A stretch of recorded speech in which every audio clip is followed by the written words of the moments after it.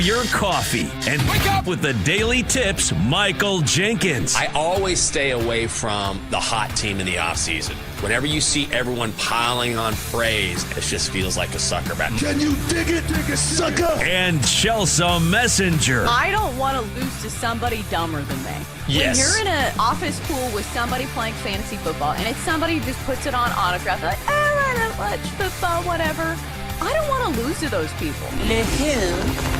The her. For the best wagertainment here on the BetMGM Network. Hey, Dad, don't forget about me, the dogster. Sponsored by BetMGM.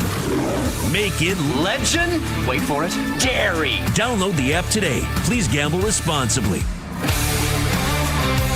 Let's get it going, baby. The Friday morning good time edition of the Daily Tip on the BetMGM Network.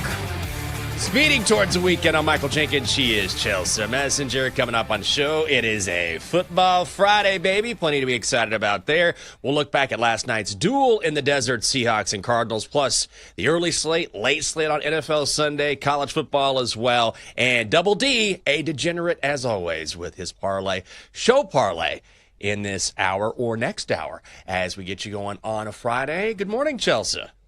Is it a good morning or is it just a morning? I'm feeling about as good as somebody who lost 2 bets by 1 yard. Jenks, I tried to put a positive spin on it and be like, at least you're close. But here's the thing in betting, like close doesn't matter. It is a win or it is a loss. So I'm going to have to flip the script today. Maybe I can be like Marvin Harrison Jr. last night and be better in the second half. But I do need to flip things. Yeah, Chelsea's just in her head right now. All the talent's there. We've seen it, right? When you won the Kyler Murray bet, I was like, that's the Chelsea Messenger right now. Second half, Kyler Murray came through second half, just like Marvin Harrison Jr. So did you. All the talent's there. That's why we brought you in.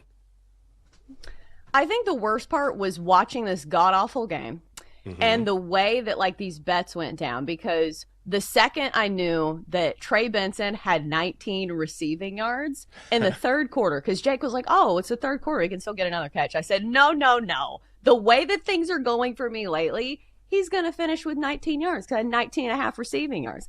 What does he do? He finishes with 19 and a half receiving yards.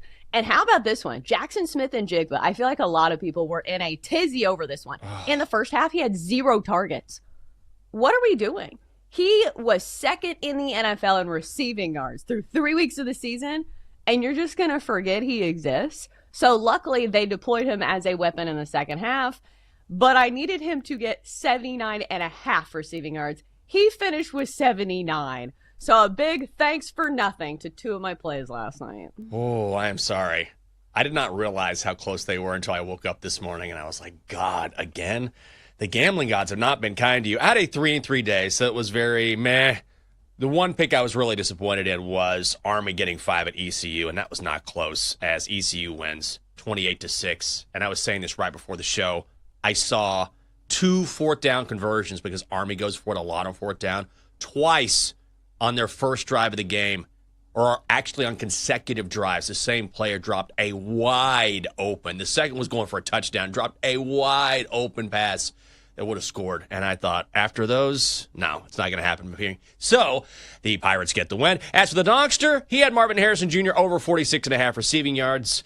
And Harrison Jr. was 66. That's a win. So for the week, you are 3-5. I'm 9-5. The Dogster 2-1. It is the Daily Tip on the BetMGM Network. It is great to have you with us on a Friday. And let's get into last night's Thursday night football game. The Seahawks beating the Cardinals 23-20. The Seahawks laying 1.5. That comes home. Seahawks minus 125 on the money line. And the under hits by the hook. Total set at 43.5. Seattle striking early in the first quarter.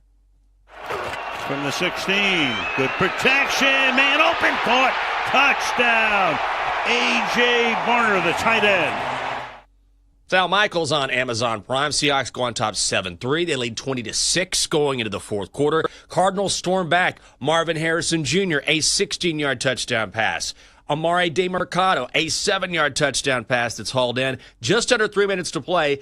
But the Seahawks calmly go down the field. Jackson Smith and Jigba with a 22-yard catch from Sam Darnold. And that sets up this from long range. From 52, the kid kick wobbles, but makes it through. And the Seahawks win it at the gun. Yes, they do. Jason Myers from 52 yards away. Seattle head coach Mike McDonald said this about Myers after the game. I've seen this guy play golf. He's a stud. He's got ice in his veins. We knew he was going to make that kick. And this went from a game where it looked like Seattle might run away with it to a really competitive and really good game late. Yeah, I did not see this ending as a good game because the first half was downright unwatchable when it came to the Cardinals. So the Cardinals do deserve some credit for being at least resilient in this game. But I think we all have our questions about Kyler Murray after this first half of football because, listen, I feel like the Seahawks should have been leading this game by way more. You know, there were some fluky plays, especially in the first, I think it was either first or second quarter, where, you know, Arizona fumbles the ball and then it's recovered by the Seahawks and then it's fumbled again. And then the Cardinals get it further down the field.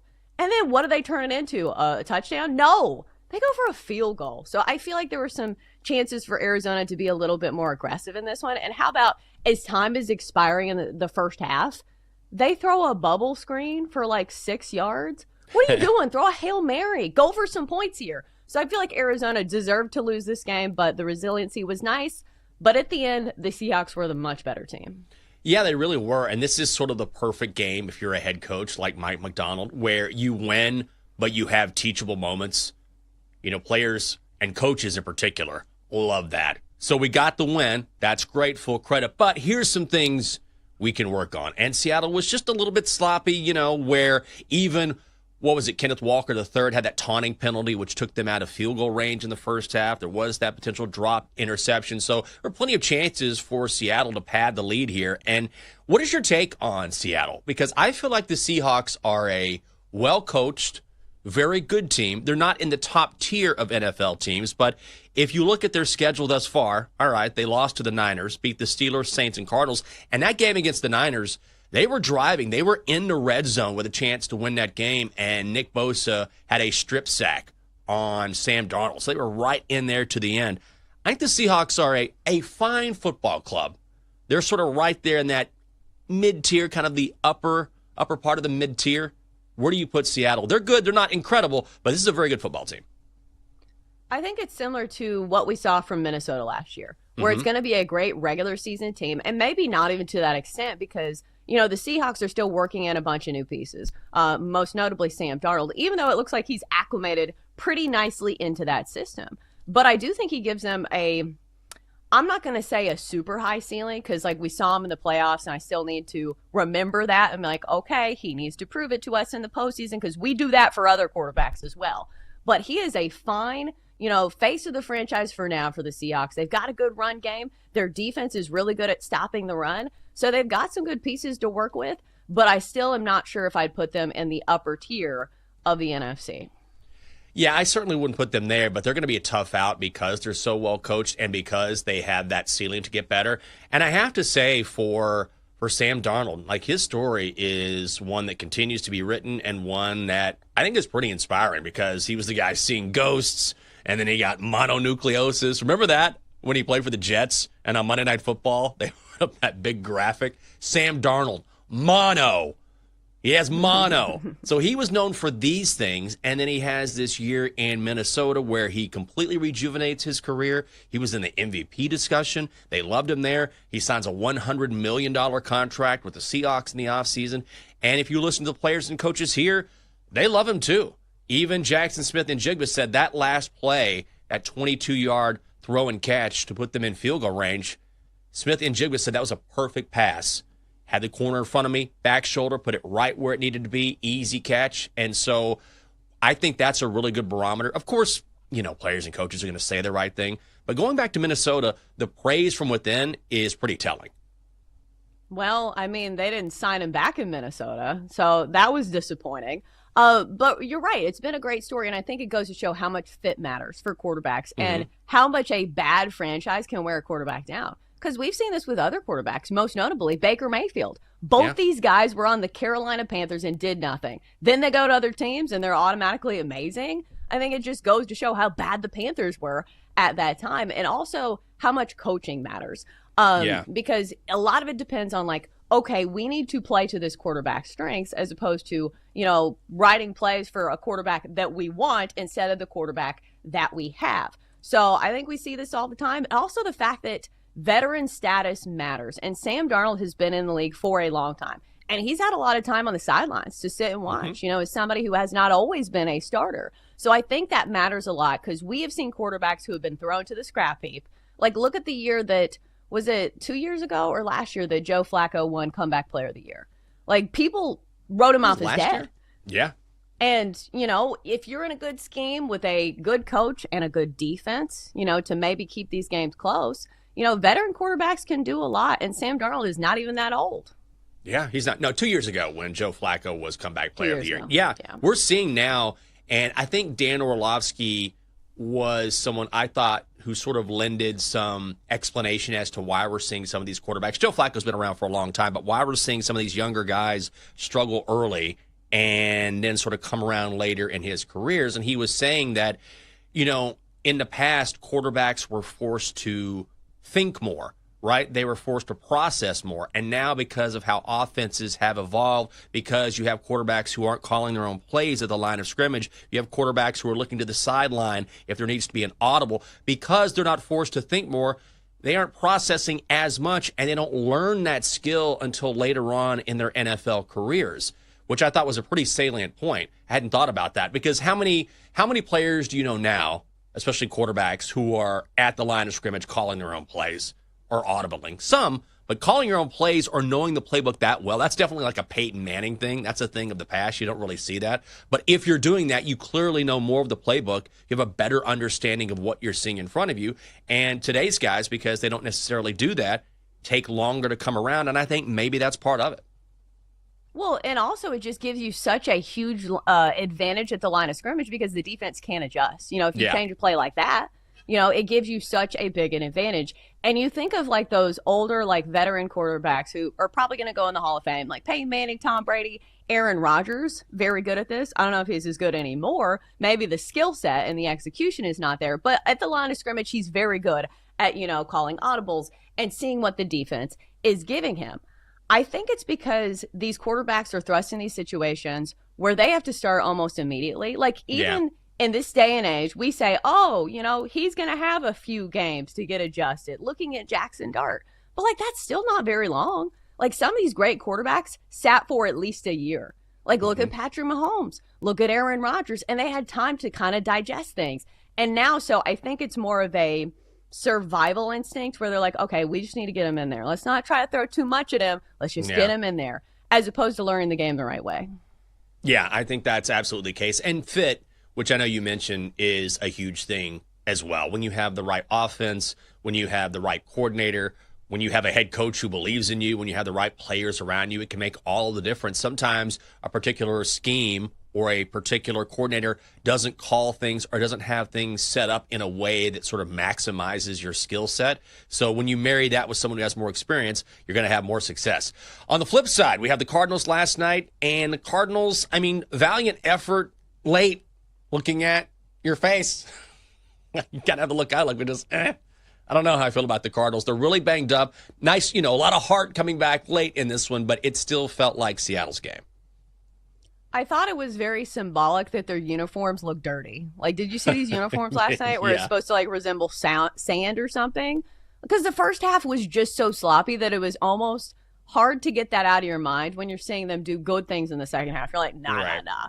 That does not make me forgive you for a terrible first half of football where Kyler Murray was just, making some bad throws. And then Marvin Harrison Jr., one of the interceptions for Kyler Murray was absolutely on him. He just gave it away. Yeah. But again, I think this is going to be a big story moving forward was this a jumping off point for Marvin Harrison Jr.? Because when he knelt down in the end zone after that touchdown, you could tell that there was a big sigh of relief coming from him and an emotional release. So maybe this is a mental thing because we all know he is extremely talented.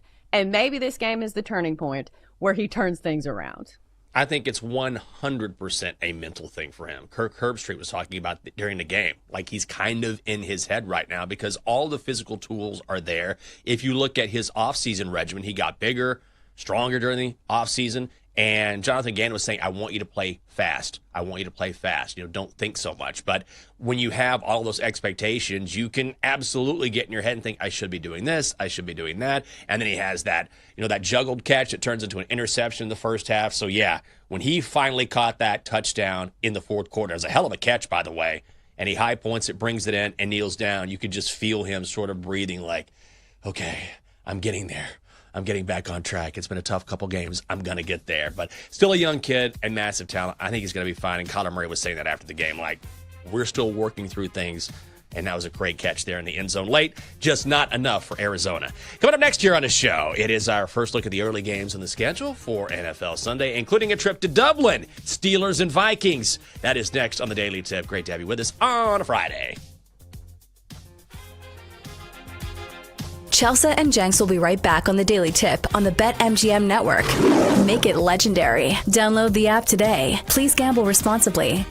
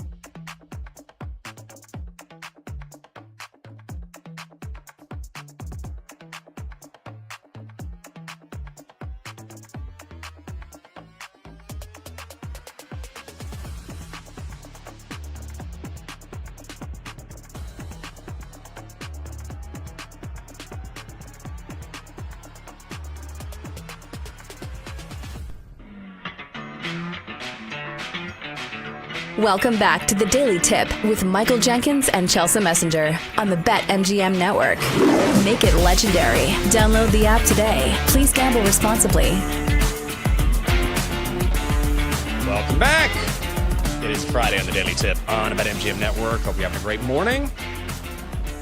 I'm Michael Jenkins. She is Chelsea Messenger. Coming up on the show, how about the early slate in the National Football League, including an early game on Sunday in Dublin, Steelers, and the Vikings. Also, we'll see if Chelsea is still dead inside when it comes to her Titans. I know. And I'm just rubbing it in this morning. I got to lift you up and support you. I don't know if you saw this last night, but I saw this and my jaw dropped. I could not believe this take. So we know the Giants are obviously moving on from Russell Wilson for now to the rookie Jackson Dart. So on Amazon Prime's pregame show, Tony Gonzalez and Russ's former teammate, Richard Sherman, were talking about this. And they say, starting with Tony, that Russ has played himself out of the Hall of Fame.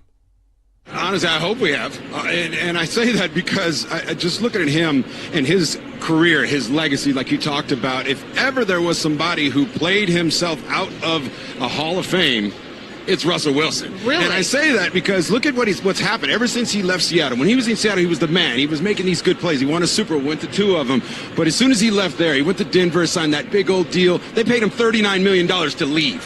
He goes to Pittsburgh, plays there 1 year. He's out of there. Now he goes here and has 3 games. I just don't know if it's going to get any better, and I don't want to see him on a sideline holding a clipboard.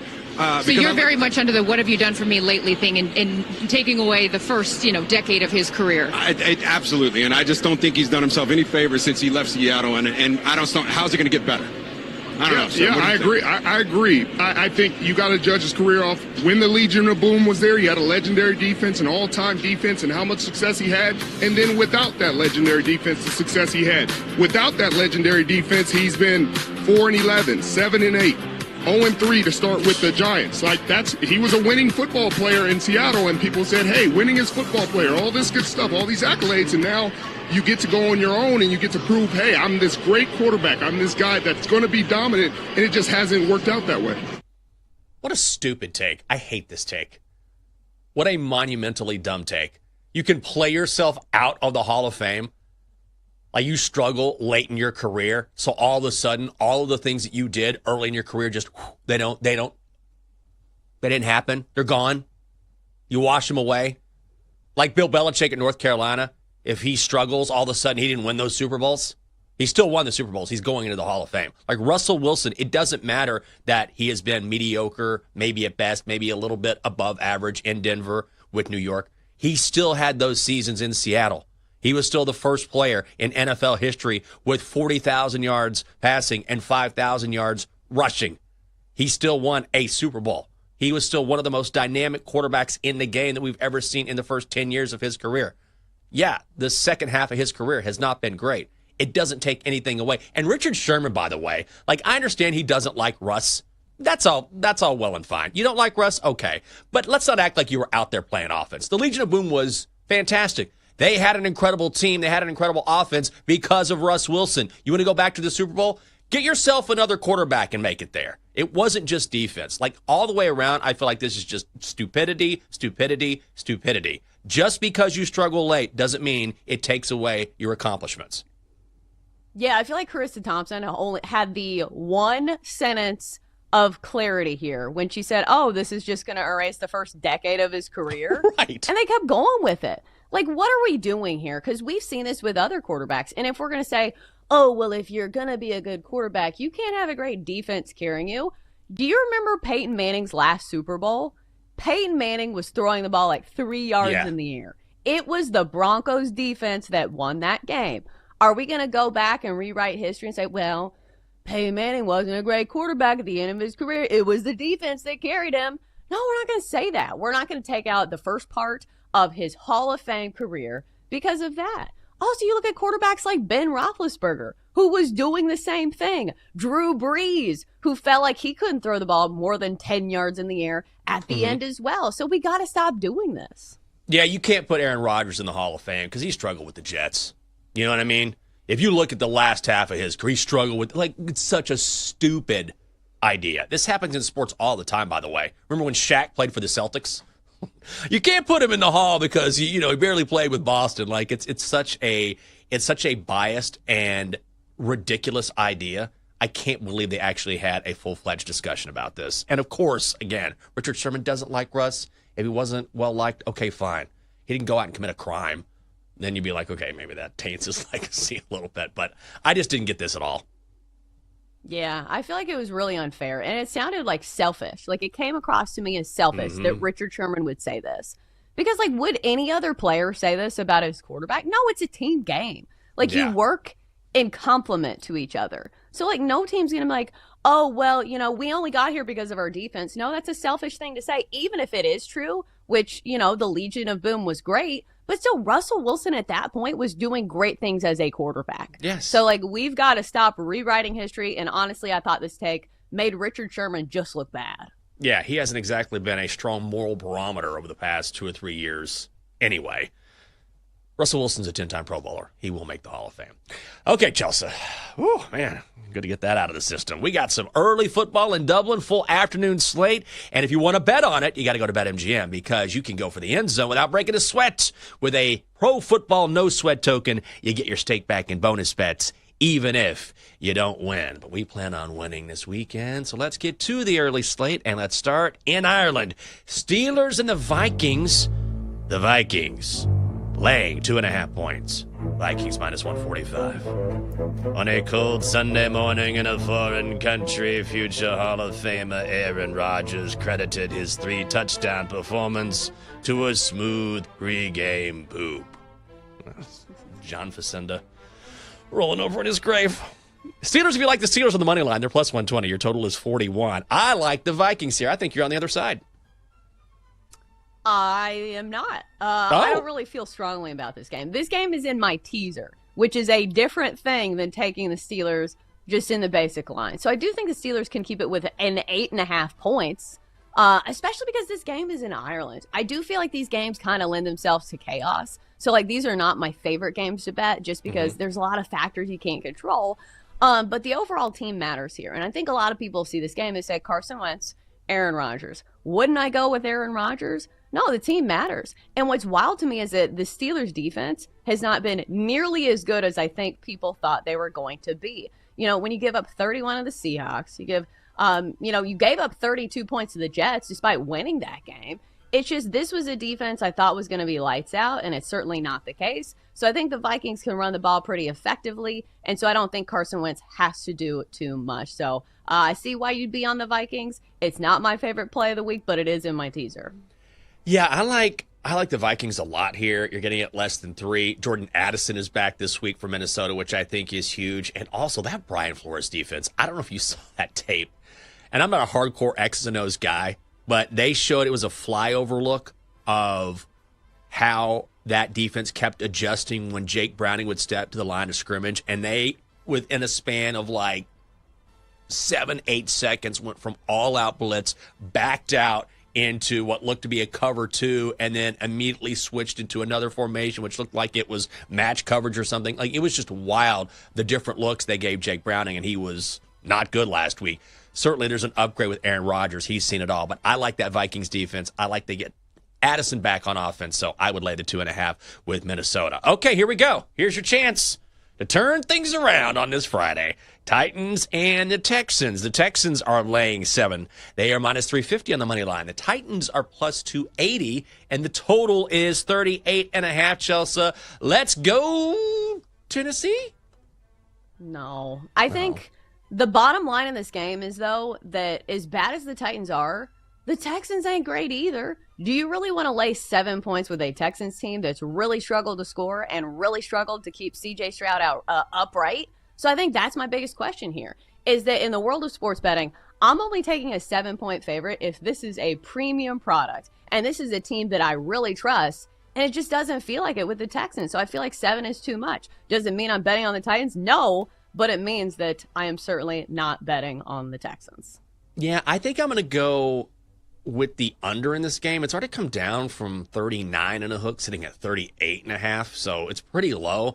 But when I look at these two offenses, I just don't know how either of them are going to move the football. This feels like a 17-10 game. The under hits by like a point and a half. I mean, C.J. Stroud continues to regress as a quarterback, and he was not good last week against the Panthers. They were shut out. Cam Ward has to face Will Anderson and that Texans defensive front. So I'm going to lean to the under down in H-Town. Let me throw it back to you and ask if there's any game, because we have a few here. And I handicapped all of them like a total psycho. But which one stood out to you amongst the rest of the early slate?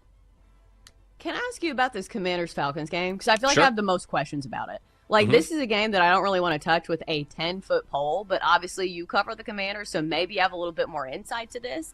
I think it's very easy to say, oh, the Falcons are terrible. They looked terrible last week. Yeah. But this is a tight line, and we've seen odds makers be right with some of these lines. Do you believe in the Commanders this week?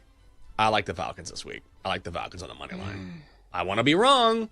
I want to be wrong, but I think it's a good bounce back spot for Michael Penix Jr. We think Jaden Daniels may go. He wants to go, but even if he does, I think he's going to be a touch limited. He's wearing a knee brace. He says it doesn't affect him, and he's fine, and that's, of course, what he's going to say. But the Commanders are so injured right now. Terry McLaurin has an injury, and he's trying to figure out what's going on with his, I think it's a core issue that goes down into his quad. John Bates is out. Noah Brown is out. The Falcons are really strong defensively up front. They're really young, but really good, and I just feel like this is a bad spot for Washington, so I need to see more. They were great last week against the Raiders, but the Raiders also, they have no one on the offensive line. Geno Smith was swallowed up all game long. I think it's going to be different in Atlanta. Atlanta is very good on the offensive line, so I think they can have more success than Vegas did. I would actually be on the Falcons, but I'm not going to bet it. Yeah, I think the Falcons are hard to trust in the red zone, right? Like in the middle of the field, their offense looks amazing. You're like, wow, they're really moving the ball, and then they get in the red zone and things just fall apart. So it's not necessarily a team that I'd like to trust with my money, but I understand your logic there. All right, next up for me, let's go to a total in the Chargers and the Giants. I think a lot of people will be paying attention to this game because the Chargers look like one of the best teams in the AFC right now, and the Giants are starting Jackson Dart. So that's the starting point for me. You've got a rookie quarterback making his first start in the NFL against the Chargers defense has been very good at limiting explosive plays. I think this is going to be a low-scoring affair, total of 44 in this one. I know it's 43.5 already at some other places, so go ahead and jump on that now. But we've seen this Chargers defense really put the clamps down on just about everybody. And here's the flip side. As good as Justin Herbert has been, we have seen that he can be vulnerable to opposing strong defensive lines. We saw that last week against the Broncos. He was sacked 5 times. So if there is one selling point on the Giants,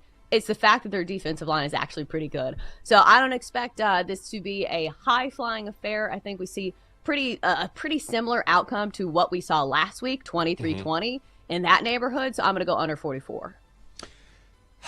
I kind of want to lay it with the Chargers, but there's too many unknowns for me. Like, I don't know how Jackson Dart is going to come out and perform. I will say this, though. If I did lean, I would lean with the Chargers because if you look at the Chargers defense, like, by almost every metric, they are a top 10 defense. And that's the one thing that makes them dangerous because you have Justin Herbert elevating his game under Jim Harbaugh's tutelage. Now you have a defense that can get it done. And this is just kind of panic time for Brian Dable. Do I think it's the right time for Jackson Dart? Maybe. But Brian Dable he doesn't have anything else to do, right? Like, he's 0-3. Something's got to change. So it's like, yeah, put the rookie in. So I would lean Chargers -6.5. What do you think Eagles and the Bucks? What do you think about this game with the Eagles laying 3.5 down in Tampa? Jenks, I feel like we're a pretty conservative show in the fact that we take a lot of favorites, and I'm not somebody who takes a lot of big swings on underdogs. I feel like this is the type of game where we always talk about where we like the underdog. We're like, oh, the Bucks are the play. They're a great team, undervalued. They're getting 3.5 at home against an Eagles team that hasn't been exactly dominant this year. But I think I'm finally going to play it. It's going to be one of my pick 6 plays. There is just too much to like about this Bucks team. And especially with the Eagles, they're a team that if they're ahead, they're just going to run the ball. This is not a team that I feel like is going to pile on the points here. And if anybody can do a good job of stopping the run, it's Todd Bowles and this Bucks defense. We've seen it already this year. So I think this Bucks team is well equipped. Plus, they get Chris Godwin back. I know Mike Evans is out, but Mika Ibuka, I think, can pick up some of the slack there. So I like him when it comes to the props. So I think I'm going to do it. I'm going to play the Bucks +3.5. Just feels right. Yeah, I agree.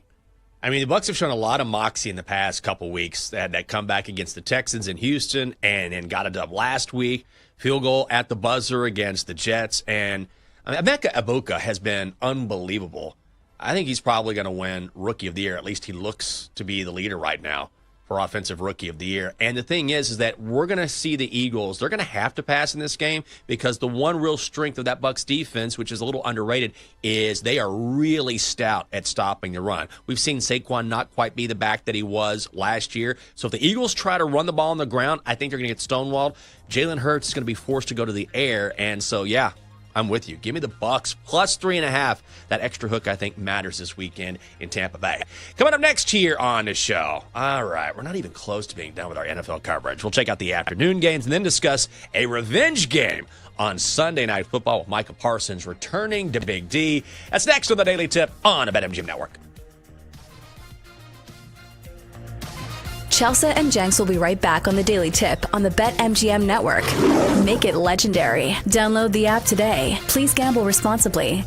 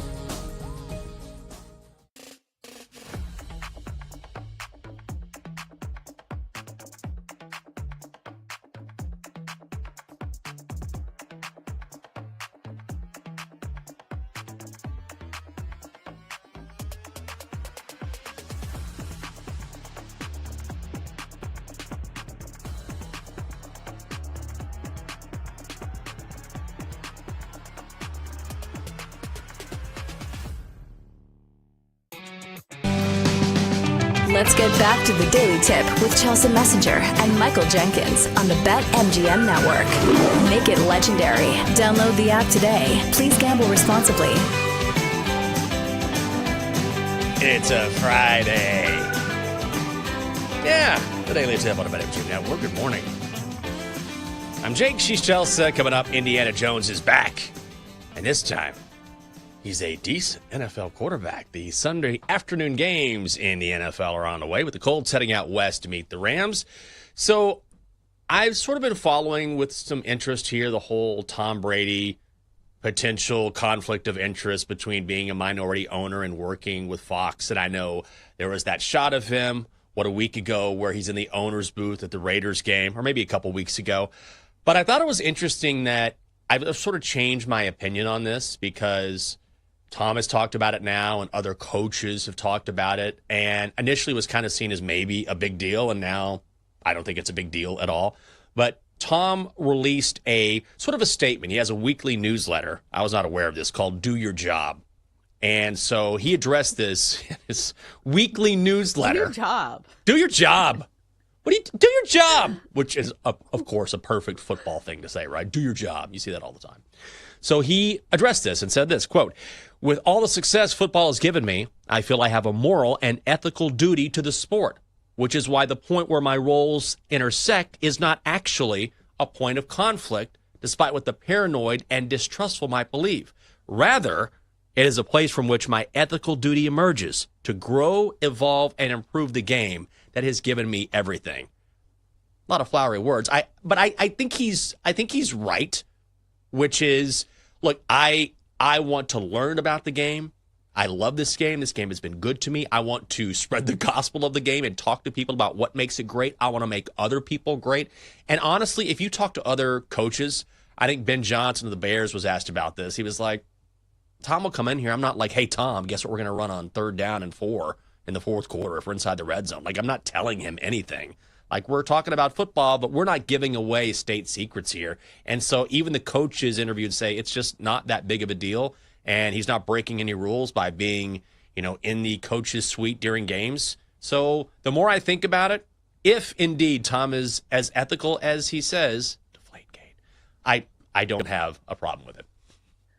Or the fact that he's taking money from the Saudis now. I feel like that should be a bigger issue. But we'll stick with this one because I do think, as somebody who's been on the journalistic side of things, and Jakes, you can speak to this too.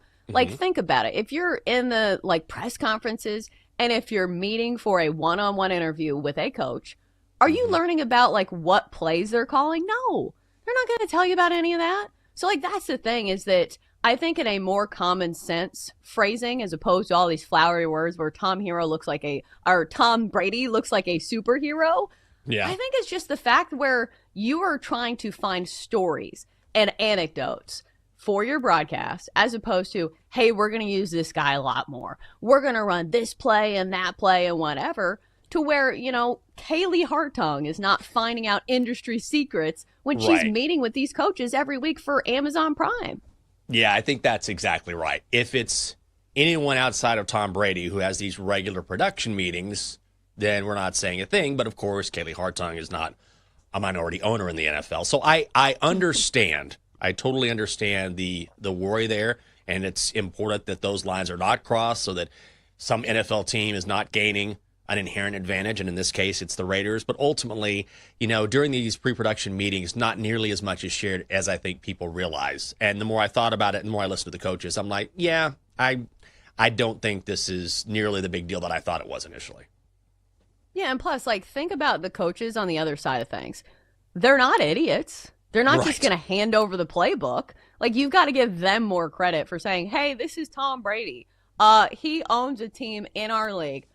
Should I tell him about that new trick play that we're practicing out? Right. No, maybe I won't. Yeah, maybe I'll just keep that in the bag here. So I just thought that was interesting that he addressed it, and now everyone can move forward and focus on the important thing, which is how handsome Tom is.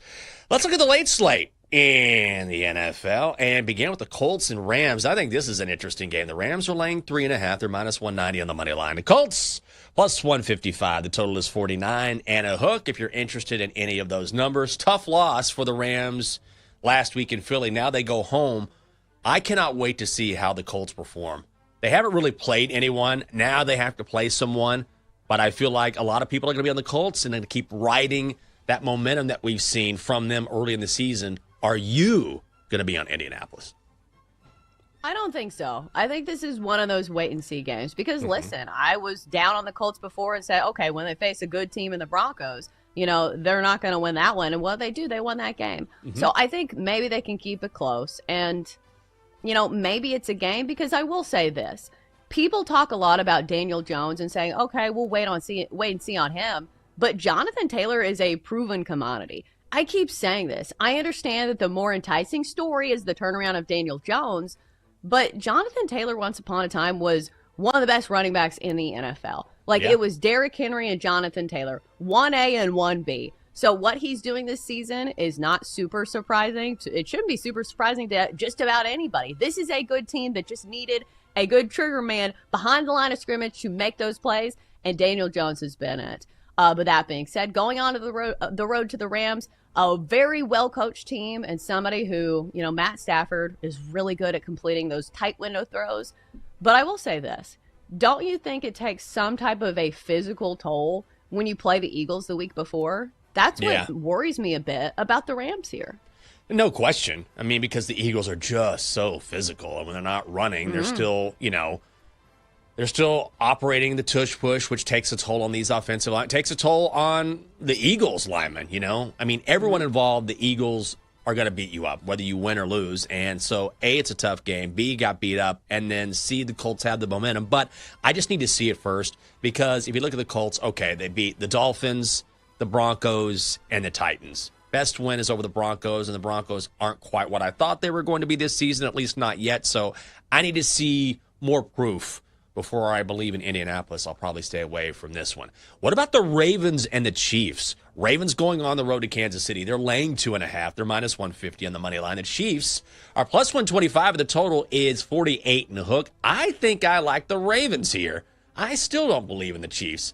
This is a good bounce-back spot, I think, for the Ravens. Don't they just need to come out and just get a dub, a convincing win, and the number tells you this is going to be a close game? This is more of a gut play, I think, than anything else. But Baltimore keeps hearing you can't hold leads, you can't win big games. But this is sort of a big game going into Kansas City. If you don't believe in dismissing the Chiefs, that potentially this is something that we could see later on down the line in a playoff matchup. Baltimore needs some sort of statement win or something to sort of quell all of the noise surrounding them right now, and I think they get it. I'd be on the Ravens. The problem is you can use that same logic and apply it to the Chiefs. The Chiefs are 1-2 as well. They need a statement win, and a big win would be over the Ravens.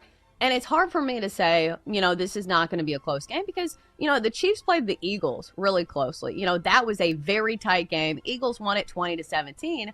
So, the correlating factor is that the Chiefs' defense has been very good. We have been saying that all season long. So the Chiefs are going to have a chance to win this game. And here's the problem. If you do not believe in Lamar Jackson, or hell, even this defense in big games and tight ones, I think it's going to be a tight game. So I think I'd be with you in leaning towards the Ravens, but I don't feel good about it. I thought about playing a total in this game because you say to yourself, okay, the Ravens have played in absolute shootouts. And you look at their offensive personnel, and it feels like no matter what the defense brings, they're going to get some big chunk plays, and they score really quickly. And people are even pegging this on the defense and saying it's really hard for the defense to succeed when the Ravens score so quickly. But I don't know. If anybody can slow down this Ravens offensive attack, it's this Chiefs defense that did just that to the Eagles. I want to lean Ravens here. What do you think about Bears, Raiders? Bears are laying of points, minus 110 both sides. Total set at 47 and a hook. I like Chicago here. I think I do too, but I don't feel great about it. Because, can't you just see the Bears imploding? I think that's the problem. Where the offensive talent is there, and Caleb Williams has shown flashes, and it does feel like Ben Johnson has gotten to a point where it feels like the offense, is at least running at a good point. But I don't know. It's not a team that I want to put my money on. Yeah. This is supposed to be a tight game. But again, I don't really trust the Raiders either. So I feel like in this instance, I am not trusting either of these teams with my money, so I won't. I like the Bears here. I take the Bears on the money line. I know everyone's been on Ashton Genty for not performing this season, but I'm telling you, after watching the Raiders up close and personal last weekend, that offensive line of theirs is straight garbage. Like, he has nowhere to go. Like, I know he hasn't been great in pass pro, and he's still learning the game, and the coaches will tell you as much, but my God, the Commanders were all over Geno Smith. He had no time at all. Ashton Genty would do everything he could to pick up a yard, if that. And I feel like Caleb Williams maybe turned a corner last week. This is essentially a rookie year for him under Ben Johnson, learning that offense again. Cowboys secondary is not great, but Caleb, probably his best game as a pro last week. I'm not sold on the Raiders after what I saw against the Commanders, so give me the Bears straight up on the money line. Finally, Sunday Night Football, Packers and Cowboys. Oh, the Micah Parsons revenge game. The Packers are laying 7. Total is 47.5. I feel like this is kind of a square play, but I got to take the Packers here. They're the better team, a little banged up offensively, but don't you know that Micah Parsons is just going to be, he's going to attach himself to Dak Prescott's back like all game. He's not going anywhere. I think it could be pretty ugly. You can still find this at 6.5 in some places. Right, and the main thing is that playing the Cowboys defense has been a get-right spot for just about every offense in the NFL, even bad ones. So this is a good Packers offense that I feel like has a field day against this Cowboys defense. Meanwhile, the Cowboys are going to be without CeeDee Lamb, their number one target. Yeah. So it just feels like one of those huge mismatch games. And if there's ever a wonder if a team's going to run up the score, I think the Packers will choose to run up the score if they can. And I do think that's the case. So I will lay the 7 with the Packers. If they have to put in Micah Parsons at quarterback to run out the score, they will. They'll do whatever it takes. Also, I wanted Matthew Golden's receiving prop because you can go deep on Dallas, as we know, and he's a great deep threat, has such great speed. But that number already moved from 36.5 to 40.5. So I don't want to play it now. Yeah, it moves so quickly. So if you like a prop in the NFL, you got to jump on them quick because 4 yards is a lot in pro football, so now I have to avoid that bet. Coming up next on the show, time to check out the top 25 slate in the college game with a monster matchup set for Saturday night, Penn State and Oregon. Hour 2 coming up next on the Daily Tip on the BetMGM Network. Chelsea and Jenks will be right back on the Daily Tip on the BetMGM Network. Make it legendary. Download the app today. Please gamble responsibly.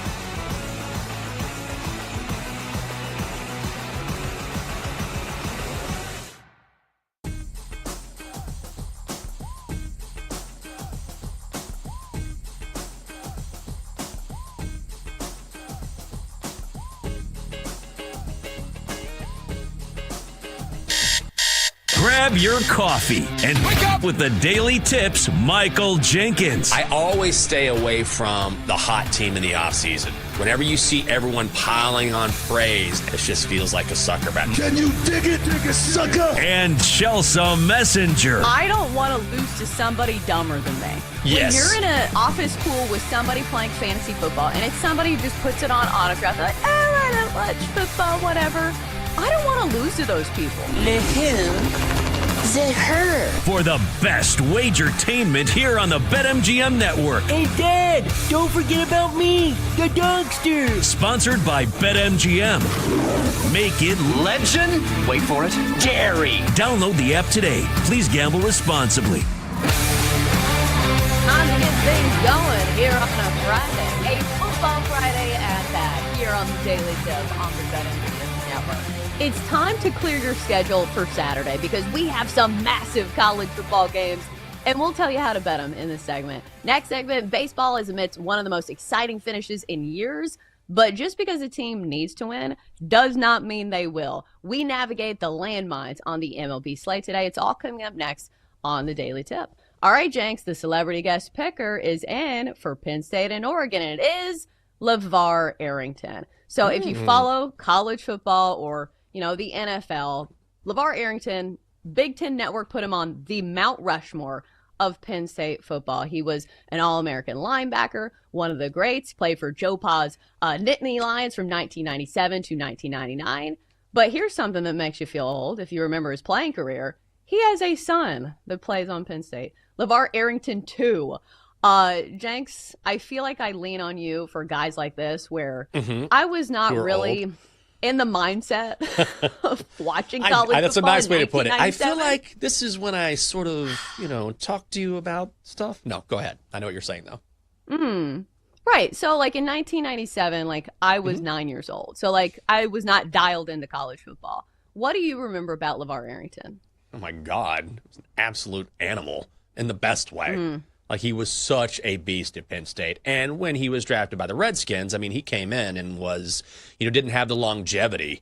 But a lot of people would tell you that maybe he helped end Troy Aikman's career because he just absolutely destroyed Troy in a game against the Cowboys. But LeVar was such a force in college. He was clearly the best defensive player in college football at that time and was such a dominant force. So, Double D just put this in the chat, and he's absolutely right. There's a reason why number 11 is a tradition. That's a modern-day tradition, and that goes to the linebacker on the team, the best player right there at the linebacker position. That is because of LeVar Arrington, because he made that number famous because of how incredible he was and had a very good pro career. Maybe didn't match the expectations, and I think if you talk to him about that, he would probably admit as much and talk about maybe some things he would do differently. But he was, no question, just something that we had not seen before when he was at Penn State.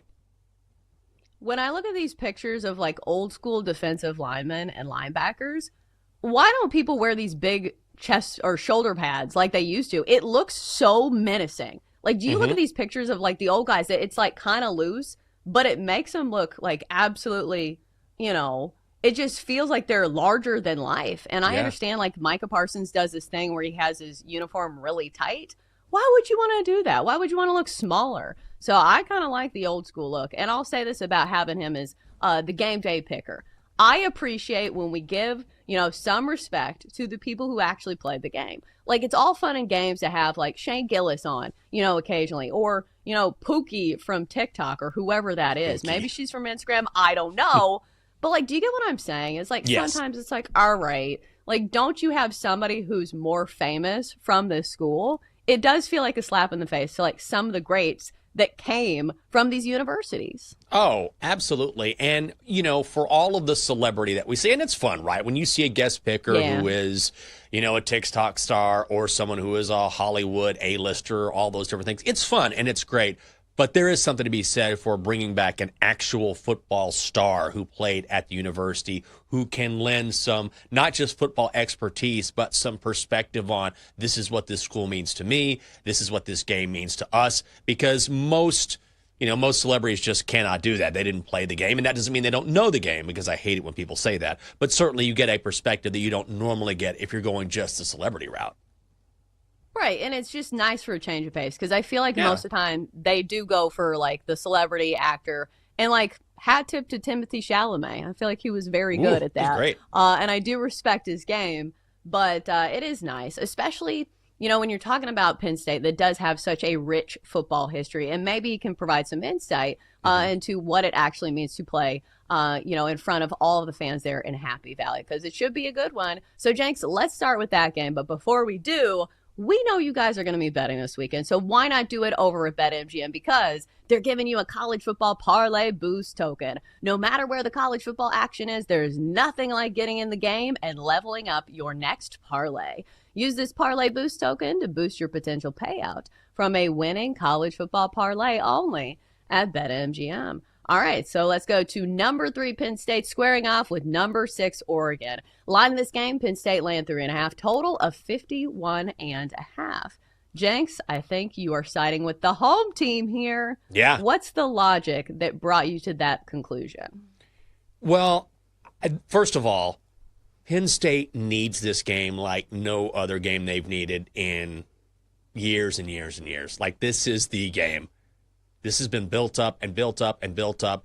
We know all of the dark clouds surrounding James Franklin and not being able to win big games and what have you. And some people would say that's been dispelled a little bit. But at the end of the day, I think Penn State has been waiting for this moment. I think they have the better roster, and certainly they need to prove it on the field. But I think we've seen the Nittany Lions keep it really, really vanilla. Like, all that they've done has been waiting for this moment. Happy Valley, when you're having a night game, it's going to be a whiteout. They are the better team on paper, and I think a lot of people have been sort of fooled by what they've seen from Oregon early on. Yeah, they run off the score. They haven't faced a defense like this. They haven't faced a defense that can get in your face. They haven't faced a team that has this many starters returning, which is, I believe, 15 starters this year. So, yeah, you look at those Duck scores early in the season and you think, oh, my God, Oregon is so good. They're not ready for this. And I don't think Dante Moore is ready for this. He's been very good for Oregon. But going into this setting against this defense is something I don't think he's going to be able to handle. It's tempting to take the points with Oregon. I think this is Penn State's time, and I think they cover the number, and I think they win. Yeah, I think so as well. I think this is a really challenging road game to go and try to beat up on a team that's extremely talented. And it does feel like we haven't heard much about Penn State just because their schedule has been so easy, and this is going to be a true test for them, facing off with an Oregon team that looks like maybe they can match up with them up front. But still, if all things are considered equal, like I feel these teams are, I'm not going to say equally matched because I do think Penn State has a bit of an edge when it comes to the talent with the run game and that defense that is so punishing. But you're also giving a huge nod to the home field advantage that Penn State has here. The whiteout game is absolutely legendary. The people that we've talked to at the Big Ten Network put it as probably the best home field advantage in sports, especially when they're doing the whiteout. So I think I'm going to go with Penn State here. Does the hook scare you at all, the fact that this is 3.5?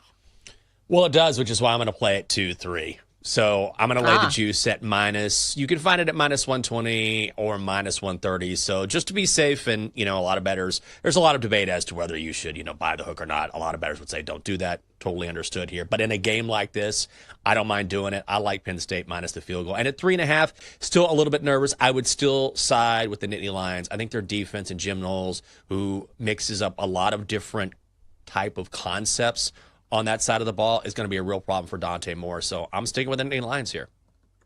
Yeah, and I think in college football, home field advantage matters the most. Like, we have seen it matter less in the NFL over the past few years, but in college football, I still believe it is a huge, huge deal. And speaking of, the other big game of the week, number 17 Alabama at number 5 Georgia, where the Bulldogs home favorites in this one, laying 3 points, total 52.5.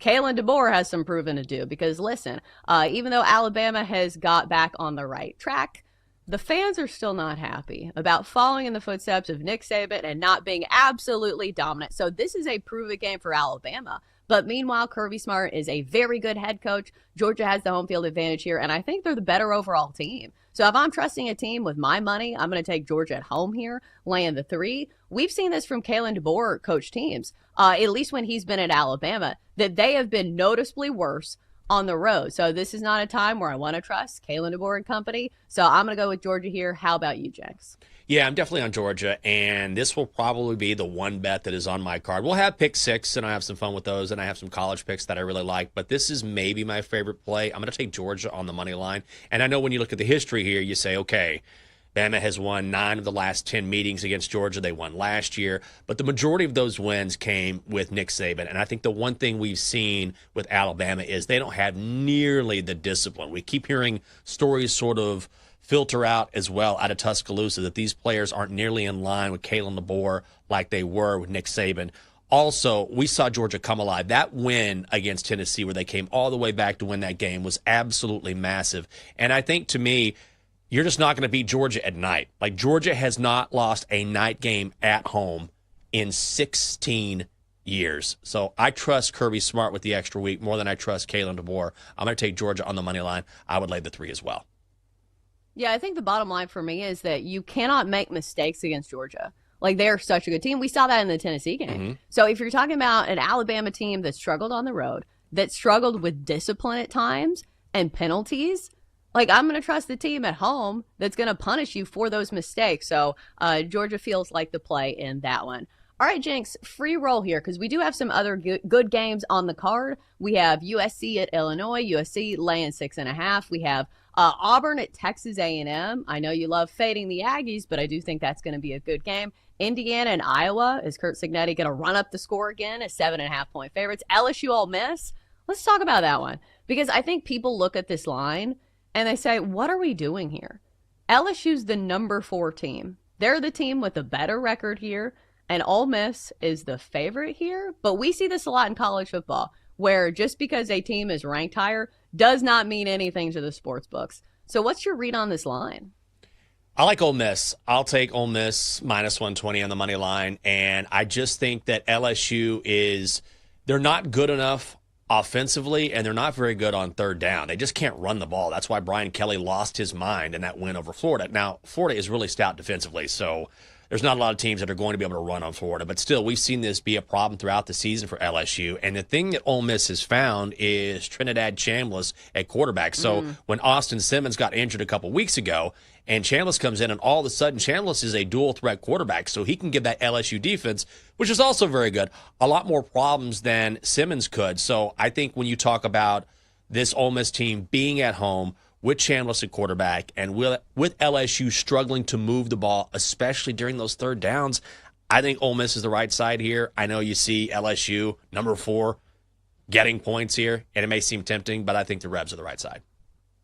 Yeah, I need to correct myself. Ole Miss is also 4-0. I keep thinking about that Kentucky game where it feels like they should have lost that game, but they did win it. And I wonder if that reporter from Baton Rouge is going to be like, I told you, Brian Kelly, you guys can't run the ball. Because I think that's the bottom line for me in LSU is that, yes, they've won the games, but there has been a lot of problems. Like, winning is like a Band-Aid that covers a lot of things that went wrong. So it's been far from perfect for LSU. But, they've won the big games, and they do deserve some credit for that. I give it to you, Brian Kelly. You guys deserve some credit. But maybe this is when, the scales start to tip in the favor of the other team. So this would be a big win for Ole Miss. And we know, this one has an added level of drama to it because Lane Kiffin's daughter is dating a linebacker on LSU. I'm not sure if that goes in the handicap, but it should be a good one. Jenks, can I ask you about this Auburn and Texas A&M game? I feel like I want to bet on Auburn simply because that game between them and Oklahoma, I feel like it should have been a lot closer. And there was a good chance for Auburn to win that football game. There were some penalties that didn't go in their favor.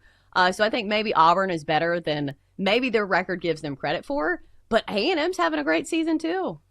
Yeah, I didn't handicap this game, but I would probably look at the over. A&M is really good, and they're much better offensively, but their defense has given up a lot of points, and they tend to tighten up in the red zone. But we've seen that Jackson Arnold can certainly, generate offense, and Marcel Reed has gotten a lot better this season for the Aggies, so I'll probably lean to the over here.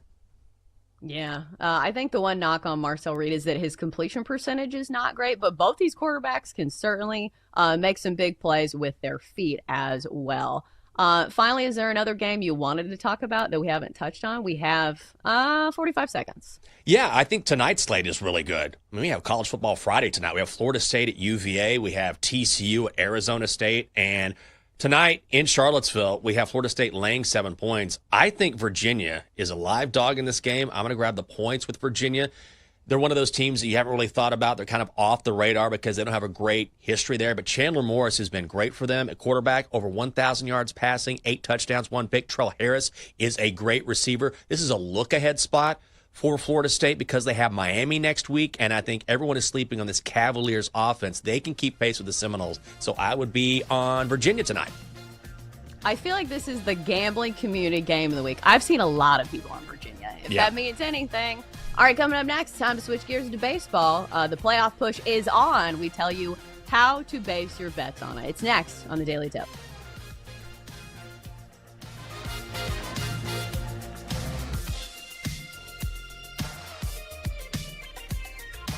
Chelsea and Jenks will be right back on the Daily Tip on the BetMGM network. Make it legendary. Download the app today. Please gamble responsibly.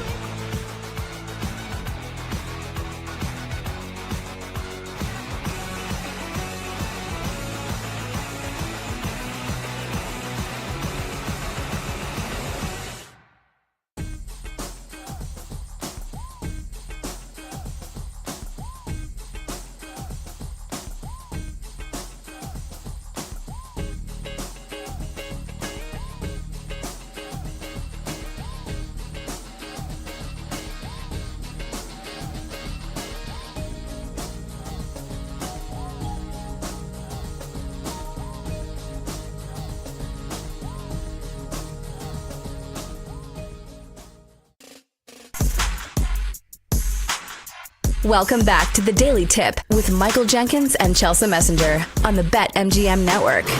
Make it legendary. Download the app today. Please gamble responsibly. All right, we're back on a Friday. It is September 26th. And of course, we've got plenty more football action for you coming up on the show. And listen, if you ever miss anything on our show, you say, darn, I just got in the car and they finished their Pick Six segment. You can always download the podcast. Just search the Daily Tip wherever you get your podcast. You can search the Odyssey app and you'll find us. Just search the Daily Tip. Or you can go to betmgmnetwork.com, and I believe it is very easy to find us from there. So no excuses, guys. You can find our stuff. But this segment is all about baseball because, Jenks, as you know, this hurdle down the stretch has been incredible. One of the best finishes we've seen in the past few years, or probably like decade, where we have all kinds of drama, all kinds of, changes at the top to where obviously the headline is the Tigers blowing a 15.5 game lead to the Guardians.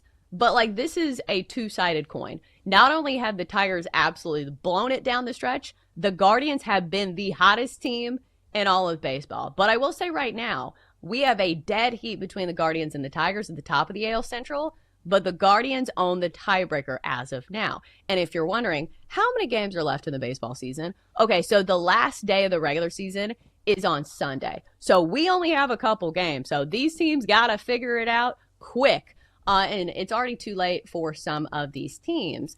So, Jenks, it's going to be a great couple of games down the stretch.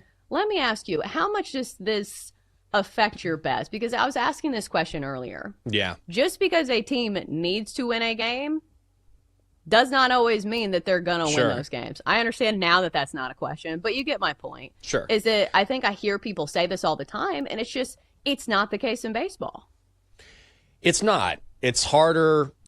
I don't know. It's harder to elevate your game because it's not as much of a physical game, maybe. Maybe that's it. Yeah. But I do think that as far as handicapping goes, look, when you're essentially, this is essentially playoff baseball. Like, it's not playoff baseball, but when you're jockeying for playoff position, it's the final week of the season. This is postseason baseball, which means you're going to see managers not let starters go as long in an outing. Like, if things get tight, they got to get that guy out of there. Forget about the rotation. Forget about guys who are rested or not. You have to win the game.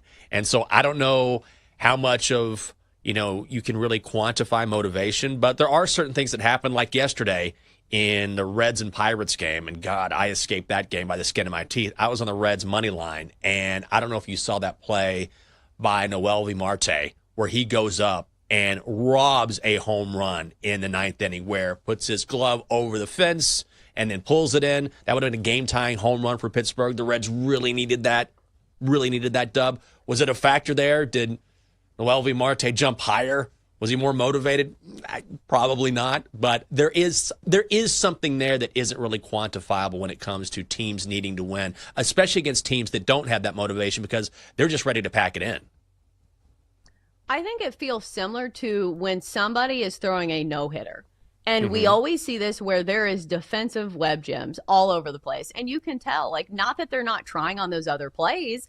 It's just like the adrenaline is coursing through your veins. Like, we saw several good catches last night. Like, Ian Happ made a crazy, like, diving catch last night for the Cubs, a team that certainly needs to win games. So I think it's just one of those things where I don't know how much it matters to the handicap, but, like, maybe it matters, like, I don't know, 5 or 10%. So it definitely needs to be included. And just know, some of these results to, the wild card race and, where we are in the standings before you bet on these games. It's just always good to be prepared. And it's good to know as much as you can possibly know, because I'll say this, baseball is a numbers game. And, we do get a lot of information on baseball. So why not try to use it to your advantage? Sometimes it's not going to work out in your favor. It is a big sample size sport, but you might as well try your best and use all of this information to your advantage. If you are betting on baseball, we've got a parlay boost token waiting for you at BetMGM. Swing big on your next MLB parlay. Use this parlay boost token to score a bigger payout if your baseball parlay hits, only at BetMGM. All right, Jenks, we have a small slate today, and I understand the blinders are on. It's very easy to look at football, but your baseball bets have been very solid. So I would imagine you're still going to be betting on baseball. Who gets your first impression rose today? What was the game that stuck out to you? Oh, man. I was looking at these yesterday, and it's kind of tough for the reasons that you mentioned, but there's a couple games that I like. I'll start off with this, and maybe I'll go -1 here, maybe, which I am wont to do from time to time.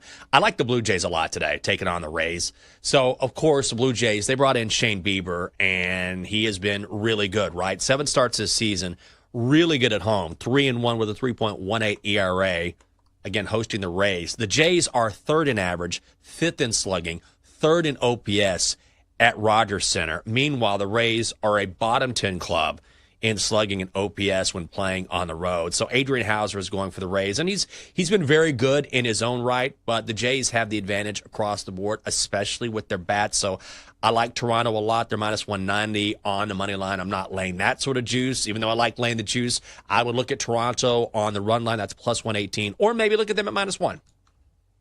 Yeah, I think the Blue Jays have been a team that's been kind of hard to trust because you're right. On paper, they should be winning these games. But in September, it was kind of a middling month for them. Just 12-10 this month. And we know that they have given up the lead in the AL East on certain days of the week. Let's see where they are now. I need to double check this because it feels like it changes hands all the time. Right now, the Blue Jays and Yankees tied atop the AL East. So it's going to be down the stretch. So again, these are meaningful games for both the Blue Jays and the Yankees and plenty of other teams. So if you count that 5% that we were talking about where you need to win these games, it certainly counts for the Blue Jays. And Shane Bieber is somebody I trust. When you see these veteran pitchers in these big time moments, Shane Bieber has pitched in big moments. When he was playing with the Indians or Cleveland, they were the Indians back then, he's pitched in some big games. So I think that goes into the handicap as well. I was thinking about a total in this Mets and Marlins game, Jenks. Okay. We've got a total of 8.5. Sandy Alcantara, who's had some good starts, but he's also had some bad starts. Then it's Brandon Sproat, who goes for the Mets, who's 0-1 with a 3.94 ERA. And I think what goes into this one is the fact that the Mets are really wearing thin on bullpen depth. I do think that things get a little dicey for them down the stretch, but their bats have been red hot. One of the best offenses over the last month in baseball, 4th best WRC plus in the month of September. So I do think we see some runs scored in this game. Yeah, I think so. Let me take that back. I thought so, and that was my initial lean. But then I did a deeper dive into Sandy Alcantara. I think the Marlins have a chance to win this game. If you're looking for a plus money play, I actually like Miami here because here's the thing about Alcantara.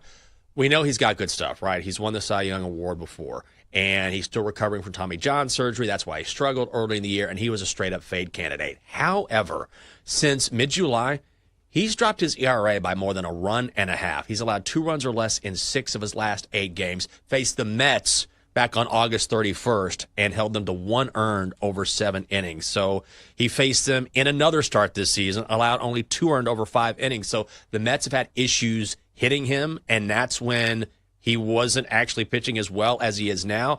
And Brandon Sproat got roughed up by the Nationals last time out. The Mets keep going with this strategy of trusting these young arms. I kind of like Miami today, and I'm going to stay away from the total. Sure, Alcantara could blow up, but he hasn't done it recently. So I actually like the Marlins here. I think you can make a case for both. And obviously Sandy Alcantara maybe is the sabotage factor for the total, but here's the thing. You don't need him to be, terrible to give up some runs. The bullpen can do the rest of the heavy lifting, and I do think the Marlins can score some runs off this Mets pitching staff that's given up some runs, and they're just running thin on depth. So I think any way you slice it, or let's see what the price is on the Marlins on the run line. Like, Jenks, we haven't done a ton of these for underdogs. Let's see what the price is. Oh, it's -160. I don't know about that. But that is another way to play these things. If you think that the underdog can keep it close and you get a decent price, you get a 1-run cushion the other direction. So just keep in mind that is another option to bet on these games. All right, how about the Red Hot Guardians playing the Rangers, or you can fade the Ice Cold Tigers against the Red Sox. Jenks, are you playing either of these games? Tigers, Red Sox, Rangers, Guardians? I would maybe... I would look at the Guardians. I'm going to stay away just because I keep adding to my card, and at some point I've got to slow down here. But I feel like the Guardians, certainly, that they need this win. I'm do I want to trust Slade Ciccone? He's been better this season. You know, I faded him all last year. But Jack Leiter hasn't been that good on the road. The Rangers are holding out a lot of players right now. They're not nearly at full strength because they're not playing for anything, and the Guardians need to keep winning. So I think that makes me lean in the direction of Cleveland. Yeah, I think that the selling point for me on the Guardians is I don't know if you have been following how good their starting rotation has been, but they have been downright historic over this last month. For 19 games, they've been the best rotation in all of baseball, a 1.35 ERA and 120 innings of work. And they had 19 consecutive starts in which a starting pitcher allowed 2 runs or fewer. That is incredible. You know, what their pitching staff has done. But today the pitcher is Slade Ciccone. So that's the thing. I don't know if he's the guy that I want to trust. And I think we see this a lot in betting where sometimes you like the team and everything going in their favor, but it's just not the best situation when it comes to the starting pitcher. So when it comes to those teams, you don't play today, maybe wait until tomorrow. So I think that's kind of how I feel about the Guardians. Yeah, I would lean along those lines as well. Any other pitcher, I'd be on Cleveland, but Slade is a guy. Maybe I'm biased based on what happened last year. You know, sometimes how it is, it's hard to get a gut feeling, or it's hard to get a taste out of your mouth when you see a guy turn the corner, but he hasn't done enough for you to sort of buy into him, and that's kind of how I feel about Slade Ciccone. Yeah, so I think there are better chances to play the Guardians other than tonight. So if we're talking about interesting underdogs, like similar to the play in the Marlins-Mets game, how about the Orioles tonight with Trevor Rogers? He's been really good, 9-2 with a 1.35. Granted, he has not pitched a ton of innings this year, but this is a meaningful game for the Yankees. But it goes back to what I was saying, and just you need to win a game does not mean that you will. We have seen the Yankees kind of have some games where they implode with the bullpen, but this recent stretch has been better. Will Warren gets the start today, 8-8 with a 4.35 ERA. The Yankees minus 145, Baltimore plus 120. I think if you are going to play Baltimore, you only play them in the first 5. But, Jenks, do you think the Yankees win this big-time game, or do you think Trevor Rogers keeps the O's in it?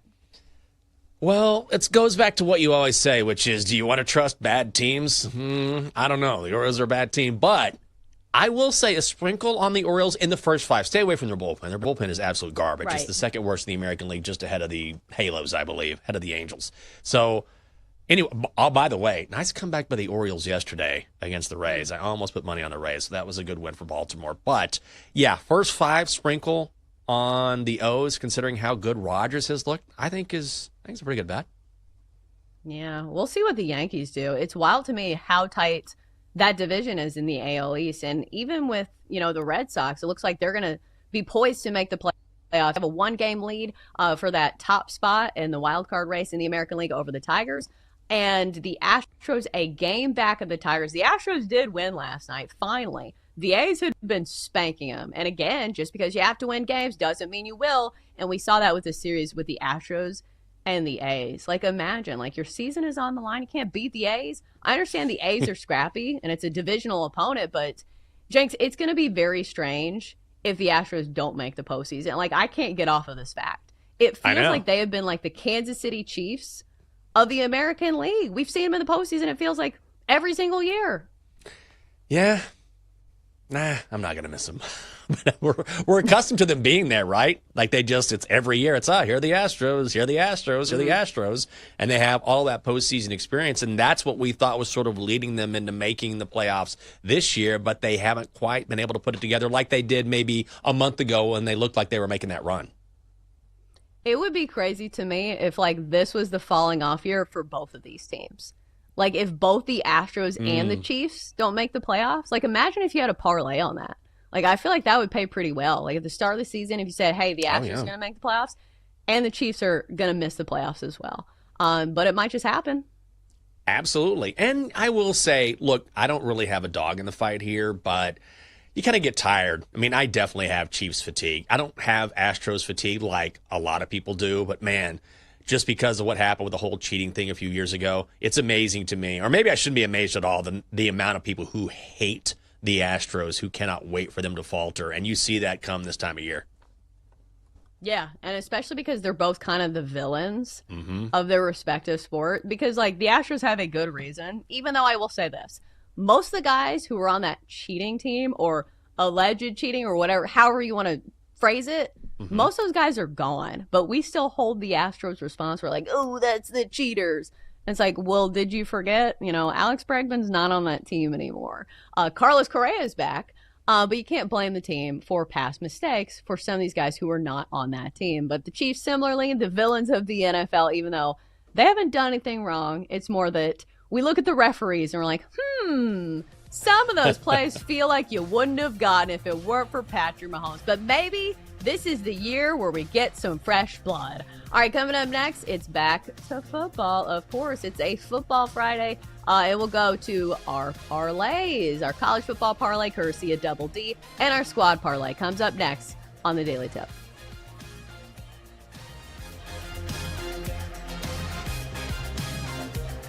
Coming up on the Daily Tip, the crew throws down some big money parlays. Sponsored by BetMGM. Make it legendary.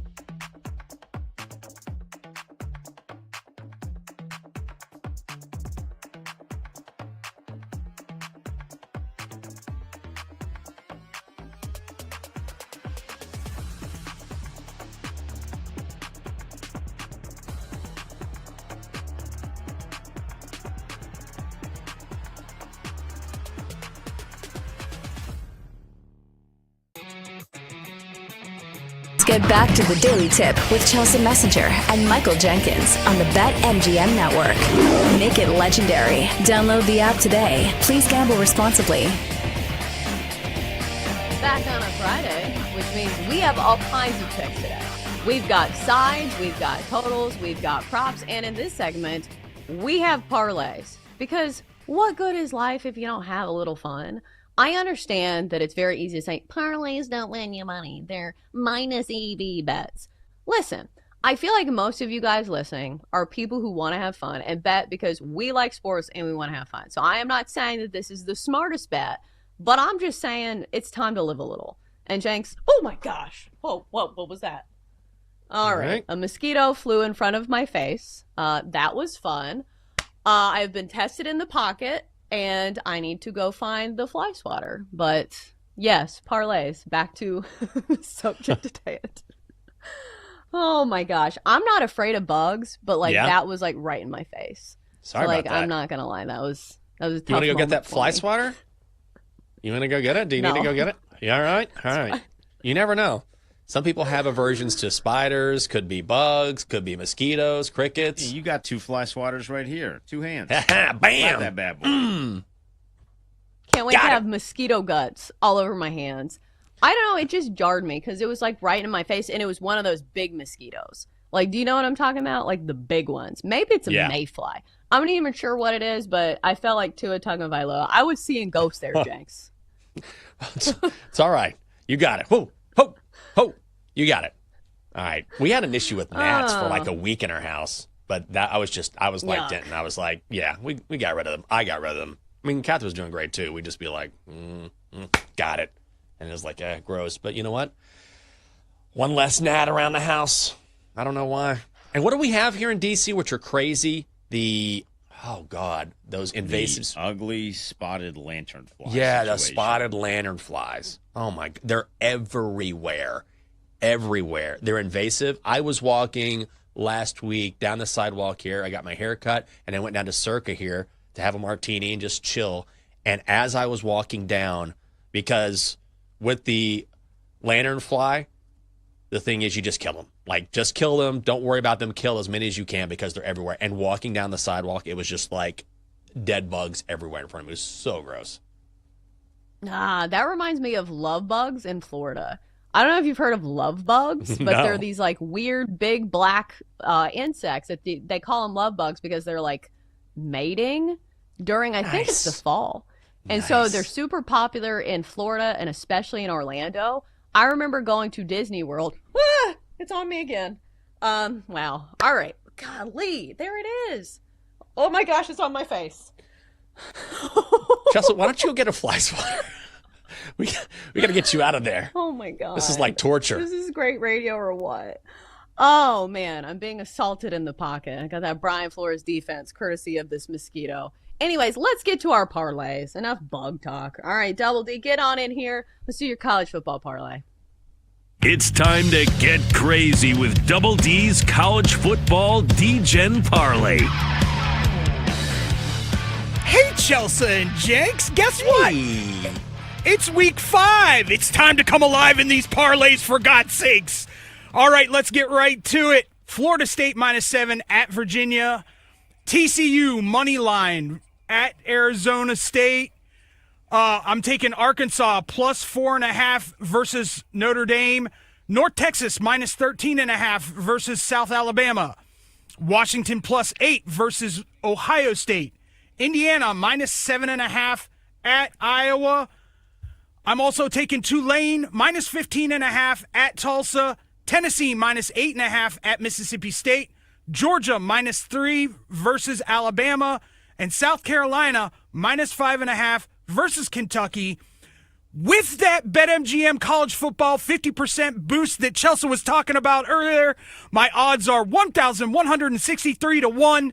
$5 is going to win me $5,819.51. Let's go. Swing for the fences, baby. And that's right. If you're going to have fun, you might as well do it with a college football boost courtesy of BetMGM. So that should be the thing that you do. Maybe get the mosquitoes out of your house first, but then you opt in to those college football parlay boost tokens over at BetMGM. All right, so now it's time for the show parlay. Let's go. Ladies and gentlemen, adults of all ages, it's time for the show parlay. All right, step right up and try your hand at the squad parlay. I will say, and I will live on this moment forever, we have won one of these this year, and I do think we will win one again. Hopefully it's this week. And I'm looking down at some of the bets, and at least there is, a shaking hand emoji with some of the bets that David has and some of the bets in our college football, our squad parlay, because sometimes they conflict each other, and we don't love that. So it looks like we're all in harmony here. All right, Jenks, what leg are you adding to the squad parlay? Well, I'm going to go with Georgia on the money line. If you're at home and you want to, or you're in your car listening to us, you want to go Georgia -3, that's fine. But for the sake of this parlay and my best bet, I like Georgia -155. They have not lost a night game between the hedges since 2009, so 16 years, and Nick Saban is not walking through that door. This is Kalen DeBoer's team. I don't like them nearly as much as I would have a couple years ago when Bama just owned Georgia. It's just not the case anymore. Georgia had that huge momentum win against Tennessee, so let's go Dogs against the Tide. Are you going to start barking? Have you seen that commercial? Or, I forget. Go Dogs! Oh, whoa, whoa, whoa, whoa. I shouldn't be barking in a company meeting, but here we stand. You should have gotten Allstate or whatever the commercial was. But I do like Georgia as well, so I am not going to fight you there. All right, as usual, I'm going to the props world in the NFL. I'm going to go with Bucs receiver Emeka Egbuka over 62.5 receiving yards. I know on the surface you say, hey, Chris Godwin's back. Maybe that cuts into some of his catches here. But also we're going to be missing Mike Evans for this one, who has been the target share king on the team. Plus, the number for Emeka Egbuka this week is 62.5. He has gone over this in 2 of 3 games. The only time he didn't was against the Texans. He still had 7 targets. He just didn't have that long pass play that he's had in some of these other games. He's had a 30-plus yard catch in 2 of 3 games. So they go against the Eagles this week, which I know is a tough draw for the Bucs. But we have seen receivers record big days against this Eagles secondary. Puka Nacua, who also is a slot receiver, similar to Emeka Egbuka, had 11 catches for 112 yards. CeeDee Lamb had 110. And I understand those guys are kind of on a tier above, but I do think someday Emeka Egbuka is going to be on that level. He has shown flashes of being an incredibly talented rookie with a ton of poise, and I think Baker Mayfield leans in his direction, especially when, if you believe the spread, if the Bucs are going to be playing from behind and playing catch up, they got to throw the ball to contend with the Eagles. All right, next up, let's go to Dylan. What's your play for the squad parlay? Yeah, I'm going to take the Chargers this week to cover the spread versus the Giants. This is just more of a fate of Jackson Dart. We don't really know what the Giants are going to look like with Dart. They've looked terrible otherwise. I mean, they had that shootout with the Cowboys, but we all know how bad the Cowboys defense is. I wouldn't want my first NFL match to be against Justin Herbert, someone who's been absolutely scorching this year. So I just like the Chargers to cover in this one. I also think there's a big head coaching disparity here. Like, I don't believe in Brian Daboll that much, and I do believe in Jim Harbaugh. So better coach, better quarterback, better defense. Does feel like a big mismatch in my book as well. All right, next up, we are going to go to Double D, and it looks like another one of your college plays for the parlay. Yeah, I'm going to stick with my favorite play of the weekend. I'm taking Indiana -7.5 at Iowa. Yeah, Iowa has a decent defense, but they haven't really played a high-level offense, and Indiana is that. So, and they have the leader in the clubhouse right now for the Heisman and Fernando Mendoza, so I think they truck it because all you have to do is Google me. And Kurt Signetti goes and wins games. So I'm taking Indiana -7.5. It does feel like Indiana is not afraid to run up the score. So those are the type of teams we don't mind laying 7.5 with. All right, Den, bring us home. All right, I'm going to take USC over the team that Indiana ran the score up against in Illinois. I'm taking them laying 6.5. This line was stunning to me when I found it. I feel like most times when you see a top 10 team lose, like Illinois, maybe not the way that Illinois did, but like Illinois, the books always give them a bounce back, especially when they're home. the next week. So to be 6.5-point underdogs at home is saying that the books are saying what happened last week is what Illinois actually is, and they're not a very good football team defensively. So I think what's his face? Oh boy, Lincoln Riley over there is going to come in there, and they're going to run the score up again. They're going to put up a lot of points. I think he needs it. He needs to get some sort of energy in that program so they can have actual fans show up to watch them. So I think USC runs it up big. I do think USC is a better team here. Did you see where Lincoln Riley was complaining about the kickoff teams or the kickoff times? Yeah. And I understand, like, here's the thing. If you're going to be in the Big Ten, like, that's part of the deal. Like, you're not playing teams on the, Pacific coast anymore. I feel like if you're going to complain about that, complain about it in 2023 when it was first a thing, but complaining about that in 2025 now is just lousy. Like, this is part of it, man. You're in the Big Ten. That's the way it's going to go. Right. And, maybe you could find 12 teams on the Pacific coast and you could make your own conference. Huh, what a thought. Oh, yeah, that already existed. It was called the Pac-12 and you left it. All right, so time to stir the pot a little bit. Who is the sabotage factor here? Who is ruining the squad parlay? Georgia. You think so? I'm on Bama. Really? Are you? Yeah, I'm on Alabama. Oh. I think Ty Simpson's played really well the past couple of weeks, so I'm nervous about it. Now Kirby is I think Kirby's a better coach than Kalen DeBoer. I think he showed that against Tennessee, but I'd be very nervous about the Georgia Bulldogs this weekend. I'm not really confident in that bet.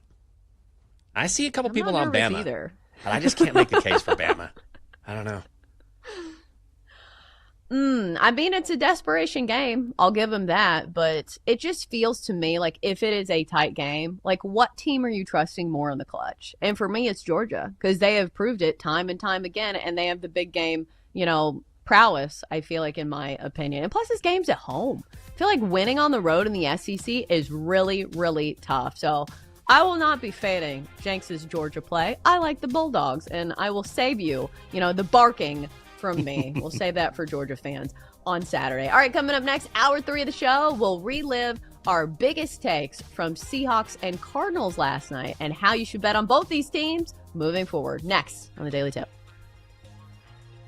Chelsea and Jenks will be right back on the Daily Tip on the BetMGM network. Make it legendary. Download the app today. Please gamble responsibly.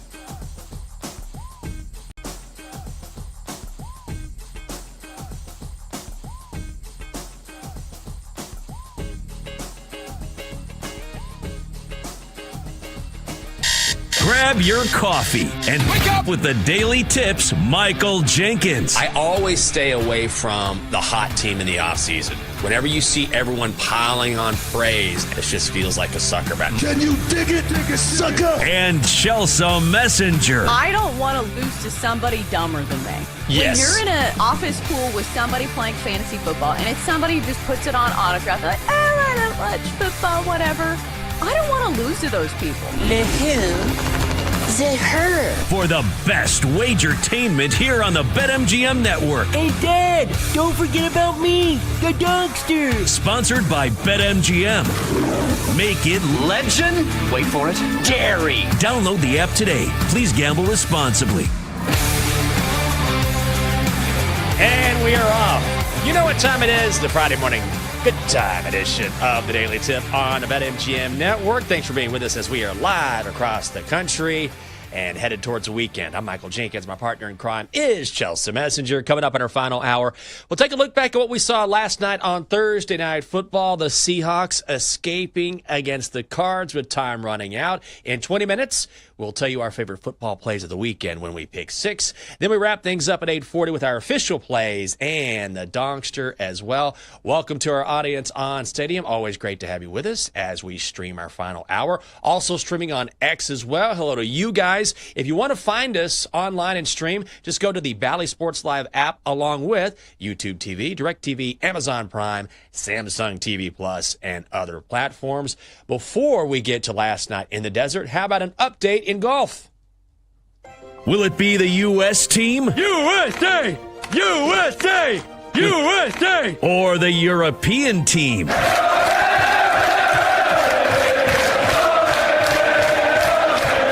Here's your Ryder Cup update. Homer. USA! USA! Okay.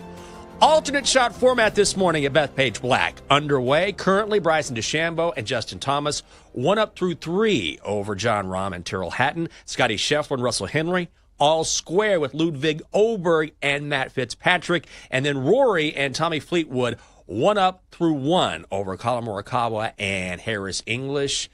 We keep saying this is a big weekend, and it's not just because of college football and the NFL. The Ryder Cup is a massive event in golf. It means so much to players on each side, and this is going to be great TV.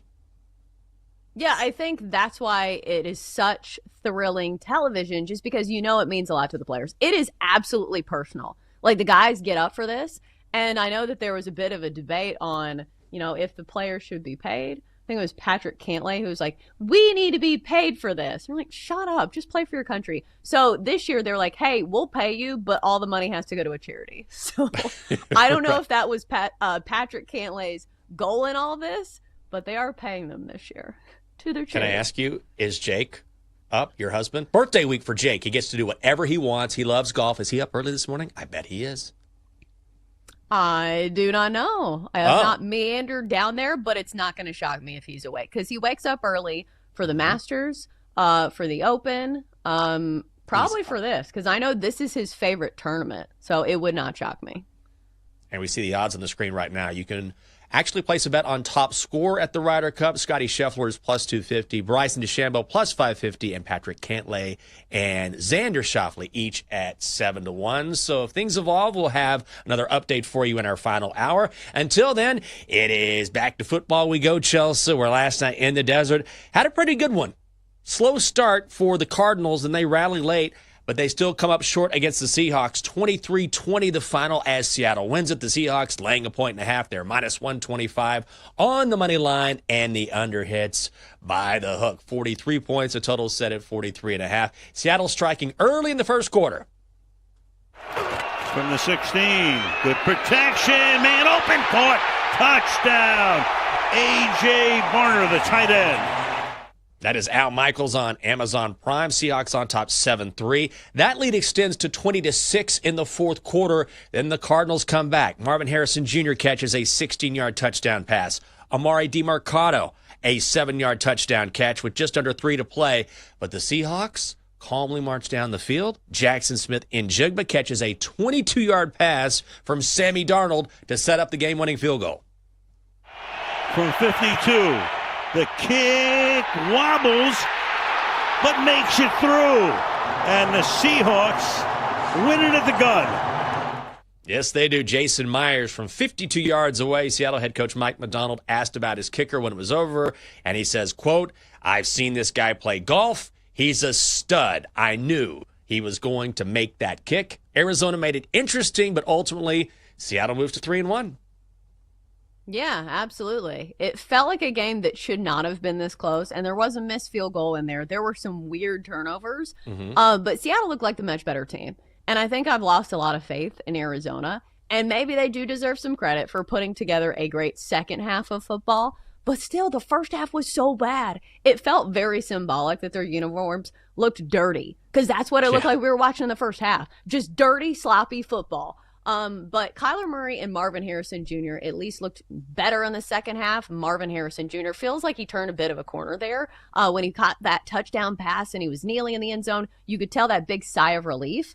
But let's talk about the winners, because at the end of the day, no matter how close it is and no matter, how many points you left on the table, going on the road and winning on a short week is still a big win in the NFL. So congratulations to the Seahawks. Yeah, what do you think about the Seahawks? I'm coming around on Seattle. I think they're one of those teams that is not in the top tier of the NFL. I think that's pretty clear. But they're falling into that category of kind of a dangerous team. I think they have the potential to get better as the season goes on. Their defense is very solid. Kind of got a little lackluster late, but that's what Mike Macdonald is known for, those defenses. And then offensively, there's still a lot of things they can clean up. But once again, Sam Darnold is proving, at least through 4 games, that he has been worth that contract he signed during the offseason, 3 years, $100 million. And we're also seeing Jackson Smith and Jigba. Like, what a weapon he is, because he was completely quiet in the first half, didn't have a single catch, I believe. And then in the second half, he just explodes and really comes through late with a pass that he said from Sam Darnold was perfectly positioned, outside shoulder, had to be there because the corner was in front of him. So those two doing some work late, and because they're still developing that chemistry, that's a connection that can get more productive as the season goes on. Well, I mean, it was productive in the first 3 games of the season. JSN had the second most receiving yards of any receiver in the NFL. So it's wild to me. I don't know if there was a strategy there, but it does say something about Sam Darnold, where he can lead his team to like a big first half, lead without his number 1 receiver. Like, I don't know if it was the game plan. I don't know if he just wasn't open.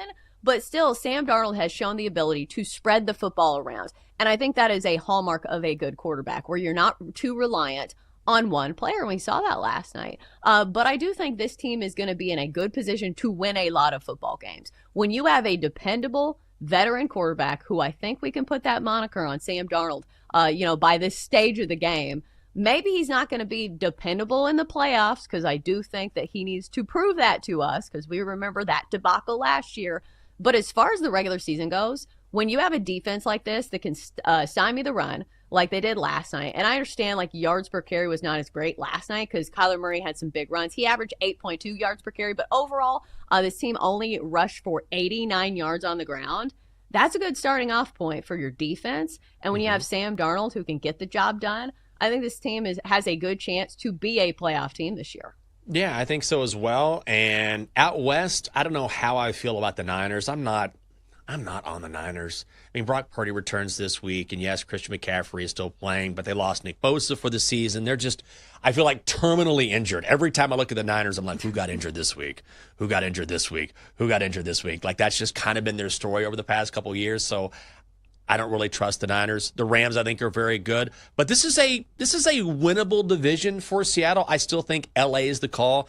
I'm not someone who believes in Arizona, but Seattle has been a little surprising. And also, I think that whenever you're out west, unless you're doing huge things, you kind of fly under the radar. But I just think there's a lot to like for a team that, when we talk about Darnold and Smith and Jigba and the coaching that they have and the defense that they have, there are some pieces there that if they continue to play like they played, then I think they're going to be a real factor.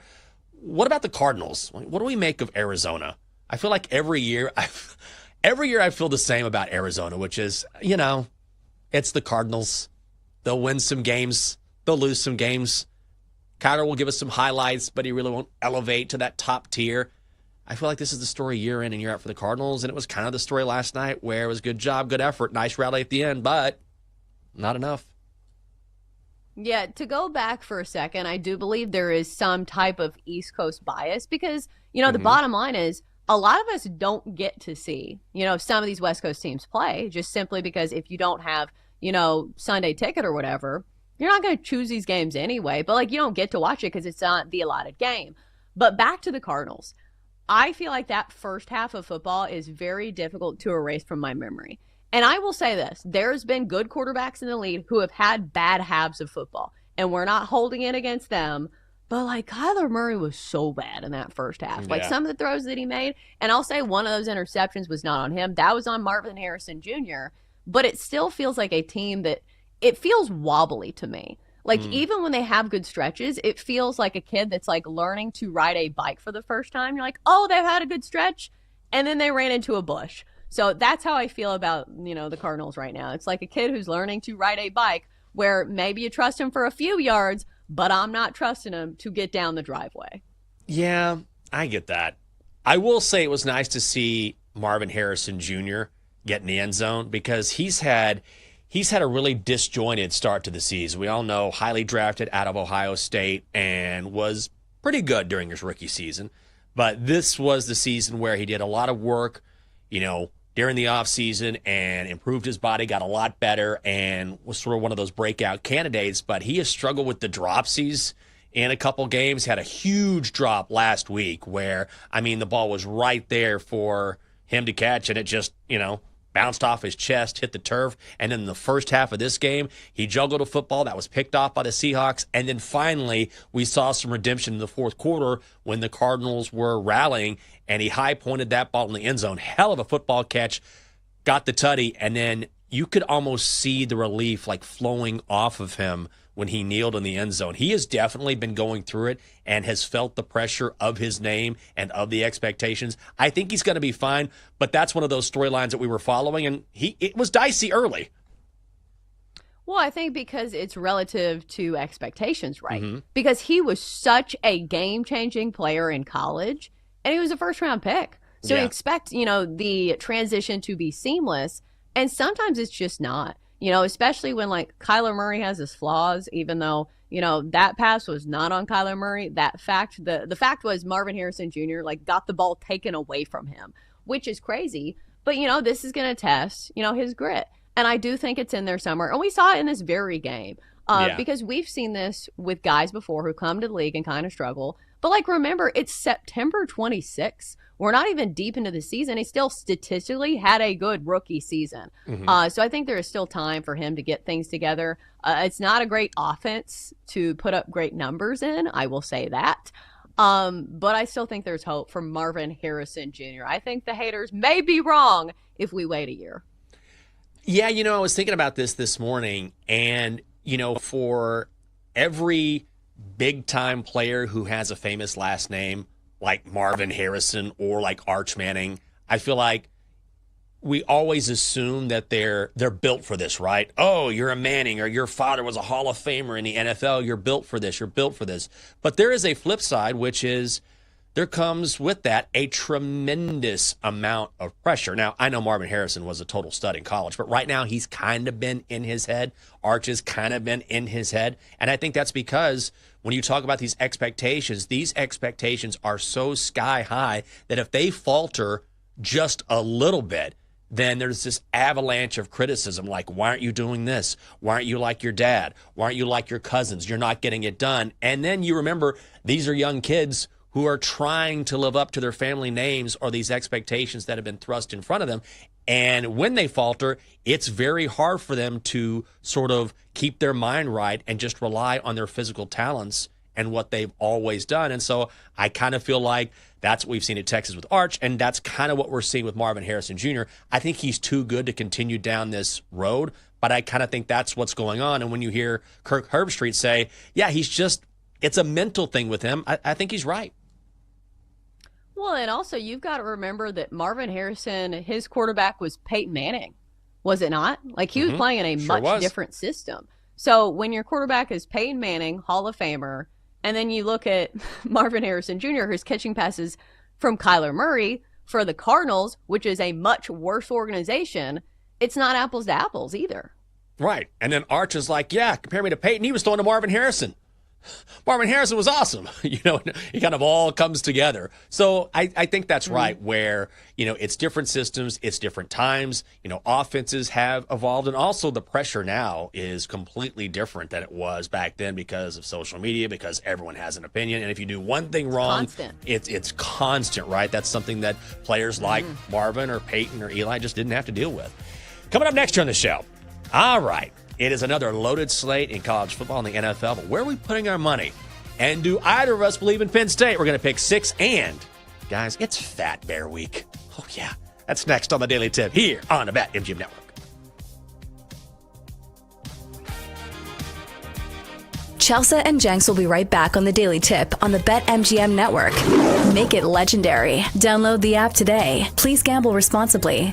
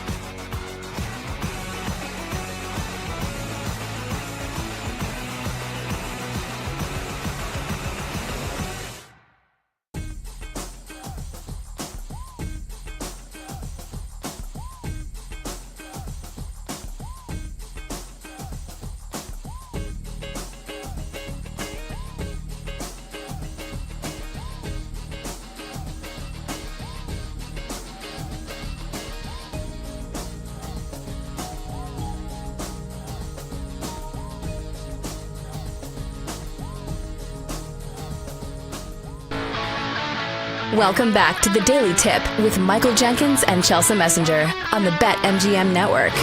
Make it legendary. Download the app today. Please gamble responsibly. Welcome back. Hope you're having a great morning. Friday morning good time edition of the Daily Tip on the BetMGM Network. I'm Michael Jenkins. She is Chelsea Messenger. Oh, there's Double D. Always in the background doing work. Turn it up for me.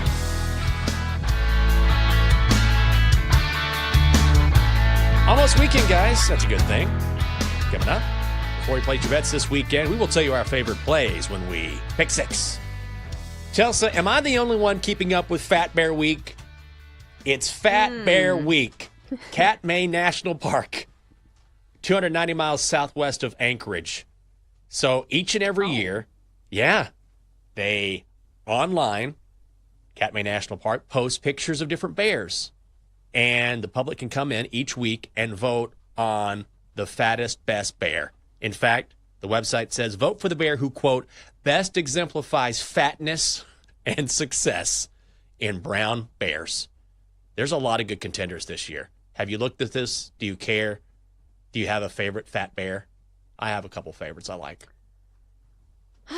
I feel like this is a marketing blunder. You had such a good road and path to hook the public into this, because it is fun to look at fat bears, but they didn't give them cool names. Yeah. Like 901, 128, 856. Give them fun names. They don't know what's going on. Give them like goofy names. Be like, this is Otis the Large. And, that just puts a fun spin on it. And some of these bears that are in here, like 609, I feel like is being thrown under the bus a little bit. Okay, so she's a 5-year-old bear, and she is a Fat Bear Junior champion. She doesn't even look fat to me. She's large for her age. Maybe she is big boned. Imagine thinking that you've lost some weight, and you're like, I'm in great shape. And then the word on the street, you find out from, Bear 128, hey, did you know you're a finalist in the Fat Bear competition? Like, what the hell? I've been working on my weight. She doesn't even look fat, so I feel bad for Bear 609. Yeah. Junior champion, not nearly fat enough. 32 Chunk. A lot of people like 32 Chunk. I don't like 32 Chunk. He was recently observed eating 42 salmon in 10 hours. Big scar across his muzzle. But here's the thing about 32 Chunk. There's a little drama here. If you look at 128 Grazer, the 2023 Fat Bear champion, one of her cubs died because that cub was attacked by 32 Chunk. 32 Chunk attacked one of the cubs. Now, a lot of people are saying, I like 128 Grazer because she stepped up and protected her cubs against 32 Chunk. There's some drama there. Also, 602, Dark Horse, fan favorite. Reminds visitors of Homer Simpson relaxing in a pool when lounging by the river. Who can't get behind that? A lot of bears to like. I'll probably vote this week. It's a single elimination tournament, so good luck to all the bears except for 32 Chunk. Why wouldn't you name that one bear Homer Simpson? Yeah. Like, who's stopping you? Instead of like these stupid names, like, come on, this is 101 when it comes to PR. Make fun names. It's not that hard. Yeah. Also, Dark Horse 503 displaces other bears from fishing spots. That's a great skill. Big fat bear. This is my place. This is where I fish. Get out of here. So if you want to vote, you can find it online. Now let's show our skill at making some picks and loading up on some football plays. Pick six. Pick six. Here we go. Let's start in Stillwater. What happened this week? Mike Gundy got the boot. Do we expect the Cowboys to get it together with a new head coach, an interim head coach, in a matter of days? No. This is a terrible football team. They're taking on Baylor, and Baylor is laying 20.5 points. I am laying the number. Baylor has an experienced quarterback in Sawyer Robinson, one of the more experienced teams in college football for that matter. Baylor has been really close this season against some solid teams. Lost to SMU in double overtime. Fell to Arizona State last week on a field goal with time running out. The Bears will take out their frustration on a Cowboys team that has quit, has nothing to play for, and it's below the key number of 21. I'm a man. I'm 51. Baylor minus 20.5 in Stillwater. I mean, you have to take the Baylor Bears during Fat Bear Week. Yeah. Right? It's Fat Bear Week. That has to go in the handicap. If you want to watch that one, the Bears and Cowboys kicking off at 3:30 Eastern in Stillwater. Pick six.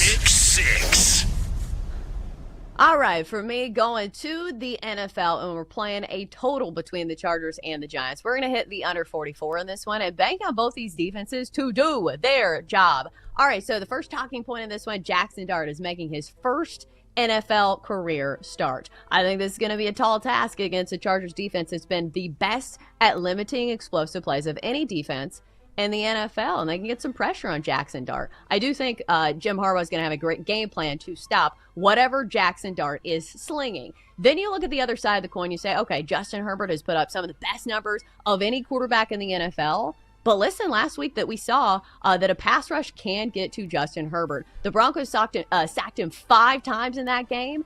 And if there is one redeeming quality about the Giants, it's the fact that they actually do have some good pieces on that defensive line. I think the Chargers, if they're up in this game, are just going to run the ball. That's what they've done in a lot of these games. We've seen low-scoring affairs like last week, 23-20 win over the Broncos. So under 44 is the play between the Chargers and the Giants. Oh, I missed that one, and I like it a lot. I'm going to add that to my personal card, Chelsea. Great handicap. I'm with you there. Yeah. Cha-ching. Put it in the column.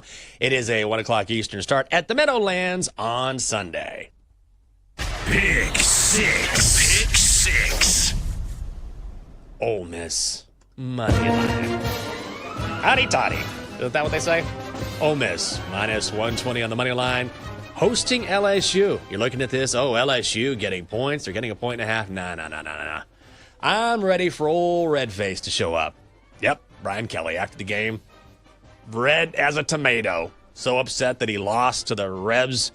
Here's the thing. Home field advantage matters in a big way in this game, and I think LSU's inability to move the ball on third down, which has been a problem for them all season long, will be an issue in this game as well. As good as LSU's defense is, they haven't been nearly as explosive on offense as they should be because they just have issues in third down situations. I think that's going to come to bear here. And also, I don't want to say stroke of luck because you never want someone to get injured, but Ole Miss found something when Austin Simmons got injured, and now Trinidad Chambliss is in the game. So they're going to go with him in this game, and he is more of a dual threat than Simmons is. So I think they found something there. I think he's going to give that Tigers defense a lot of problems. And also, Lane's daughter Landry, as we know, is dating LSU linebacker Whit Weeks. Is this legit? Is she getting intel? Whatever it is, advantage Ole Miss. I think she's already gotten some state secrets. Let's go Rebels money line minus 120 in Oxford. Should be a good one to watch with that added layer of SEC drama that we all know and love when it comes to Lane Kiffin, but this time it's his daughter. If you want to watch it, Tigers and Rebs meet at 3:30 Eastern in Oxford. Pick six. Back to the NFL we go for, I think, one of the best games of the weekend. I'm going to go with the Bucs getting 3.5 at home against the reigning Super Bowl champions in the Eagles. I think this is a matter of the hook matters and the points matter here. I think the Bucs can absolutely keep it close with an Eagles team that hasn't been quite as dominant as what we saw last season. I think a lot of it starts with the run game. The fact that Saquon Barkley, who averaged 5.8 yards per carry last year, is now down to 3.3 yards per carry. I am not saying that he is a broken running back. I am just saying that maybe he is not the dominant force, especially in this particular matchup. Because if there's a team that's good at stopping the run, it's the Bucs. They rank second in DVOA against the run. So I think this is a great matchup for them. I think Baker Mayfield can keep it close. I think he can sling it. Even if this team is playing from behind, I know Mike Evans is out, but Chris Godwin is back in for the Bucs. So let's get the Bucs getting that 3.5 against the Eagles and hope for a close game. I am with you here. The Eagles can't win every game. And, we talk about them being beat up or the Rams being beat up as well because of that physical game that they played last week. I think there's a chance that Philly could let down here. And also the Bucs just keep finding ways. The one thing I will say about Tampa Bay is that they are a gritty team that had to grind back and get that win against the Texans, that had to grind back and get that win against the Jets. Yeah, I think the hook is going to be a huge factor here. This is a good matchup for Tampa. If you want to see Jalen Hurts throw the ball, He's going to have to throw the ball this weekend because of that Bucs defense, because they're so stout against the run. I think that does give the advantage to Tampa Bay getting that 3.5. So I am with you on the Bucs. And the game kicks off at 1 o'clock Eastern at Raymond James Stadium. Pick six. Here we go. Game of the weekend. This is for you, Double D. Penn State playing it at -3, -130. James Franklin, let's have a talk. You got to do this. This is it. Isn't this the biggest game for Penn State in like 2 decades? Isn't it? James Franklin is 1-15 all time against AP top 5 teams. For the love of God, Penn State needs this. They know they need it. They want this game. They've got to have it. They have the better team on paper. They are loaded offensively. They are loaded defensively. This is one of the reasons why Drew Aller came back instead of declaring for the draft. They have a chance to win the national championship. It starts tomorrow night. It's a whiteout in Happy Valley. I know a lot of people are on Oregon because of what they've shown early in the season. They have played no one at all. Penn State has been vanilla, just going through the motions, sleepwalking through their schedule, saving everything for this moment. They have a dynamic backfield. That defense is all world. They have 15 starters returning. Dante Moore for Oregon is a very good quarterback. He hasn't faced anyone like this. And that Jim Knowles defense, known for mixing and matching coverages, gives him problems on Saturday night in Happy Valley. Penn State -3 gets over the hump. Ooh, that's a big game, and it's going to be something that I want to watch over the weekend and a great weekend of college football. If you want to watch it, Saturday night in Happy Valley at 7:30 Eastern for the whiteout game. Pick six. All right, how about we go to Sunday night football in a game that everybody is going to be talking about? Revenge as a dish best served at Jerry World, and it probably is going to cost you $36 at the concession stand. I'm going to lay the 7 with the Packers here against the Cowboys just because I feel like this is the biggest mismatch of the weekend, other than maybe the Bills against the Saints. I understand this looks very square, and people are saying, okay, how much does revenge actually matter? Even if it doesn't, the Packers are still the noticeably better team coming off a loss where you know they're going to feel a little desperate here. And plus, the Cowboys have been a get-right spot for just about any offense that comes to town. The fact that the Bears put up a 31 spot on them, the Giants scored 37 points, and we've seen what Russell Wilson has done in the other games on the schedule. So I just feel like this is a great spot for the Packers offense, and the defense with Micah Parsons raring to go feels like it's going to be a rough day for Dak Prescott, who's coming off a game that had 2 interceptions to only 1 touchdown against a Bears defense. It's not that great. So give me the Packers laying the 7 against the Cowboys on Sunday Night Football. Oh, man, I cannot wait to watch this game. I'm staying up for this game. You know me, I'm always in bed early. But I cannot wait to see, first of all, I don't like the Cowboys at all. And secondly, I cannot wait to see Micah Parsons twitching just on the edge, waiting to go after Dak Prescott. And then there's a sack, right? He celebrates, and then what happens? Immediate cutaway to Jerry Jones in the booth going, yeah, and Mike is good. It's going to be so much fun to watch just because of this one revenge factor. Just one player, but it sort of dominated the headlines in the NFL during training camp, and I don't think any of us expected him to be traded, and here he is looking as good as ever, coming back to Dallas. I mean, this is the NFL's dream. What a matchup.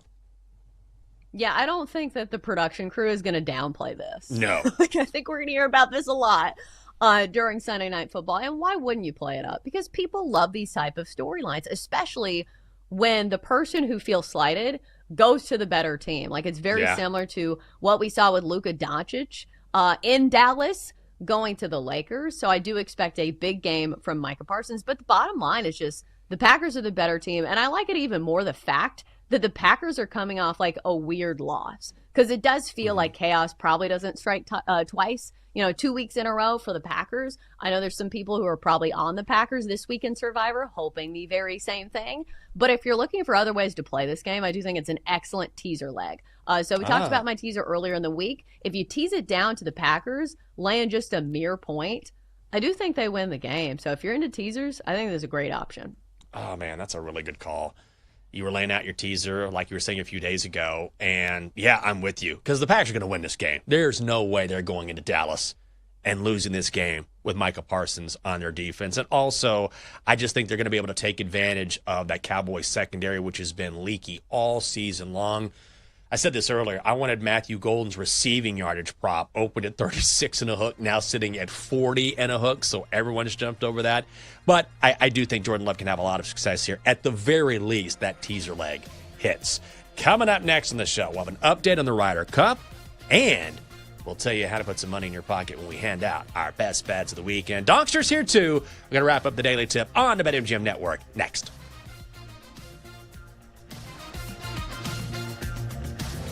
Coming up, Jenks and Chelsea give out their best bets here on the BetMGM Network. Make it legendary. Download the app today. Please gamble responsibly.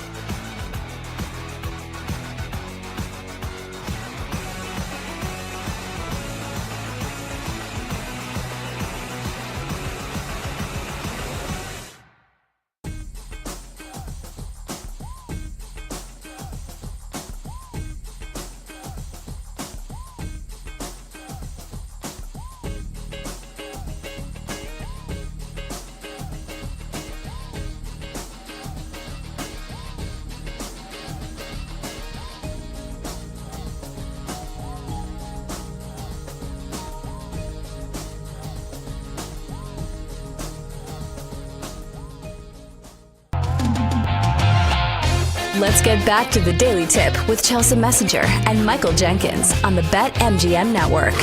Make it legendary. Download the app today. Please gamble responsibly. Here we go. We are back to wrap things up. A Friday morning good time edition on the Daily Tip on the BetMGM Network.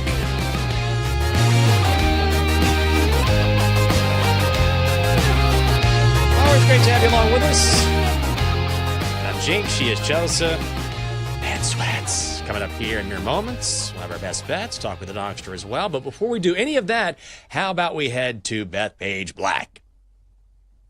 Will it be the U.S. team? USA! USA! USA! Or the European team?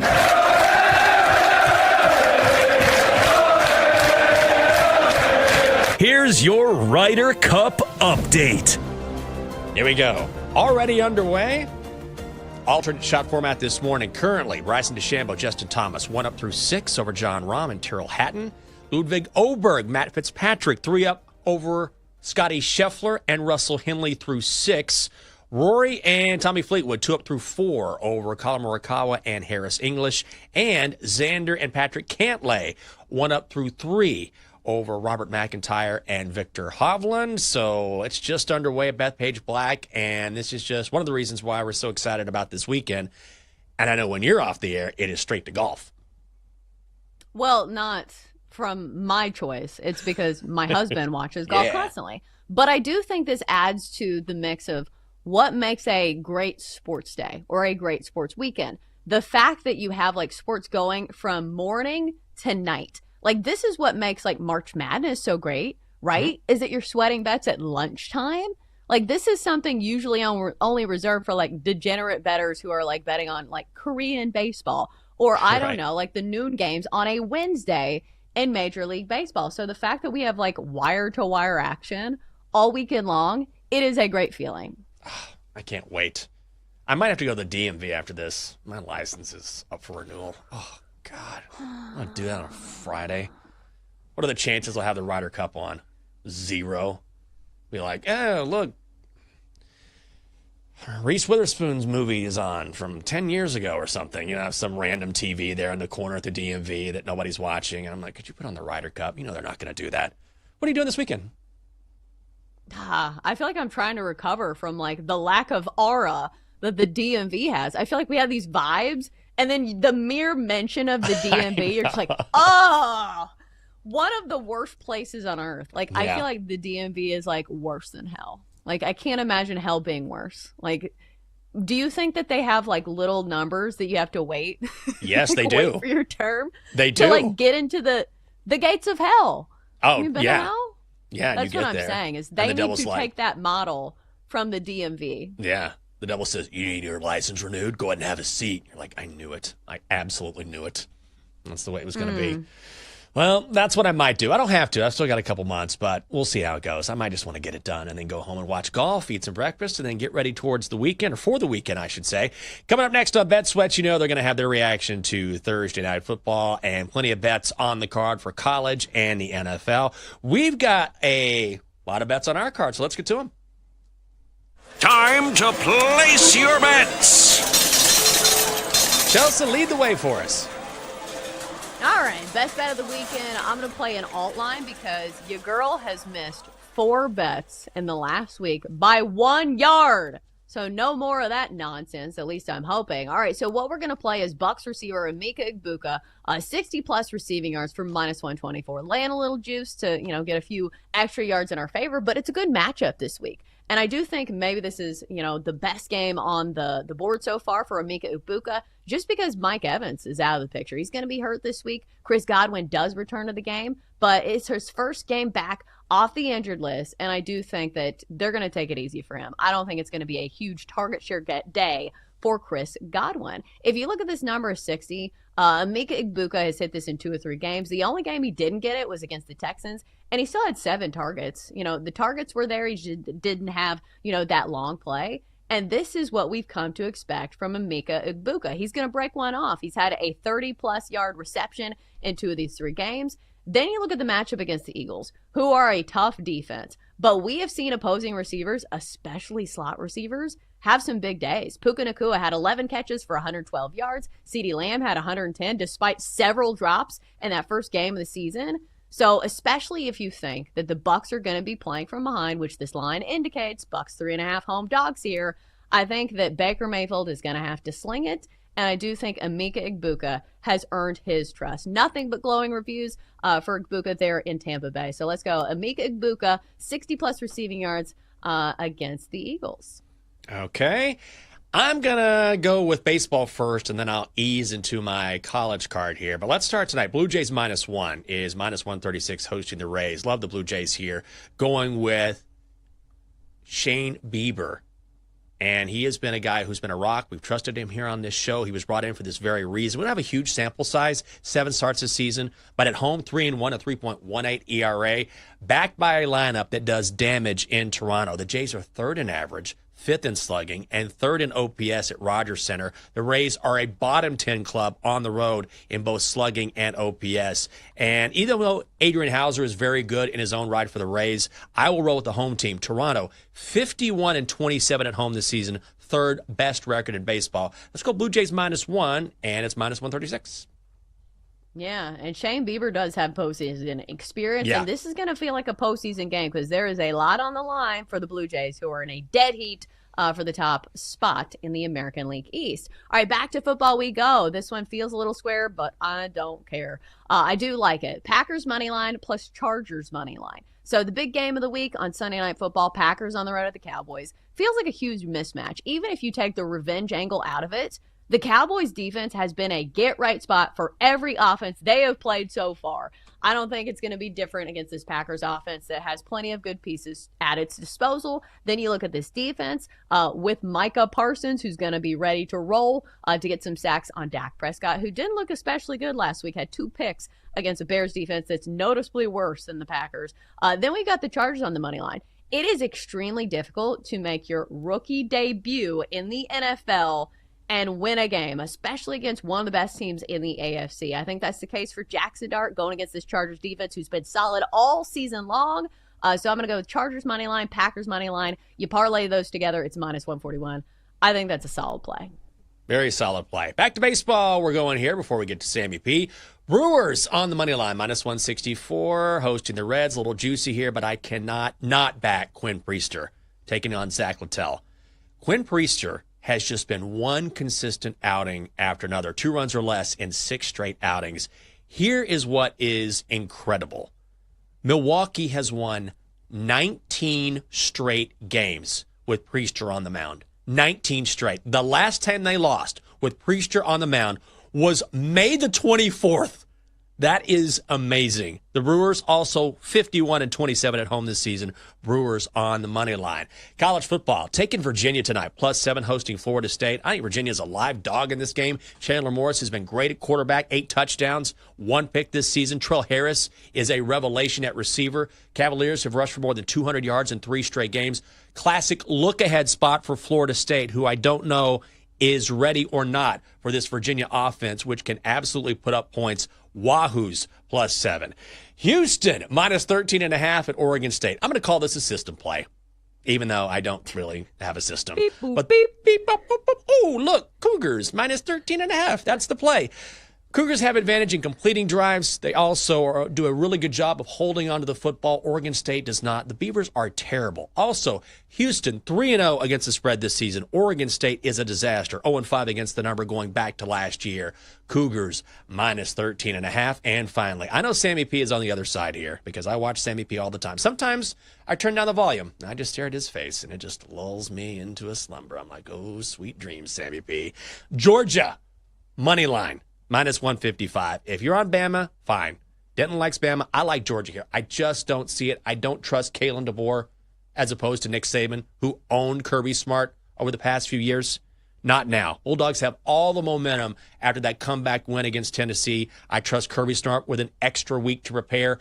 Georgia has not lost at night, at home, since 2009. That is 16 years. They find a way. Georgia on the money line against Alabama.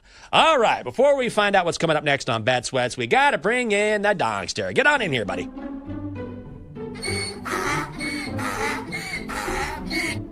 Good morning. I'll be having an autograph signing this weekend at Moby Dickey's in Hendersonville, Tennessee.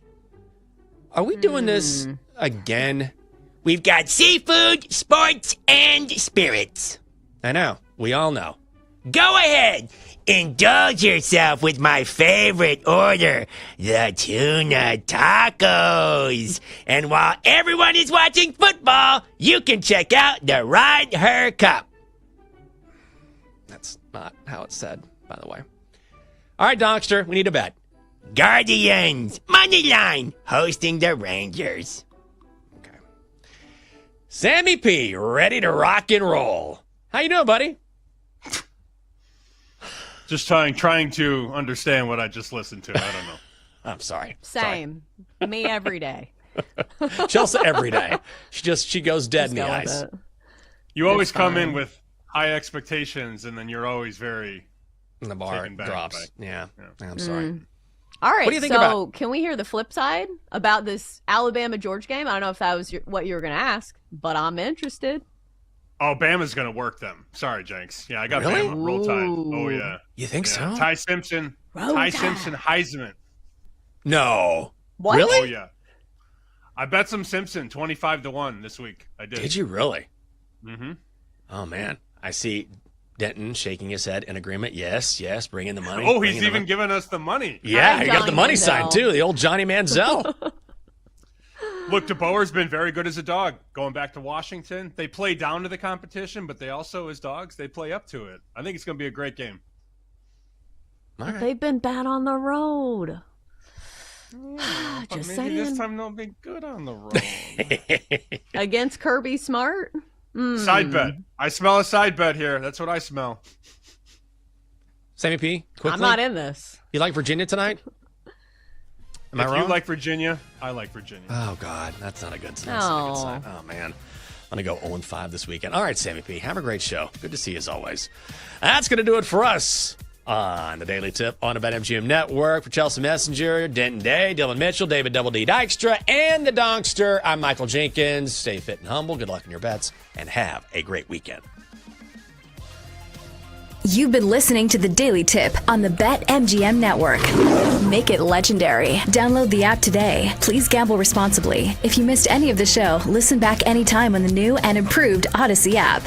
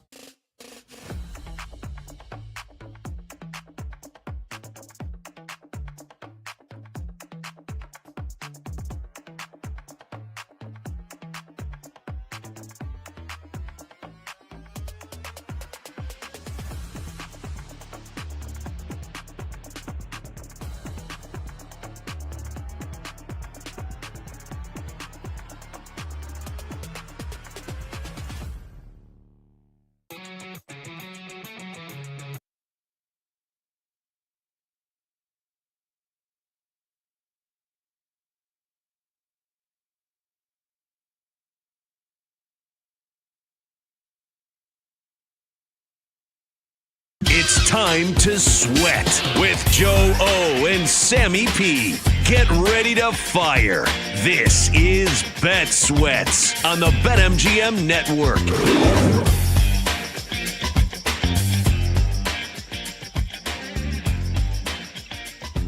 Football Friday, Bet Sweats, Joe O, Sammy P. Friday feels in 20 minutes. Our college football plays for the weekend. The entire NFL card. Kelly in Vegas will hang out. We'll have a 2-minute drill. And you already know the room is looming. It's what the people are here for. They just want to know when the room is. I think we need a ticker on the screen now, like to show exactly what time we have the room. Like people have meetings. They're busy at work. They might check out the show on YouTube and then they'll see, oh, wait. The room is in 10 minutes. Hey, Bill. I got to push back that meeting a little bit. I got to see where the room is at. How you doing, Sam? I got 3 texts yesterday when we got off the show. We get off at about 11:55 Eastern, give or take. 11:54:20, if you want to be exact. Mm-hmm. Within 30 minutes of being off the show, 3 texts. Hey, I missed the show today. What's the room got? I don't remember all 5 plays, but I know Torrey Horton's dead tonight. That's all I know. And how about it? They throw a 50-yard pass to Torrey Horton. They're at midfield. Darnold takes the snap, throws a beautiful ball. It hits Horton in the hands at the 1-yard line, incomplete, and they never threw him the ball again. And I said, awesome. This is what the room does. It just takes people out. He's Trump the bartender. The room has Trump the bartender. That's what's happened. This is phenomenal stuff. And, you thought the NFL was good last night. College football, can't wait for that. How's the room? Just had to pay the juice last weekend in college football. So that was a positive, 2-2-1. Going into last week, 2-18. Can't wait to see what happens. We're hearing from people now. They're like, guys, I just started listening to the show.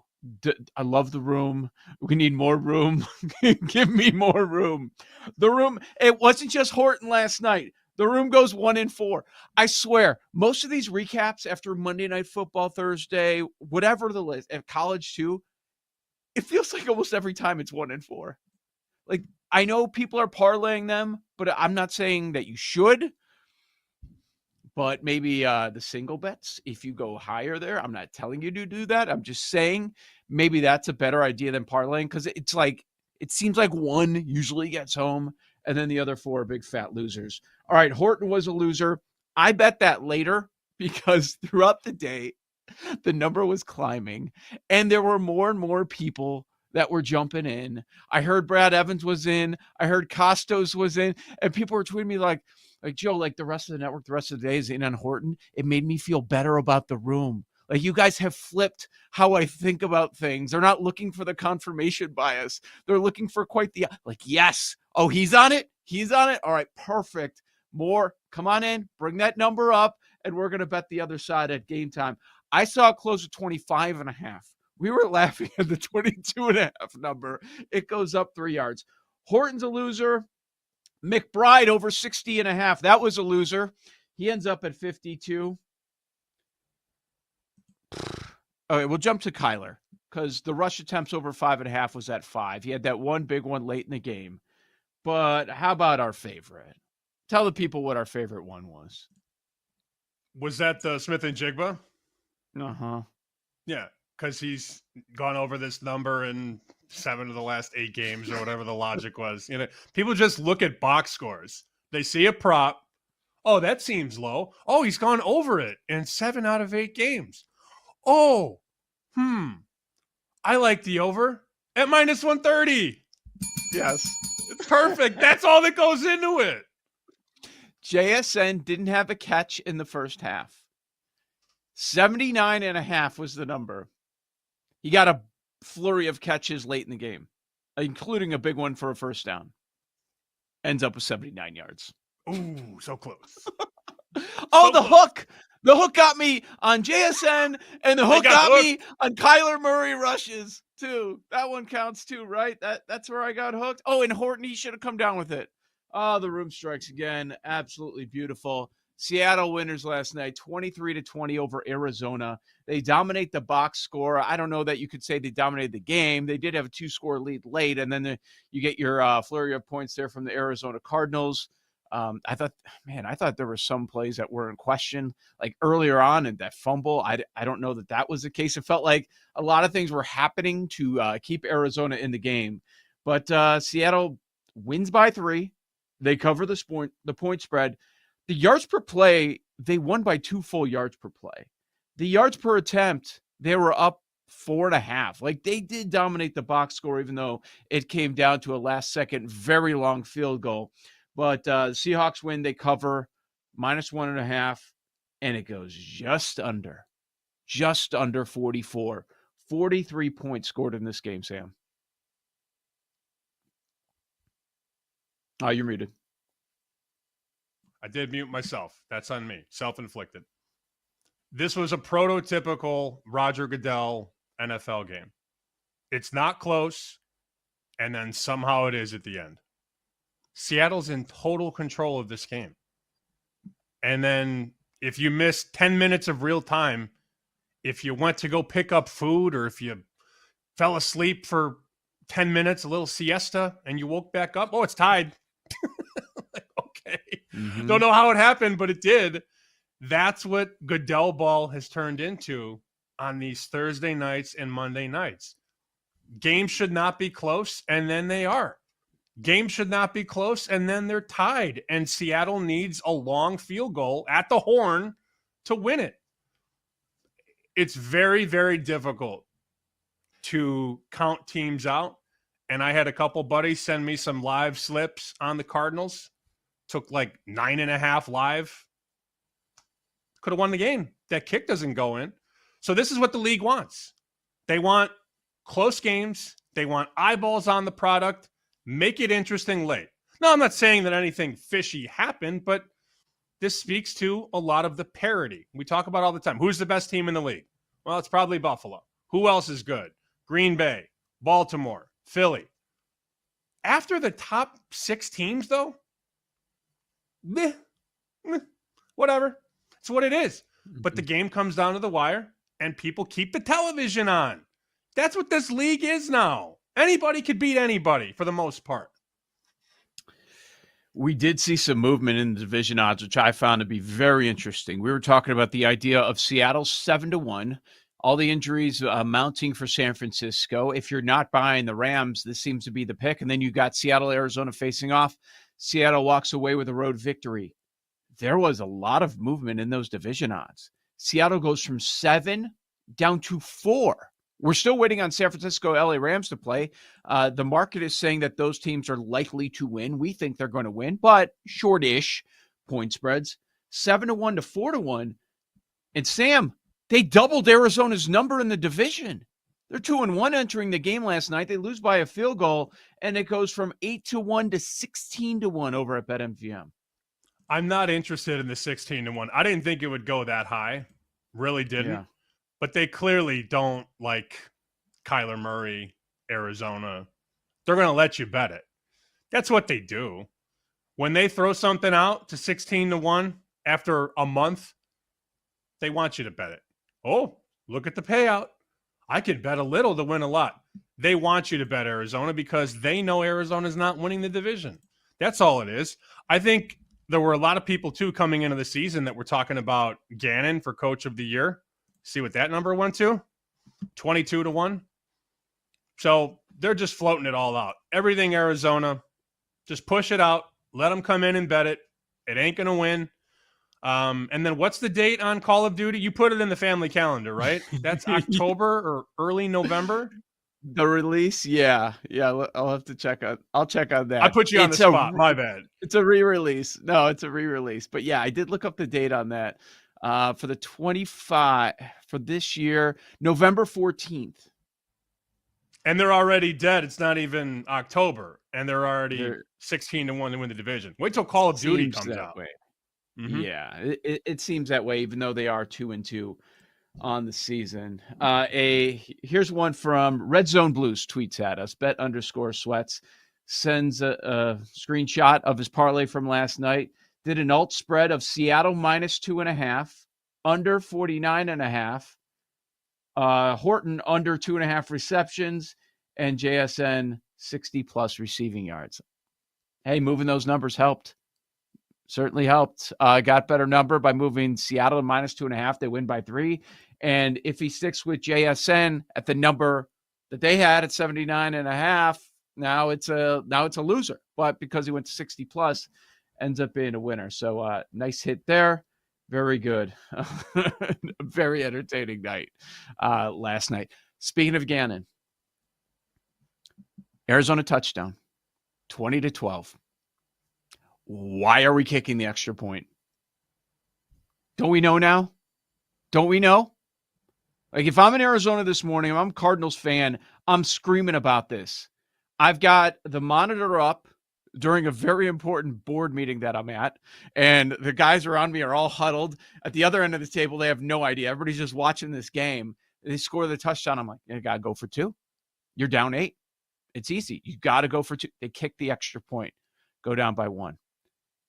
You go for 2. You have the opportunity to take the lead with the following touchdown. Don't understand that. Did that bother you? Not as much, but I certainly thought about it. Here, I thought he was going to go for the win when they scored that last touchdown. I thought he's going to go for it. Because he's home. It's like probably one of those things like, oh, we're home, so let's keep playing. Like, yeah, I don't know. I'd go for the win. Yeah. As somebody holding Seattle -1, I was like, oh, no, he's going to go for the win. Yeah, and I was concerned. I was like sitting there like, oh, no. Because you see it all playing out. You understand that Arizona's probably going to score. And then you always, as a gambler, you think, how could I get screwed here? How could I possibly get the worst of it? Oh, they're going to score and then go for 2 and get it. Luckily, kick the extra point, and then Seattle wins the game. Long field goal, 52-yarder to win the game. But that's what you want, right? You have interest all the way through.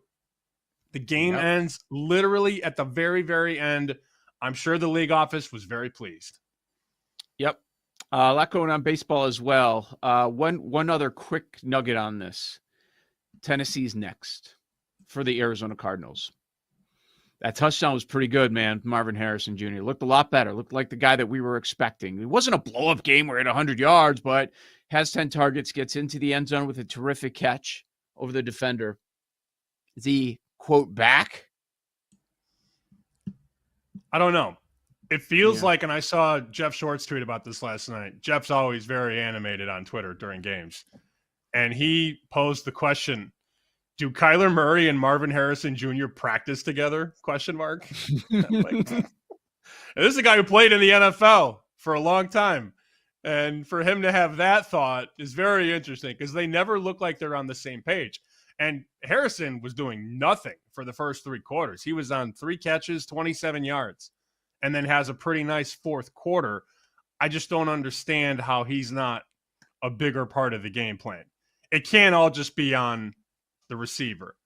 It can't all just be on the quarterback. Now, they have to take a lot of responsibility there. Why is this not more on the offensive coordinator, though? Who is, rumored to be a hot candidate. Oh, maybe the Bears will go get Drew Petzing. Well, he doesn't get the ball to his best player. Maybe that's not a good idea. All right, Major League Baseball. On the American League side, Yankees win. Blue Jays win. Astros win. Tigers finally win a baseball game. Okay, so the American League East is tied going into the last weekend of the regular season. Blue Jays and Yankees. And the AL Central is tied. Guardians and Tigers. So there's a lot going on there. Detroit has that final wild card spot. Houston, they win. They break their losing streak, but they're sitting 1 game back going into the final 3. A lot happening on the National League side as well. Cincinnati wins. Arizona loses to the Dodgers. Mets win. So the Mets have that last wild card spot. Arizona in a really challenging position. Now they're 2 games back with 3 left. Cincinnati, though, has an opportunity 1 game back. I think, unfortunately for the show, they're dead. The Diamondbacks dream is dead. Mm-hmm. I don't think Arizona 300-1 World Series is going to hit. We may have to pour one out during the break. Well, you wake up and you take a look, and it's the Diamondbacks 1,000-1 this morning. Is that good? So I think you're right. Yeah, it's not. I think it could be a statement.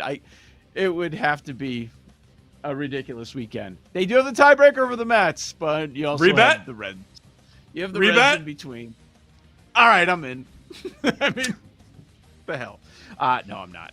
Joe O, Sammy P, this is Bet Sweats on a Football Friday. And you know what we do on Friday? Friday Feels. Talk about that on the other side. How we feeling going into the weekend on the BetMGM network?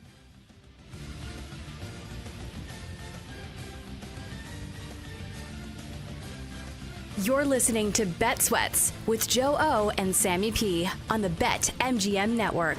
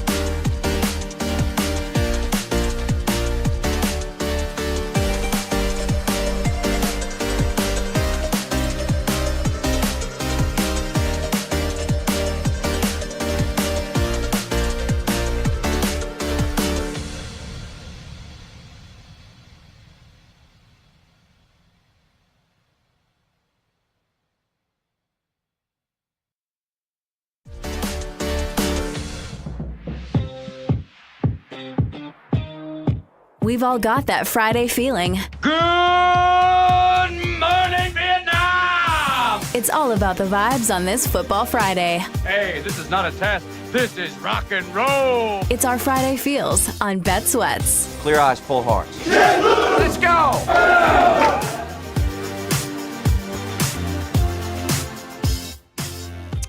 Heading into the weekend, a big weekend in sports. At the moment, looking up at the TV, seeing the Ryder Cup in action on USA as we're going to break down all these college NFL games. It's huge, man. Major League Baseball, we hit on that going into the break. Barely touched on everything that's happened, everything that could happen over the next 3 days. Welcome back, Bet Sweats, weekdays 9 a.m. to noon Eastern. BetMGMNetwork.com takes you to the Odyssey app. Check us out on YouTube and Twitch. Subscribe to the BetMGM Network video pages over there. Sam, Friday feels, man, all this going on. And it's impactful sports. The NFL is the NFL. Like, every weekend matters. But college football, we go from kind of the cupcakes, easy way to get to a 3-0, 4-0 start. Those now out of the way. Jumping into conference play with some mega matchups. The Ryder Cup and the last 3 days of the regular season. If we're being honest, for the most part in baseball, we've been on cruise control for a while. And now you're heading into this weekend trying to figure out all these scenarios. I mean, it's been going on for a couple weeks, but it kicks into high gear coming up this weekend. What are you feeling this Friday? I feel even better about Alabama beating Georgia, going to be honest with you. And I started yesterday to pull the bear with me because he was off the game. Ooh.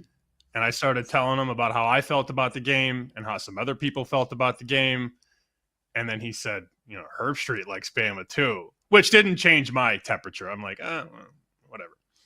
What about the dog? At the end of the Bear goes, I might get on Bama with you. And then we leave New York. We all go our separate ways. I get ready to get on the train to go back to Boston. Bear gets on a flight to God knows where. Actually, he's going to Champaign this week because that's where Big Noon Kickoff is. And then Jeff goes back to Charlotte. Bear starts putting his Bear Bites out. Gambling nuggets, trends, things like that. Mm-hmm. As an underdog, Bear writes, Kalen DeBoer's teams have won 8 of 11 games outright and covered 9 of 11. Yeah, buddy. Oh, but Alabama's done. Alabama lost to Florida State, so they're going to lose to this one. They're going to lose to Georgia. Of course they are. Georgia's better, and Georgia's at home. Nah. Roll Tide.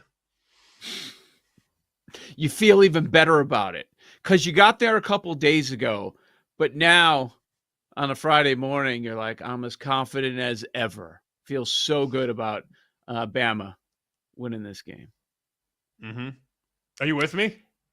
It does feel, between the two big games, it does feel like, and this is probably going to happen a lot, but it does feel like, okay, one of these dogs, 3 or 3.5, is going to win outright. It's a matter of picking out which one, and then the other favorite's probably going to win. So Bama's Oregon's the dog. going to be in the room, Penn though. State. That's my prediction. We're going to get to the room. Paul will have the college games that the room likes. I think Oregon plus 3.5 is, I don't want to use the L word, but I feel like there's a very high chance that Oregon is in the room. So, in other words, what I'm saying is a 2-leg parlay of Penn State, Bama. Is that the worst idea in the world? No. You got to do Penn State for Dave. And if you want to do money line instead of 3.5, I understand. If you don't want to lay points with Penn State, fine. We know the story with Franklin. 4-20 all time against top 10 teams. That's not against the spread. That's straight up. So if you're squeamish about laying points with Penn State, I hear you. But if you do Penn State to win, Alabama to win, may have to concoct something here during this segment. Mm-hmm. I also feel some type of way. I don't know why this is. I laugh every time the NFL is going overseas because I think back to 2016 when we started doing Chicken Dinner together. And at the time, we used to be very, very conservative with our picks. I believe we would do 4 picks a show, and we did 1 show a week. You would do 2, I would do 2, right? Isn't that how we started? We were very conservative. We didn't give a lot of bets out. It wasn't like it is now where you have all these prop options and, you could bet these games a million different ways. So we got to mid-October, and the picks were doing pretty well. And then you came in and said, I like over 30 in Giants and Rams. I said, 30? Over 30? And you go, yeah, it's the London game. And I remember saying, why? Why do you like the over? You go, I just got a feeling. Let me read you the AP story from October 23rd, 2016. Giants 4 interceptions, key in 17-10 win over Rams in London. The New York Giants capitalized on 4 interceptions of Case Keenum to defeat the Los Angeles Rams 17-10 Sunday in the first NFL game played at London's home of English rugby. The pick lost, and we went sideways directly after. Hey, man, you can't predict turnovers. Oh, man, nothing like sweating the London over at 10 a.m. in the morning. So dumb. 17-10, Case Keenum just threw his 3rd interception. I'll never forget that. I don't know why. I always remember the London over, 2016. I got a feeling. I sound like the bartender. So stupid. I got a feeling. We've all grown. Oh, man. Yeah, I almost forgot about that until you brought that up to me. Pain. Maybe that's why I don't bet these morning games. I have no interest. I have no interest this week. I could give you an opinion on the game, but with travel, there are so many things that are up in the air. I don't know. I don't know how these teams are going to show up. Minnesota, they've been like a roller coaster of a team. Which version of them is going to show up from week to week? I have no idea. During their first game, they are a roller coaster of a team. But yeah, I hate betting the international games. And we've got international games the next 4 Sundays, right? Yeah. This week, you've got Dublin. Next week, London. Then London again. Then London for a 3rd straight week. Jeez. Yeah, I'll be on the air when it's going on, and I don't want to talk about it. I'm not interested. Vikings are there 2 straight weeks, aren't they? Aren't they playing Cleveland in London? Yeah, they are. So the Vikings get the Dublin game and the London game. Back-to-back Sundays. Steelers and the Browns playing the AFC North. I mean, I understand why they're doing it. And so then you've got these 4 in a row. And then later in the year, you've got Berlin. You've got November 9th, Falcons Colts. And then right after that, you've got Madrid. My God, 7 international games. It's kind of ridiculous. All right, here's my Friday feels. I didn't expect this to be on the docket today, but I kind of got here as we took a step back. When was Raleigh's 60th homer? Was that 2 nights ago? Everybody's going nuts. That sounds Market right. Moves. Sounds right. Wednesday night, yeah. Okay, he becomes a $2 favorite for AL MVP. It finally flips. We thought that was very interesting. And we didn't call it over. It's still the closest awards race in Major League Baseball going into the final weekend. So Raleigh's at 60. Right now, the Yankees are tied for the division lead. It's the Yankees and the Orioles this weekend. Cal Raleigh has the Dodgers. Okay.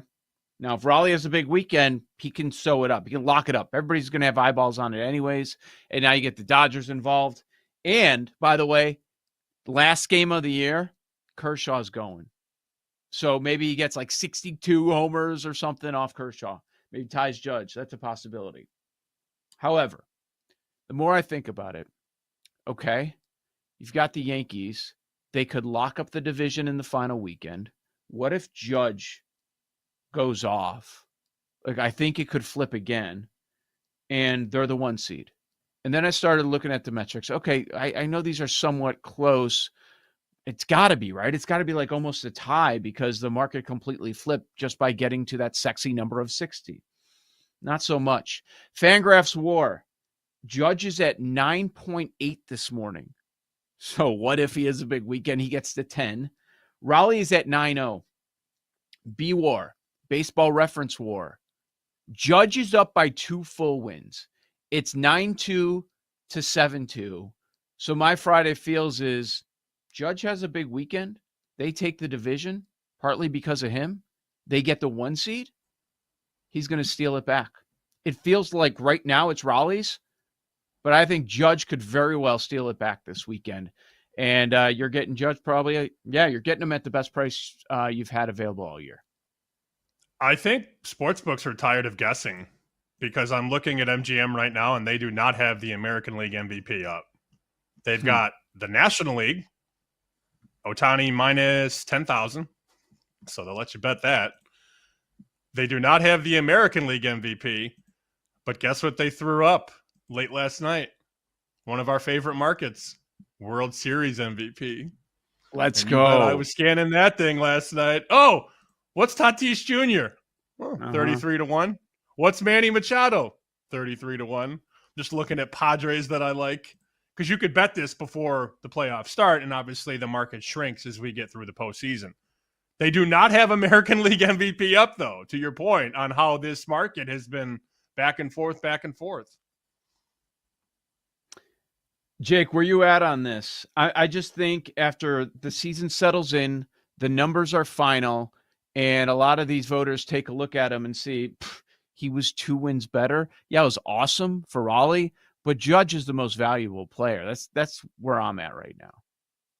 I am of the thought that the only way that Cal Raleigh wins is if he hits 63 and breaks Judge's record. You have people on Twitter who are saying, oh, well, I'd like to see Judge get behind the plate and squat back there and call 9 innings. The Mariners have the 15th best ERA in the majors. Let's not make it sound like Cal Raleigh's doing a masterclass with this pitching staff. He's good. It's great. Awesome. Nothing away from him. But I think Judge is lapping him in batting average, OPS, on-base percentage.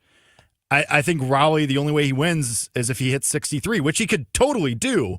But I think you're right, Joe. If the Yankees win this division, which it looks like they're going to because the Blue Jays are a hot pile of garbage, I think he wins. The Yankees aren't anywhere near where they're at without him. And that was evidenced when he was on the injured list and they lost like 7 out of 10. Plus 185 for Judge. When's the last time you had that price? I stared at it a lot last night. Yeah. So if Raleigh hits a homer tonight, what does it go to? It's going to be up there. It's going to be, 250, 3 to 1. Yeah. What's the bet? Yeah, I don't know. What's the bet? Judge. Bet Judge. Yeah, family hostage, Judge. As much as the first thing that most voters look at right now is WAR. I don't ever remember in this era where, and I could be wrong, please let me know if I am, where you had someone that said WAR was two wins more on one player and they don't win the MVP. Like, that's crazy. Just what it is. And he's almost a 10-win player, right? Yeah, the Fangraphs Judge is almost at 10. Like, that's crazy. It's nuts. That's good. So, yeah, it's pretty good. That's what I'm feeling, man. I think after all that madness the other day, Raleigh's going to be the MVP. I think that's what people want to happen. And there are a lot of people that have bets on that, which I understand, rooting for your bet. It's an awesome, you had a great call so far. I don't know that it gets home. I would say that the voters are going to take a chill pill, and then they're like, man, this is an all-time season for Judge. And he's the man. He did some awesome stuff too. So Jake wants Jackson Merrill for his World Series MVP ticket. He's calling it now 55 to 1. Oh, I love that we've all gotten to the Padres at different points. I love this. Yeah. Even though we don't know who the hell they're playing.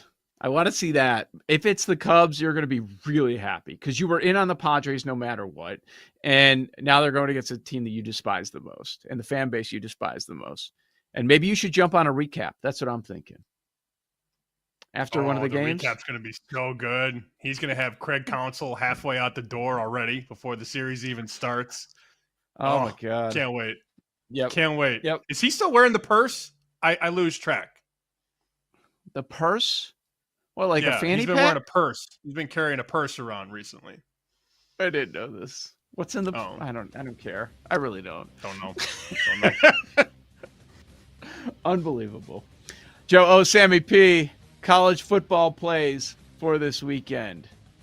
I'll finally try to wrestle it out of Sammy. See if he's in on this Illini game. Got some good news for the Illini. We'll talk about it on the other side. This is Bet Sweats, the BetMGM Network.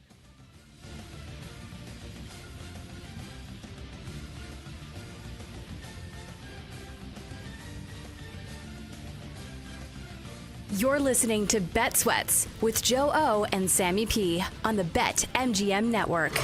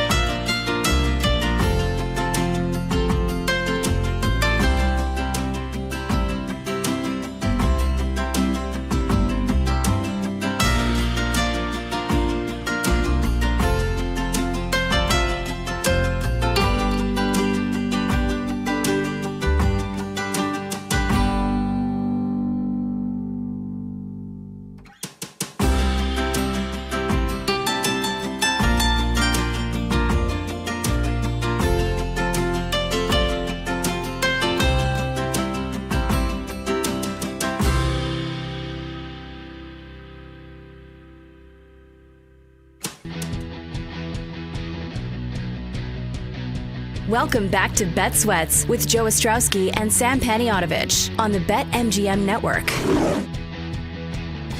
Alabama's beating Georgia this weekend. I don't really need the points. I'll take plus 130. Big game for Ty Simpson. The two questions at Alabama are the quarterback and the coach. And if you can get there on Alabama and believe in the two, you can get a nice spot. So I like Bama.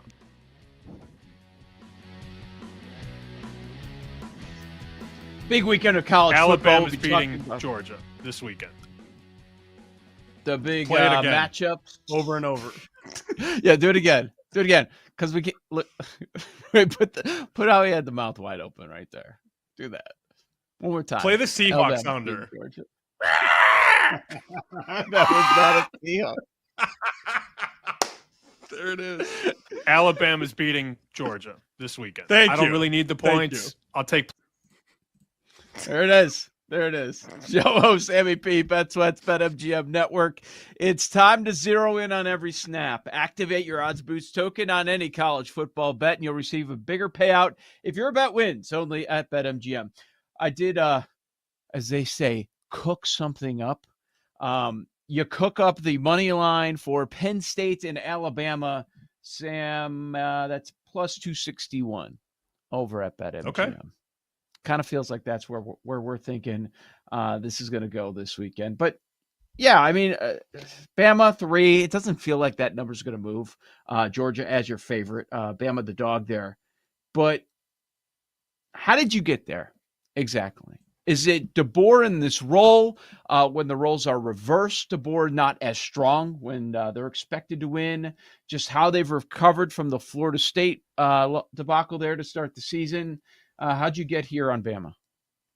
I saw it when it opened 3.5. I thought that was a little light. I'm like, wait a minute.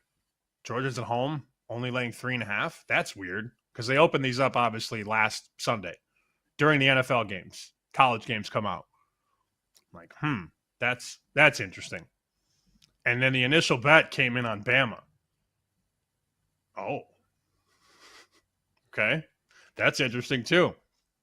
And then Tuesday, Wednesday, I talked to two guys that do this for a living, and they both said Bama's winning. Oh. Okay. And then Matoy Pearson, who I adore, we can't get him on the show because he doesn't answer his phone. Sometimes he goes dark. It's a very, very interesting challenge to get Matoy on shows, but we talk all the time. He sends me a slip, Ty Simpson to win the Heisman, that he bet on Monday. I'm like, oh man, here we go. I am sucked in. I know some guys that like Georgia too. I mean, Georgia's a very popular play, especially when they only have to win by 4 at home. I heard Jenks before the Donkster, before I came on, Jenks says Georgia doesn't lose at home at night. Okay, fine. People like Georgia. Is that true? Is it just made up? That's what I heard. He's like, yeah, they don't lose at night at home. Like, until Saturday, when they will. Until it happens. Yeah. It's a power rating thing for a lot of people that do this well. They think Alabama is better than Georgia. And it's just basically what it comes down to. I think also Florida State had been waiting for that game all season. I mean, think about how Florida State finished last year, and they had to hear about it all off season, how bad they are. And they came out gunning in that game. And it was Simpson's first start, not an easy place to go in and play. And they got caught up and they couldn't recover. But they also had some injuries in the running back room. And there wasn't a lot of what's the word? There wasn't a lot of reciprocity between the quarterback and the receivers. Like they weren't on the same page. Just give that thing time. You know, we're so quick to throw things out after one game. A lot of people did it to the Lions in the NFL. Oh, Lions are broken. No, they're not. It's the first game with a new coordinator. Things happen. It's not how you start the season. It's how you build during the season. And, of course, how you finish is way more important than how you start. So I just think Bama had a bad game. And Georgia gave up almost 500 passing yards to Tennessee. And we don't talk about it enough. Well, they won. What a gritty win.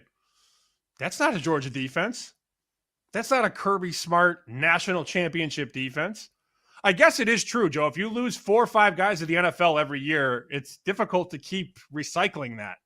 And Georgia had a great run. This defense is not good, especially in the back end. So I think there's a lot of optimism around Alabama's offense and Alabama's quarterback. And from people that I respect, it's the same song. If you're thinking Bama wins, Bama is going to be just fine, where they're one of the teams that are playing in the SEC championship. I think Matoy's onto something. When the Mateer word gets out, I feel like most people that are, betting the Heisman, involved in some way, they had to take their stand. You said Hoover, right? I said Maivea. He's saying Simpson. It makes sense, especially now. You plant your flag if you're saying Bama's winning, okay. Then we got Vandy, Missouri, Tennessee, South Carolina before LSU, Oklahoma. There are a lot of high-profile matchups, just like the Mateer example, where Simpson will have an opportunity to steal the award. Okay, if he fails one of them, he's going to have another opportunity. And then there's another one.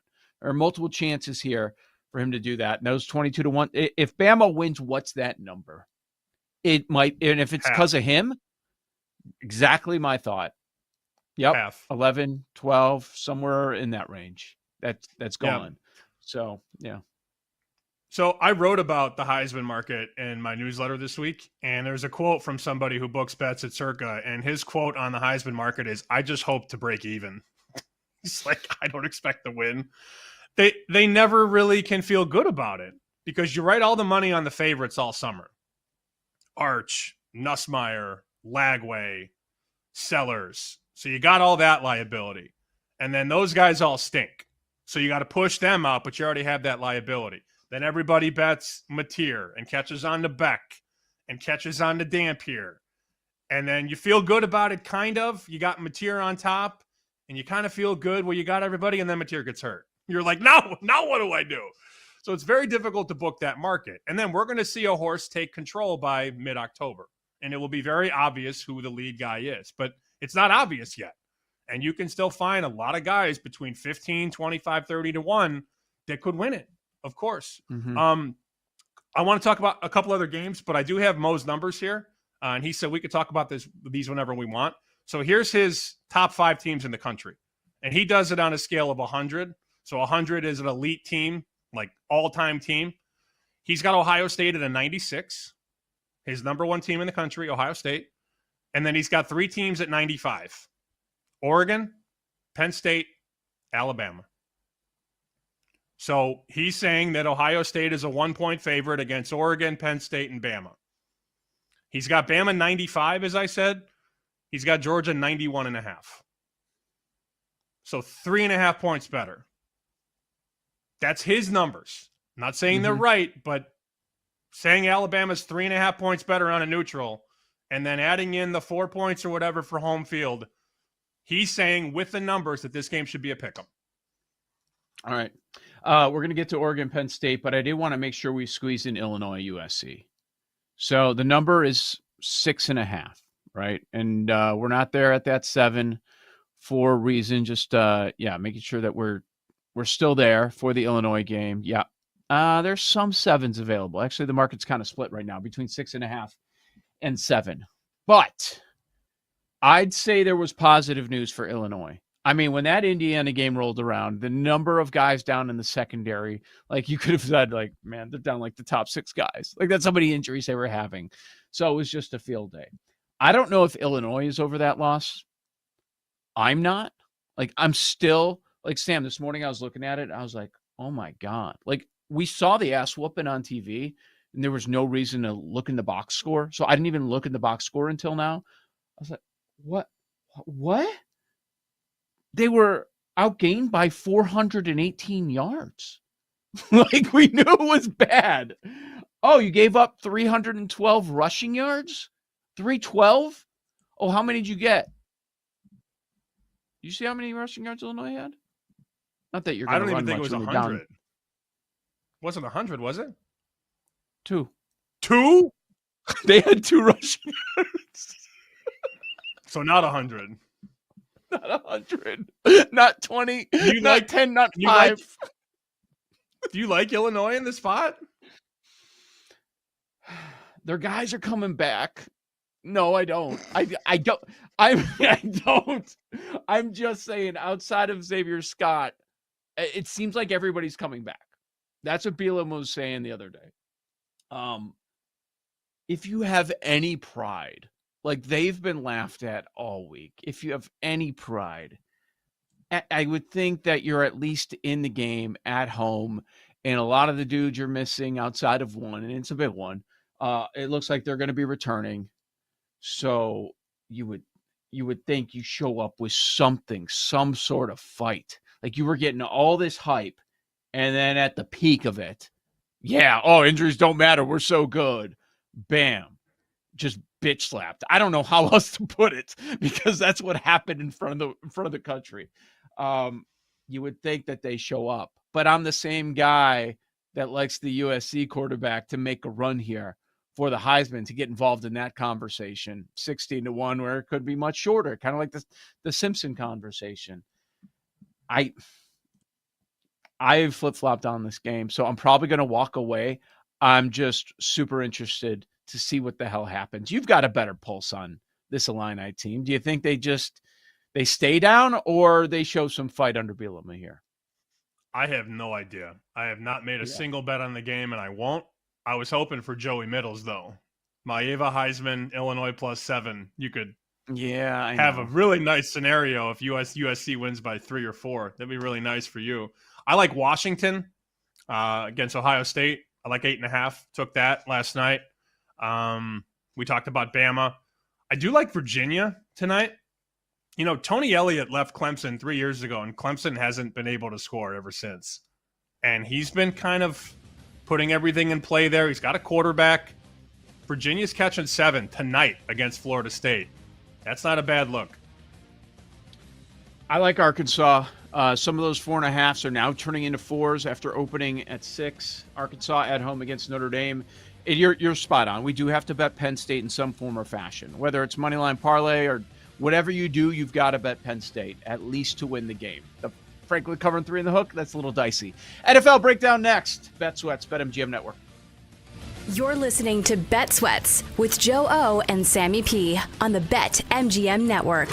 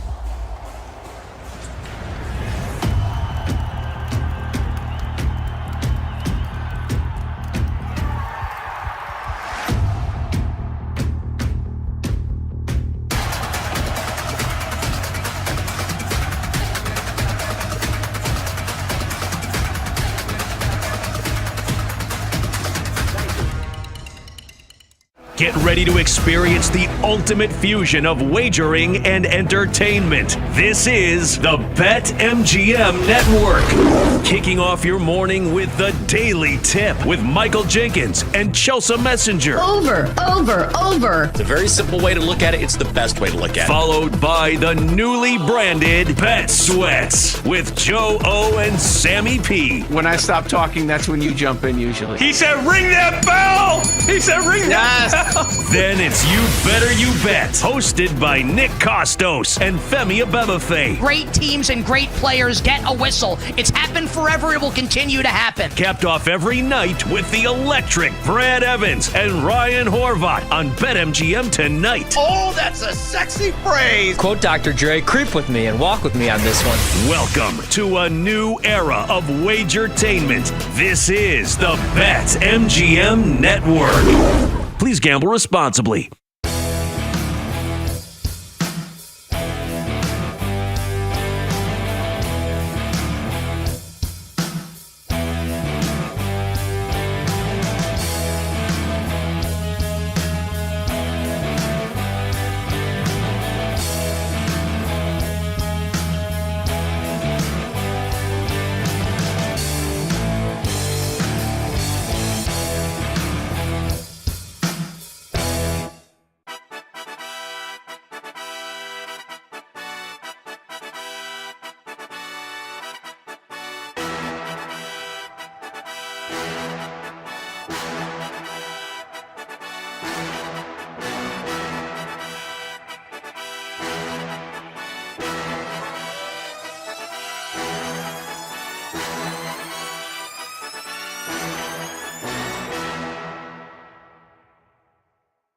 Get ready to experience the ultimate fusion of wagering and entertainment. This is the BetMGM Network. Kicking off your morning with the Daily Tip with Michael Jenkins and Chelsea Messenger. Over.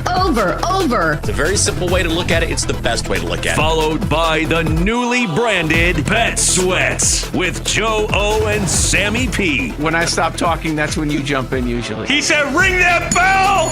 He said, ring that bell! Then it's You Better You Bet, hosted by Nick Costos and Femi Abebefe. Great teams and great players get a whistle. It's happened forever. It will continue to happen. Capped off every night with the electric Brad Evans and Ryan Horvat on BetMGM tonight. Oh, that's a sexy phrase. Quote Dr. Dre, creep with me and walk with me on this one. Welcome to a new era of Wagertainment. This is the BetMGM Network. Please gamble responsibly.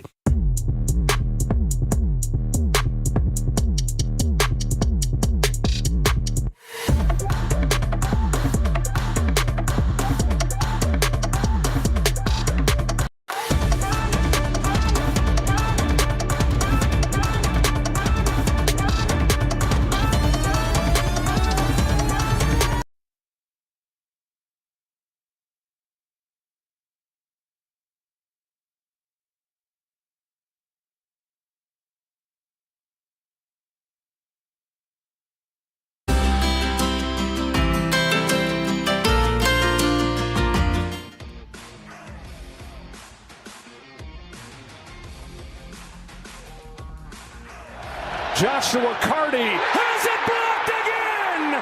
This time Jordan Davis, the big man, looks for the icing on one big cake. Eagles hang on! Welcome back to Bet Sweats with Joe Ostrowski and Sam Paniotovich on the BetMGM Network.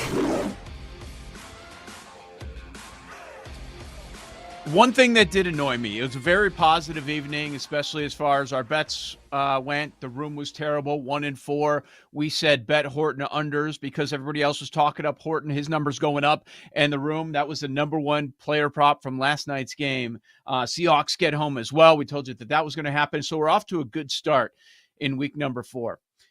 Here's the rub, Sam. And I had an idea this was going to happen. I usually don't bet Thursday night games, but we did last night. I forgot to put it in my contest. Seattle.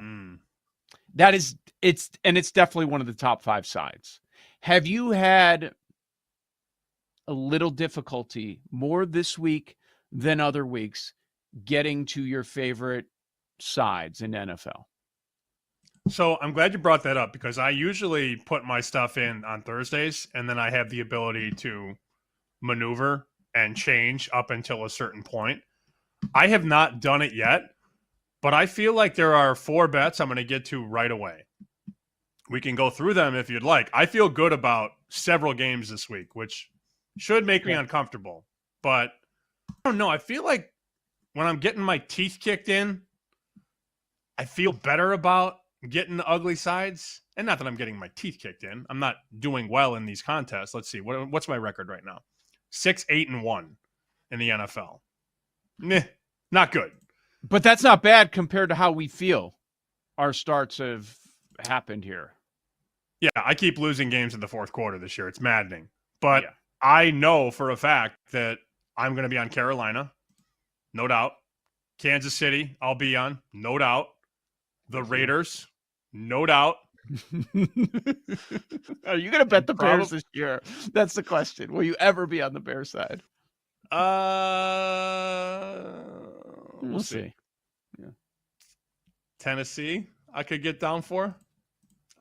I'm on just filth. Carolina, Tennessee, Cleveland. I like it. Okay, so I've had not trouble. It's a shorter list, but I'm happy that I got there because I needed it to be a shorter list. Because in the first few weeks, like, okay, first off, week one, like, yes, anything can happen. We all know that. But also, I just liked way too much. Like, I don't like that. I'm not comfortable with liking so much on the board. And that continued a little bit week 2, week 3. But now when you get to a more consolidated list, that's where I feel more comfortable. When there's, in that range of 3 to 5 games that I really like. Okay, yeah, now I feel better. We're starting to form some opinions here on the NFL. All right, game number 1. This is a good one. Really interested in it.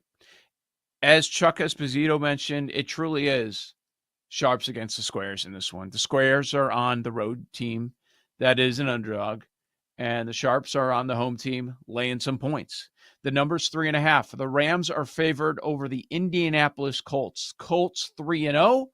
They take care of Tennessee on the road last week, so they show you they can do it on the road, but they face the worst team in football. Do you have anything on Colts Rams? I've been following the Davante Adams injury stuff. So he did not practice again.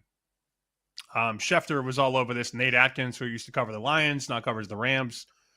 Nate Atkins said no sight of Davante Adams at the early portion of Rams practice.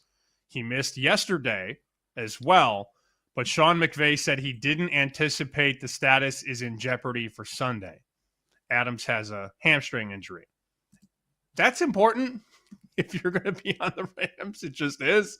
I don't need to tell you that, but Nakua does his thing because you have to account for Davante Adams, a former number 1 receiver in the NFL. So assuming McVay is telling the truth, if this was Kyle Shanahan, I know you wouldn't know what to think. But I think McVay's pretty good in terms of telling it the way it is. And he says, not in jeopardy. Do you believe that? I do lean that way. It is concerning that he hasn't practiced this week yet. Today's going to matter. Maybe we'll get word before we get off the air, but usually it's the teams on the East Coast we find out about before we're done at noon Eastern. So I'm assuming it'll be shortly after the show. I'm expecting Davante to play. That's where I'm at in this game. So, yeah, we know that the public was lining up on the Colts and the numbers getting shorter and shorter. We didn't think we'd be here and it would just be a point spread of 3.5, but that's where we're at right now. Dykstra time. You're going to play a real team. That's what's happening in this game, and you're going to do it on the road. I like the Rams. And you look at this matchup and how they've gotten there. The Colts offensively, they've done it in every which way. But they've also put themselves in position where Taylor can take advantage. And, okay, we're playing from out in front. Like you brought that idea up too. What about playing from behind when you know that Daniel Jones is dropping back and he has to pass? How are you going to do? And how are you going to do against a top-tier defense? Like that's what the Rams are. That's where they ended last season, and they've picked up where they left off. They are top 5 in defensive yards per play. EPA dropback, like EPA per play, they're 6. Success rate, they're 6. Like they check a lot of these metric boxes. And offensively, I mean, if you're looking for a balanced team, the Rams are it. And they've got great coaching. So I understand why people like the Rams to win the division with all the injuries that are piling up on the San Francisco side. Quietly, the Colts don't stop the run. They're not great at it, and the Rams have had a good run game early on this season. I like the Rams here. Little slap to reality. Colts lose. Colts do not cover. I'm taking LA minus 3.5. I understand it. I respect it. The books definitely would love the Rams to cover. 2 quick numbers for you. The look ahead, which is the 11-day number, 11 days out. Look ahead was Rams minus 5. In the summer, this number was 6.5. So it has definitely shortened over the last few months. But it's justified. Like when we talked to Andy Molitor the other day and asking him, okay, which team have you moved on the most, change your ratings on the most? He's like, well, it's not even close. There's one team and they're on an island. It's the Indianapolis Colts. So it's justified. Off to a really hot start. We'll see what happens against a more balanced team in a different situation going on the road at the LA Rams. Okay, so like them there. What about Philly Tampa? Here's another point spread. It's at that challenging number of 3.5. Now this time you've got the road favorite. The Eagles minus 3.5 got a pair of 3-0 teams. One thing that stands out to me that is noteworthy, Sam, is the Bucs are getting healthier. We know Mike Evans is out for at least a few weeks now, probably a month. But it looks like Godwin's going to be good to go. We think. He practiced in full on Wednesday, and then he doesn't practice yesterday. But based on what they're saying, it sounds like Godwin's going to be back. We know the offensive line is in shambles of the Bucs, and that was evident last week, even though they pulled out the win. But Tristan Wirfs practiced in full yesterday. That changes everything on the offensive line. So, road favorite or the home dog or staying away? Wise guy I know laid 3 with Philly. That number's gone, unfortunately. But he laid 3. I'm in a weird place on Philly because I really loved them last year. We both did. And I don't know why I don't love them this year. They've done nothing wrong. When's the last time they lost a football game? September of 2000. Oh, no, they did lose to Washington. That's right, last year. They lost to Washington on December 22nd. But they have one loss going back to September of last year. And it's like, they're not as good as they were last year. So what? I need to snap out of this. And I have found myself thinking about this. Jalen Hurts is 25-1 for the MVP. All that guy does is win. All the team does is win. And last week it's, the Eagles fall behind. They can't come back. And then they erased a 19-point deficit because of their quarterback. Mm-hmm. One book has a 16 on Hurts. The range is 16, 16, 18, 20, 22, 25. Obviously, I'm entertaining the 25, not the 16. Is that a dumb idea? Jalen Hurts MVP. What do you think their record is at the end of the year? 13-4. So they're the 1 or 2? Probably. You're asking me if taking the quarterback of a team that's going to be a 1 or 2 seed, they just won the Super Bowl, and taking their quarterback at that number, if that's a dumb idea, the answer is no. Okay. It's not a dumb idea. If he's going to keep this up. I mean, you look at some of the metrics, and the Eagles' number 1 running game again. The difference is this time around, it's not because of Saquon. Saquon's averaging only 65 rushing yards per game through 3. It's because of Hurts. And the high leverage plays with a 3rd down, 4th down, where he converts, it happens again and again and again. So that certainly stands out. I'm torn on this game to the point where I don't know what to do. I understand an angle on either side. For those that want to take the Bucs, getting the 3.5, or if you could find a 3, maybe it shows back up again. I'm not sure that it will. Laying it with the Eagles. Baker as a dog with this team has been terrific. They're getting healthier. You would expect them not to have so many offensive line penalties, the Bucs, like they had last week. They had 14 penalties in total. And if you're worried about the wide receiver injuries, people will say, well, Godwin's coming back. So don't things kind of balance out and it's more experience for Ibuka? I get it. It's hard for me to get past the Bucs have just gotten by. They could be 0-3 and they're 3-0. And that's the reality. Most times in situations like that, I want to bet against that, but there's just something that's holding me back, Sam.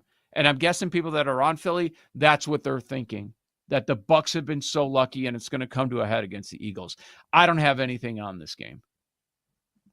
I like the Eagles to win for sure. 3.5's obviously not as fun as 3 if you're laying the favorite. Because if Philly wins 24-21, you're going to hate yourself. But I might do some Eagles parlays. Last week we were talking about an Eagles-Chiefs moneyline parlay on Sunday's show, and that came through. Maybe a little lucky there, the way that they beat the Rams, but Eagles-Chiefs did get home.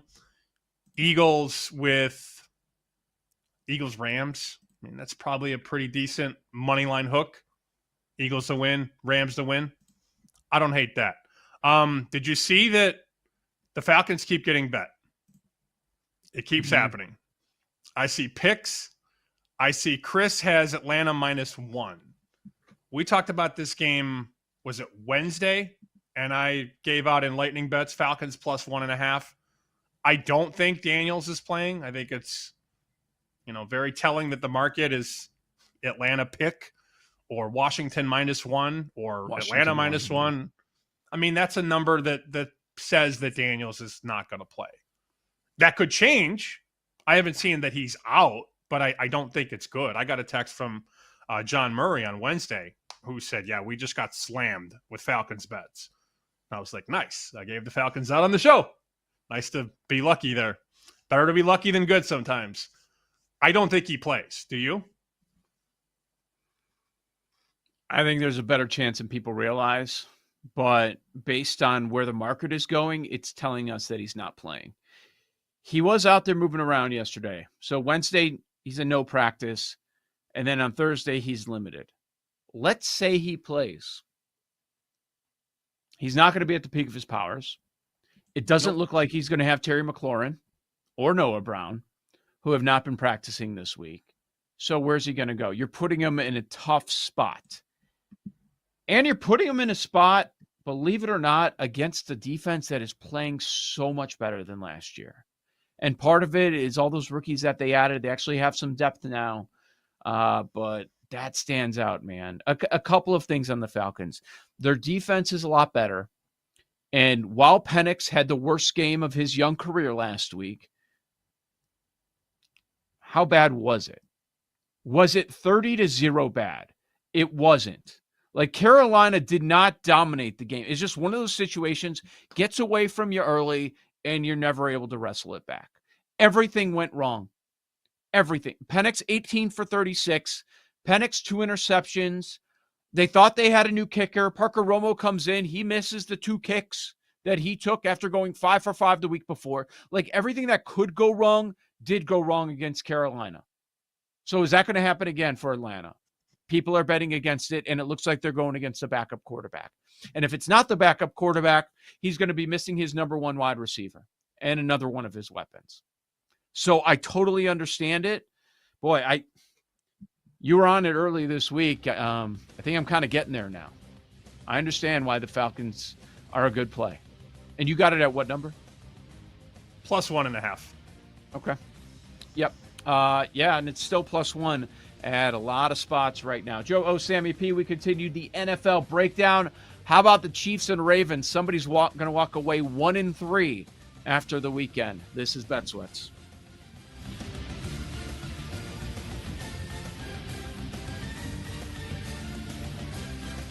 You're listening to Bet Sweats with Joe O and Sammy P on the BetMGM Network.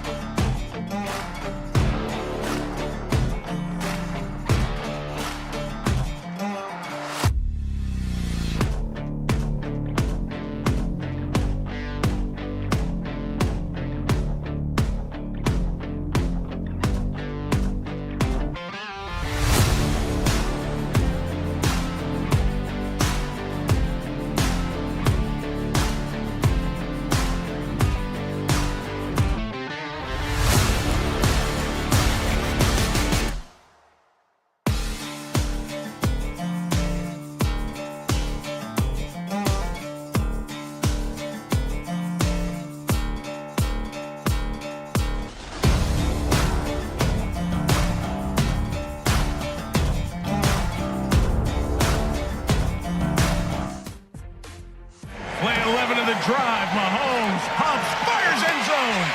It is caught for the touchdown by Tyquan Thornton. Jackson backpedaling. Andrews wide open, one-on-one, and he'll take it in, his second of the night. Welcome back to Bet Sweats with Joe Ostrowski and Sam Paniotovich on the BetMGM Network. All right, Chiefs-Ravens coming your way. Big matchup this weekend. Sam's annoyed. We got the Friday feels going down. It's a football Friday. We've got all this big sports action going on over the weekend, and Sam's just annoyed by the Ryder Cup, I've realized. Just people that have the over-the-top love for the Ryder Cup, trying to put it in somewhere just – it isn't. It is. I think that's what's happening, right, Sam? You're just bothered. What's the score? I don't know. I have no idea what the score is. Explain to me the score. Go. I just want a leaderboard. That's a lot. That's what I do every week. I'm looking for the leaderboard. Paul doesn't know. He's like, how do you Come win? on, Paul. I don't know. Solve this equation for us. I did a deep dive as we were trying to figure this out. And the deep dive is that I think each match is worth 1. So that even though Europe is trucking the U.S. in 3 of these 4 matches, I think as Colin Morikawa is probably going to have to concede at like the 13th hole. That's only going to be worth 1 though. Yeah, I was hoping it might be like 8-1 after the morning matches, but no, it's going to be like Paul wants in the baseball playoffs that if the Padres win 10-1, they should go up 2 games. Is that what we're saying? That's what's going to happen to the Phillies, basically. And you know what? If we play by those rules, the Phillies should be your World Series favorite because they could dominate like that for like 2 games or a series. Yeah. Who should be the World Series favorite? This has bothered you for weeks. I think that probably the Dodgers, right? Yeah, it should be. Probably. Doesn't mean I would bet NL. Right. Just you not like the Phillies. Just not the No, Phillies. I said not the Phillies. Anybody but the Phillies should be favored, basically. Yes. Pretty much. Oh, I can't wait. Seen this movie Wild before. card starts Tuesday. Oh, next week's going to be a lot of fun. All right, let's keep this rolling. We've got the Ravens and the Chiefs.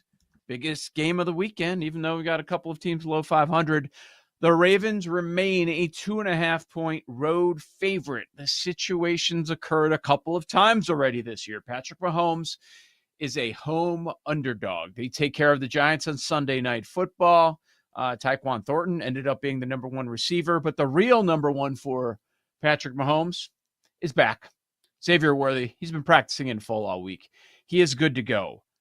Not good Ravens injury information, right? Like their star D tackle, they already said he's out.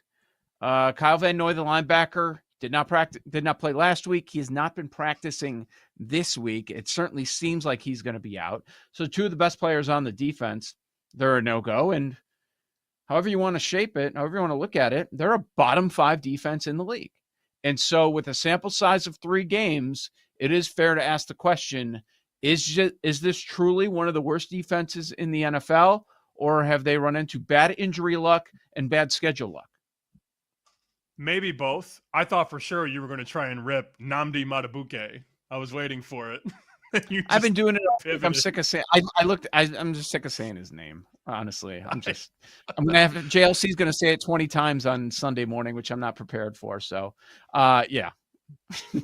How many units did he win last night? Did you find out? I don't know. I have to ask him if he bet McBride because he always bets McBride, and McBride was a loser in the room. I can't wait for the room. Cannot wait. Literally wish I could just hit fast forward. Not that I don't want to do the show today. I can't wait for what the room has later.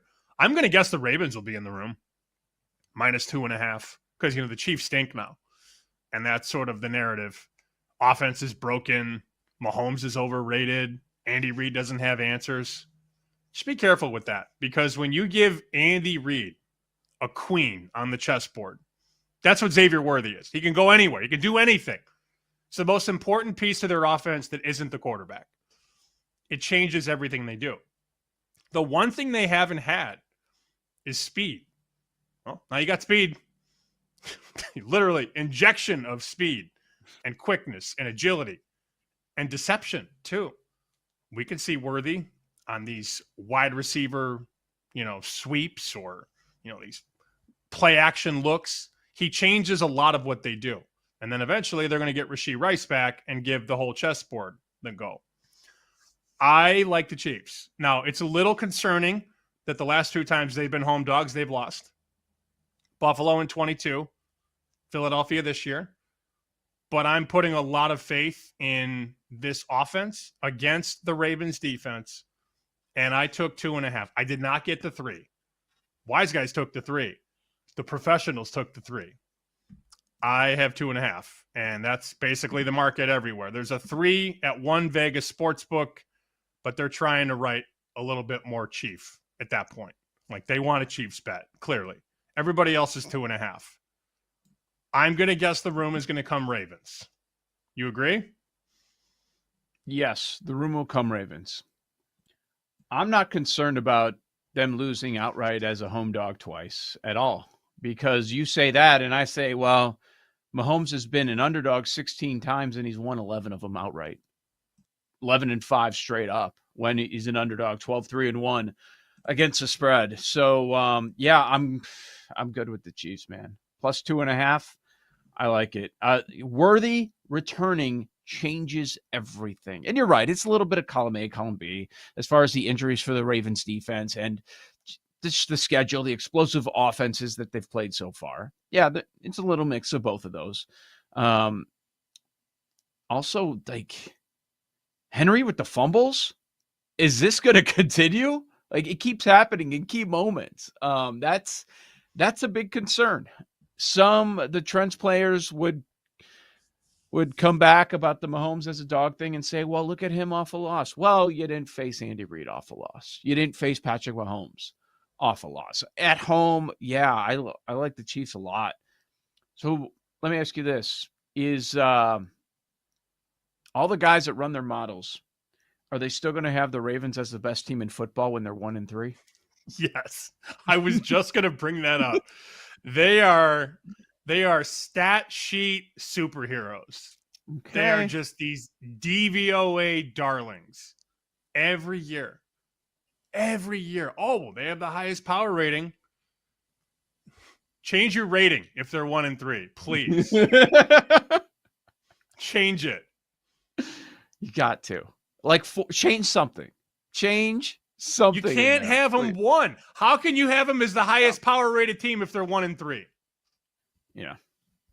I know. I totally agree with you. This is Bet Sweats, Joe O, Sammy P on the BetMGM network. Go for the end zone without breaking a sweat with a Pro Football No Sweat token. You'll get your stake back in bonus bets if you don't win, only at BetMGM. Keep things rolling to the West Coast. Let's go to Sin City. What about Vegas and Chicago? You've got the Raiders as a 1-point road favorite, total of 47.5. We say home favorite, but Chicago might have the home field advantage as far as the crowd goes, because we know how the Bears fans travel, especially out to Las Vegas. Those tickets were bought a long, long time ago. The Bears are beat up on defense, and it was the same case last week, but the difference was Bears steamroll Cowboys. Now, the final score should have looked a lot closer. The over should have hit. There were a couple of red zone turnovers in meaningless football time for the Cowboys late in that game. And I think it's such a dumb argument that I've heard. They're like, oh, well, yeah, CeeDee Lamb did get hurt in that game, but Jalen Johnson was out. You knew all week that Jalen Johnson was going to be out, and you had to game plan for that as a defense. The Cowboys had no idea that the best player on their offense was going to exit that game as early as he did, and then they would have to completely pivot. Whatever you had involved with CeeDee Lamb in your game plan, now that is out the window. That's hard to adjust on the fly, on the road, even if you're playing a weaker defense.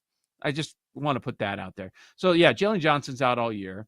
Kyler Gordon's still not practicing this week in the secondary. On the defensive line, Grady Jarrett has not been practicing, and linebacker TJ Edwards is still not practicing.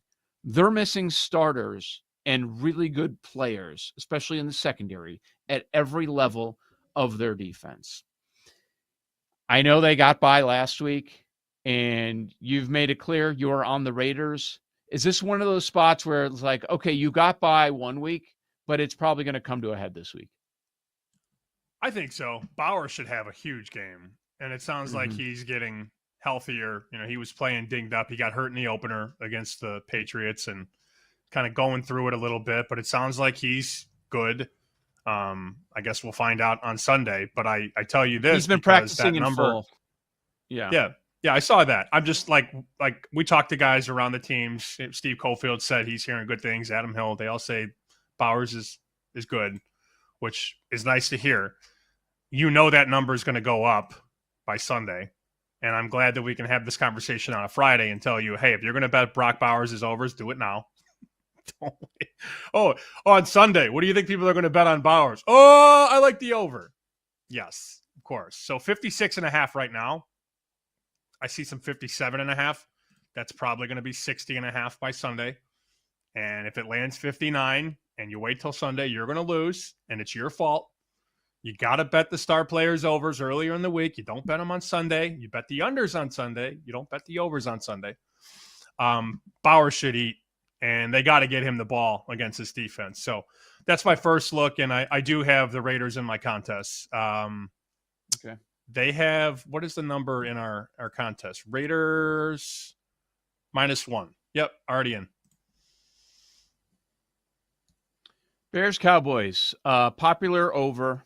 It goes to the 50s last week. It does not get home. It probably should have gotten home. You had like 38 points in the first half. Like, people were like, okay, rocking chair winner. Nope. Ends up being a loser. I'm not hearing that chatter this week. Is the situation that different? And the total's 47.5. You have two awful defenses once again. Against the pass, the Raiders can't do anything. They stop the run, but it doesn't really matter because the Bears don't have any running game to speak of offensively. Yards per play, the Bears have the worst defense in the NFL. Geno Smith last week, 3 touchdowns, no interceptions. Bears secondary in shambles. Maybe this is the Bears over week. That's where I'm at. I'm thinking this is a high-scoring game. What do you think? If any defense can fix Ashton Genty, it's Chicago's. So I tend to agree with you. There you go. Yeah, Genty, underwhelming so far. He's gone under his rushing prop in all 3 games. We'll see if they bet it this week. I mean, Trey Tucker, what an unbelievable game last week. That was crazy. 3 touchdowns. That's not going to happen again. I like your look with Bowers. That makes perfect sense. All right, what do we have next? Houston, Tennessee. Oh, boy. The Texans. Baby. Heavy favorites. They are 7-point favorites, and it's a low total. Like, I know that you're on Tennessee, and my first thought is, yeah, I don't love it. It doesn't make me feel comfortable because I like the Texans in Survivor, but you're on the +7. But I totally understand why you're on the +7, just from the sense that we have, I think, the lowest total of the week with one of the highest point spreads. Vegas Rick had a very similar reaction to you. You just had that look of pure pain. He goes, I understand it. Don't put it in the newsletter, though. Goes, don't put Titans +7 out for the public. And I went, all right, fine. But I did bet 7. I took it already. I bet that early in the week. Yep. I get it. It was weird. All of a sudden, Cam Ward popped up on the injury report the other day, but he's fine. He's good to go. The right side of the O-line, Latham not practicing this week. Zeitler has been limited, so it sounds like Zeitler could be okay. Titans are a dumpster fire. They have bad coaches, but you're going to get big numbers. So it's now Cam Ward's 4th game. Like, in my mind, when I'm backing any Tennessee game I'm involved in, I'm thinking, okay, is he starting to get it now? Is he going to turn the corner? Because one of these weeks, we're going to be shocked when they pull an outright upset, and it's going to blow up Survivor. Because I'm sure there are a lot of people that are just going to keep going against the Titans every single week. And it's going to happen this week a little bit on the Houston front. Both teams are 0-3 on the season. And we'll see, man. The Texans are a mess. That's the other thing. They're a disaster, and they're laying 7. Like, I'd assume that's a big part of the handicap. The O-line for me is the biggest issue. Tennessee's D-line, very good. Houston's O-line, very bad. I was with a guy last night. He was showing me his fantasy team, and he's good at fantasy. He stacked Stroud and Nico Collins on his team. He is pissed this year. He's not happy. Not in a good spot at all. All right, Joe O, Sammy P. What about the Micah Parsons game? We've got that coming up here on Sunday. Green Bay against Dallas. Where's the sharp money? We found out where it's going.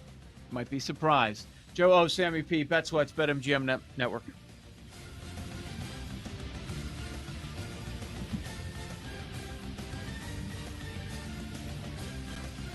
You're listening to Bet Sweats with Joe O and Sammy P on the BetMGM Network.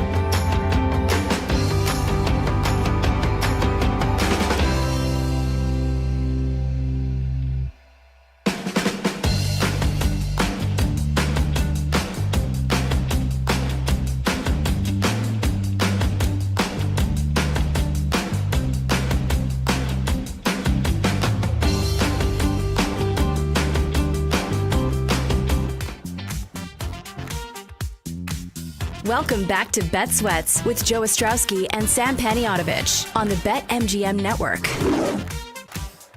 When Micah 20 Parsons minutes. is out there and he is doing what Micah Parsons does, this is one of the best pressure defenses in the NFL. Since 2020, they actually lead the NFL in pressures. That number plummets when he's not out there. I mean, how many teams could honestly afford to replace their best defensive player and still make the playoffs? It doesn't really happen all that much, but they can't recover from this.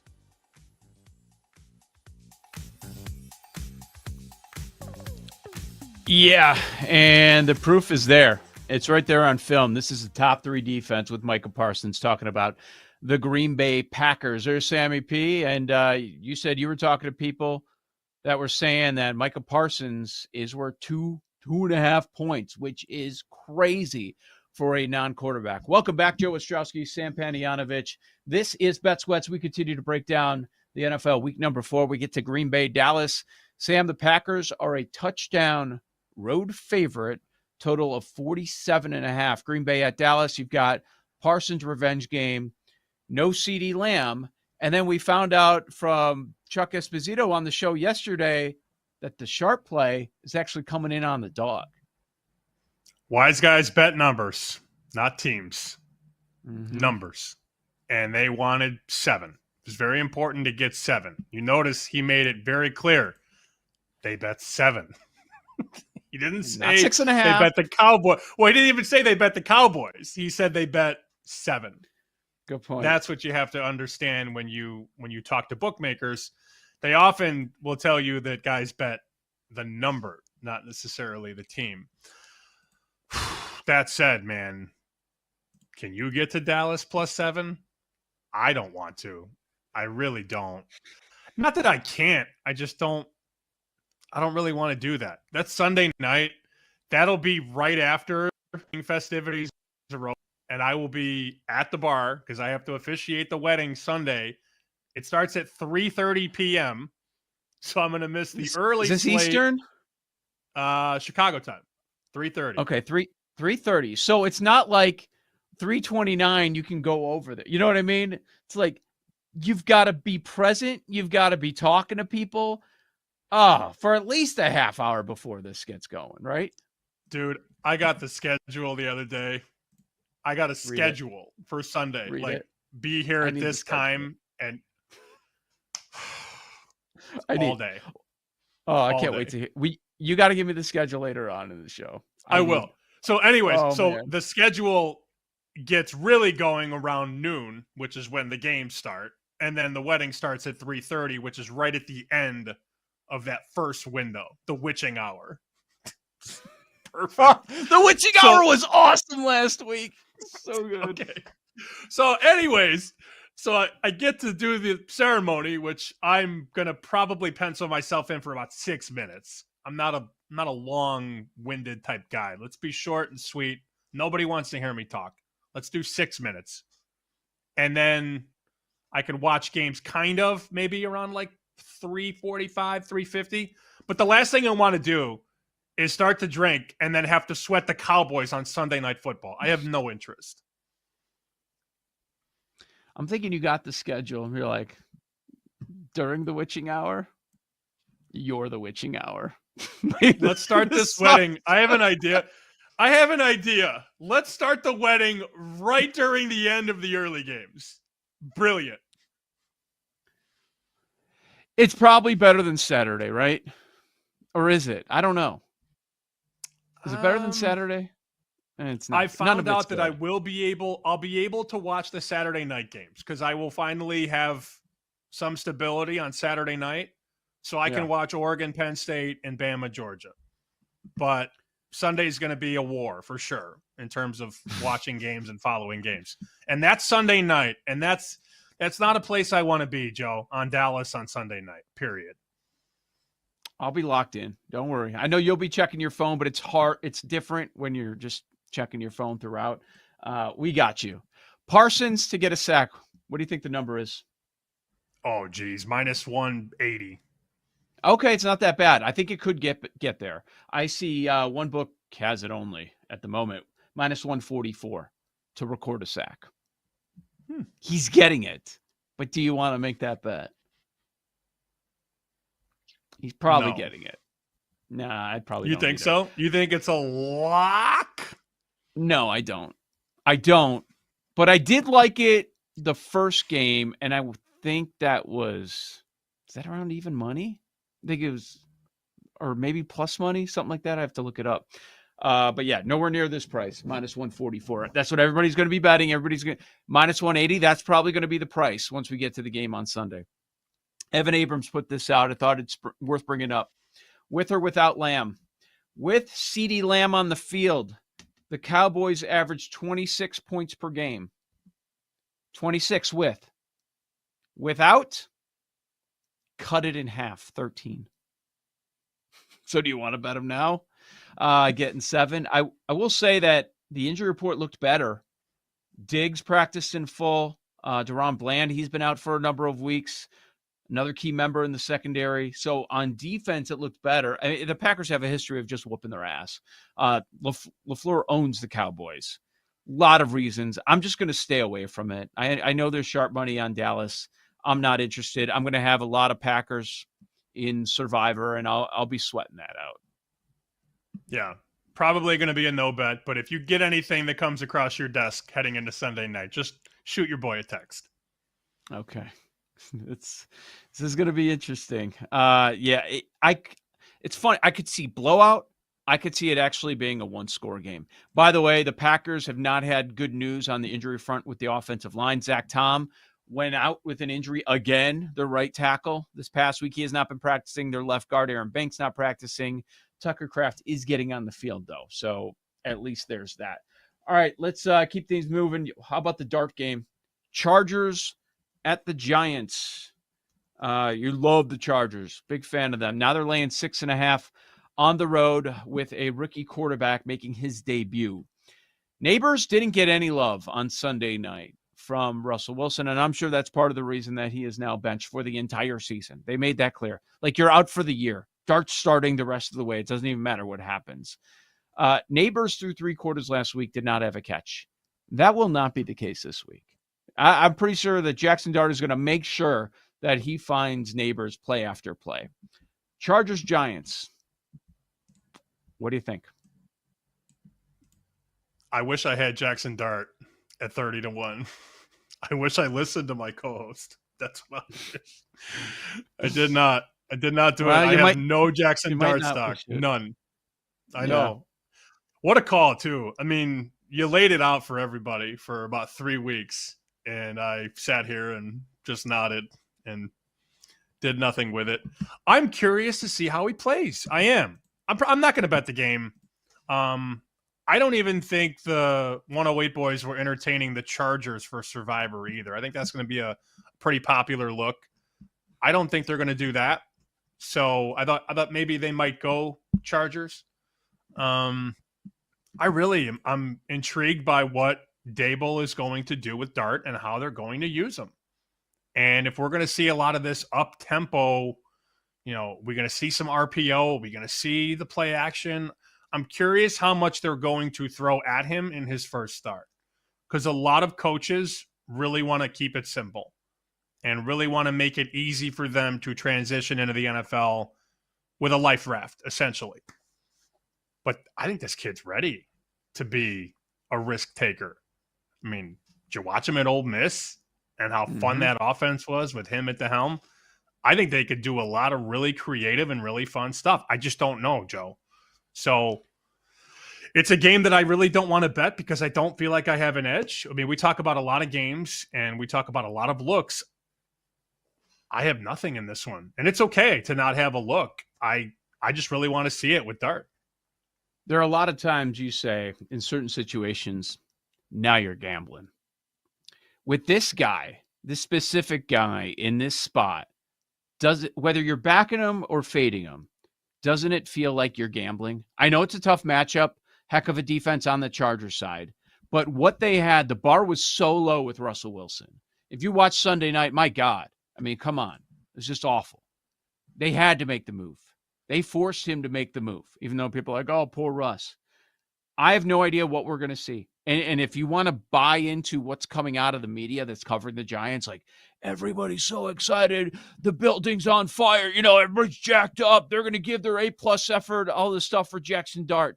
He brings so much energy into the building. I don't know what to expect. I do know it can't get worse than what we saw on Sunday night. So maybe they hang and keep this a 1-score game, which could mean a cover.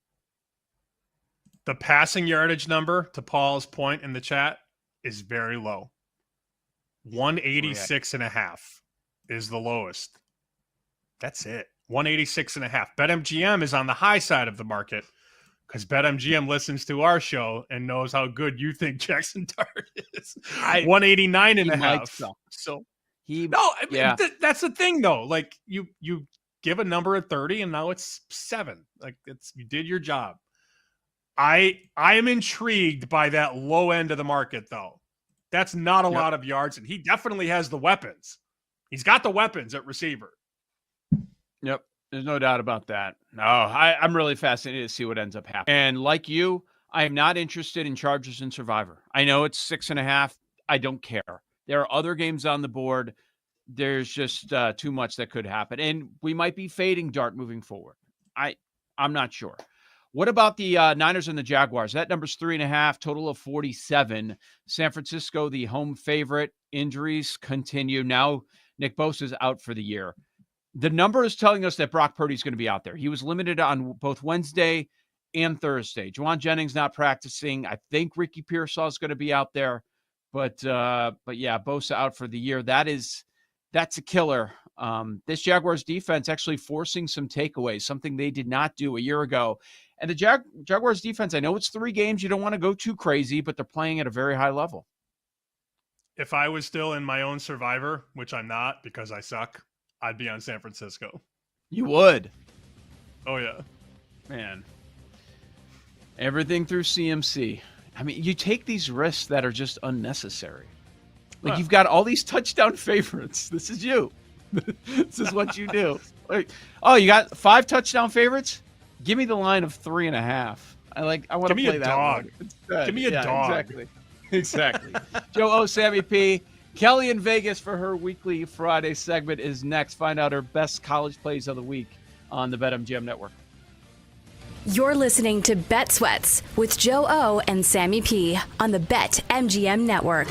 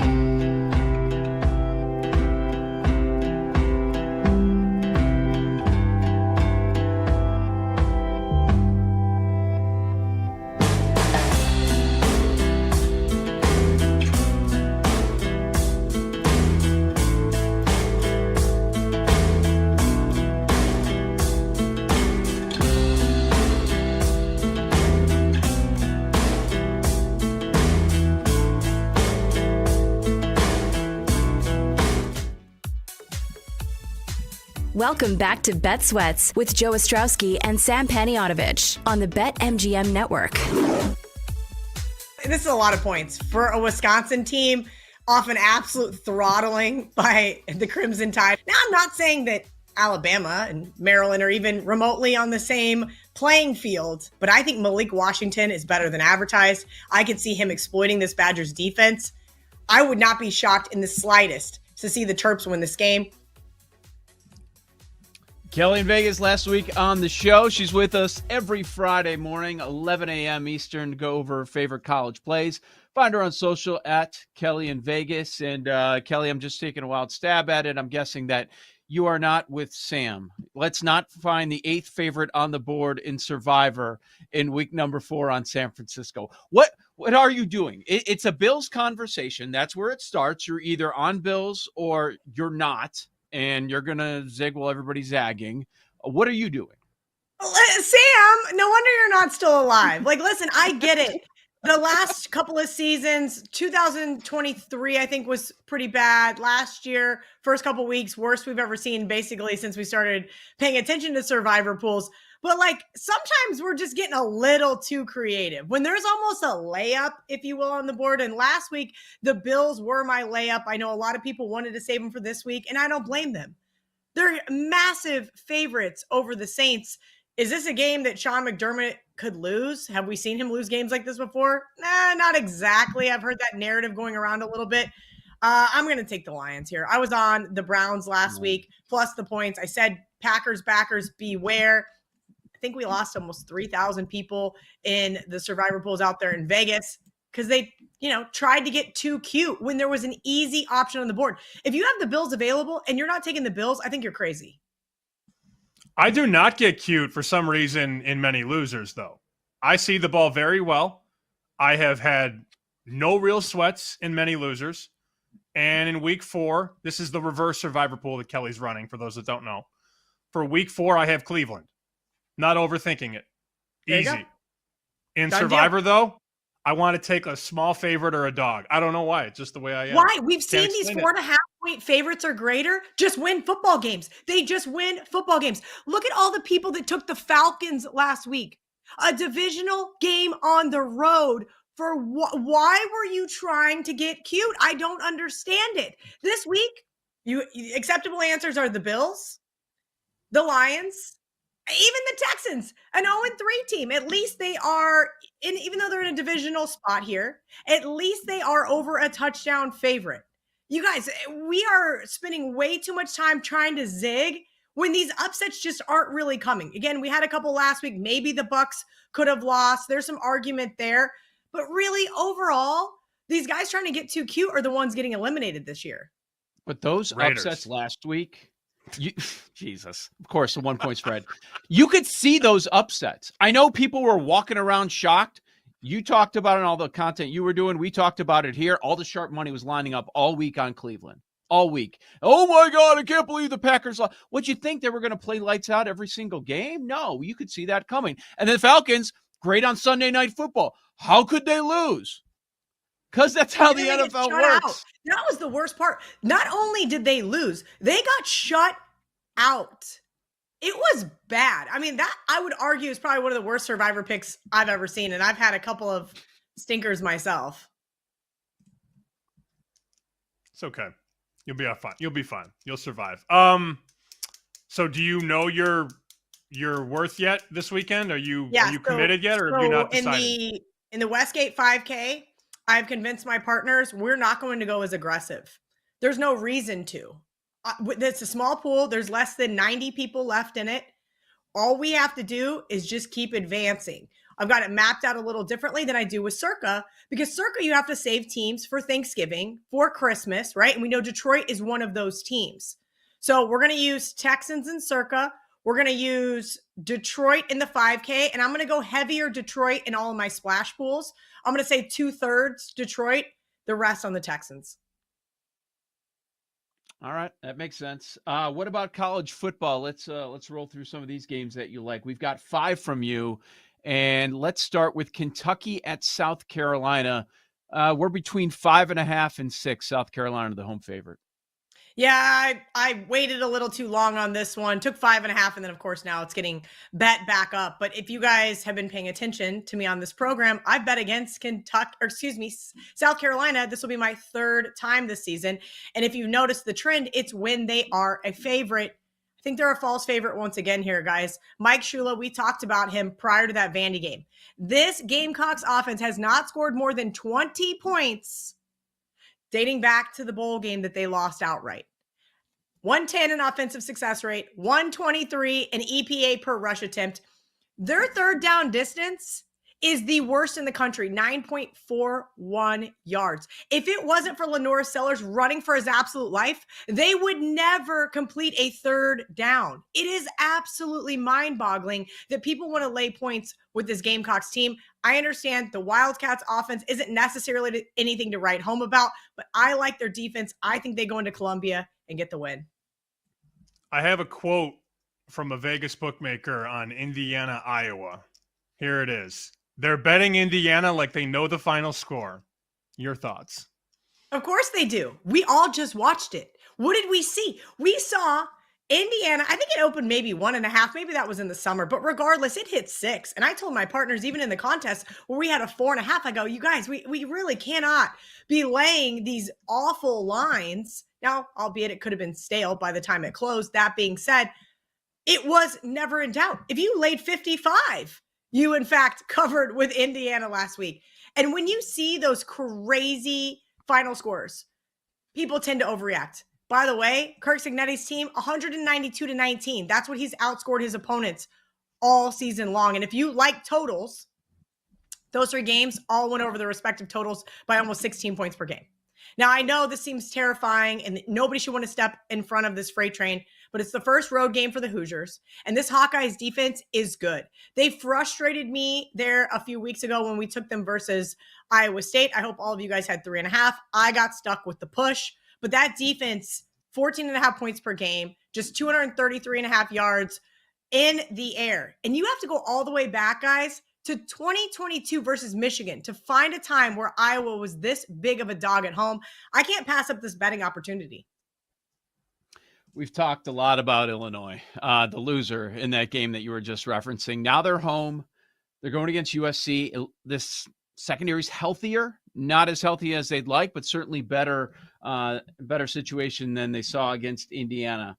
They're getting 7 points at home against USC. What do you think? Yeah, same thought process, guys. Let's not take into account what we just saw last, right? That is a 1-game sample size. I do think they are going to respond well. I think Brett Bielema is a good coach. I just wish he would run the football against USC, and maybe he can actually win this football game. Lincoln Riley talked about it. Pacific time zone, 9 a.m. body clock. I think that this is not a good spot for them. USC 1-13 against the spread when not in the Pacific time zone. Their last 14 trips away from the West Coast. And not only that, it's a historically awful spot for Lincoln Riley and his teams.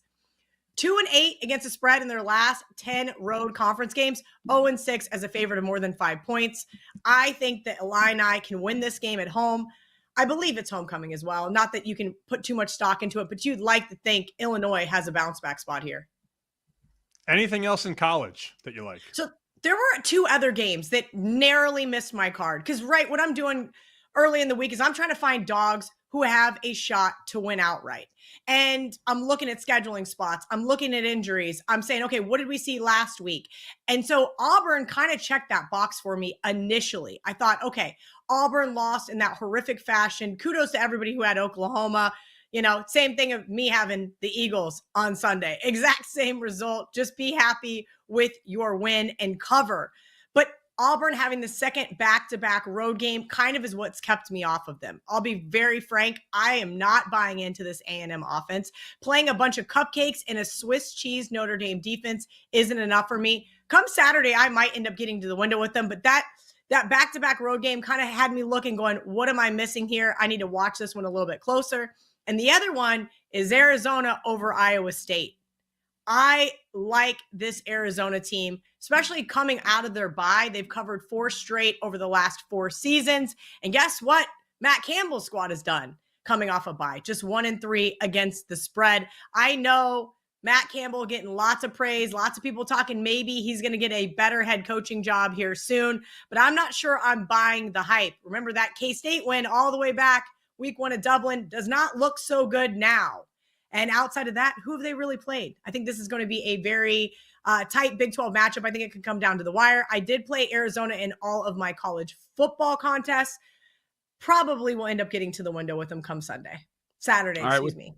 With Kelly in Vegas here, this is Bet Sweats here on the BetMGM network. So you have a lot of media commitments that you do every single week. And when talking college football, they probably start with 2 games. And I noticed neither of them on your card. Were you close on Oregon, Penn State, or Bama, Georgia? So actually both. I played both in my college football contest, guys. I thought, you know what? Usually I don't want to talk about these big games. Why? Because there's not a lot of value to be had. The argument is these lines are going to be tight because the books know they're going to take a ton of action.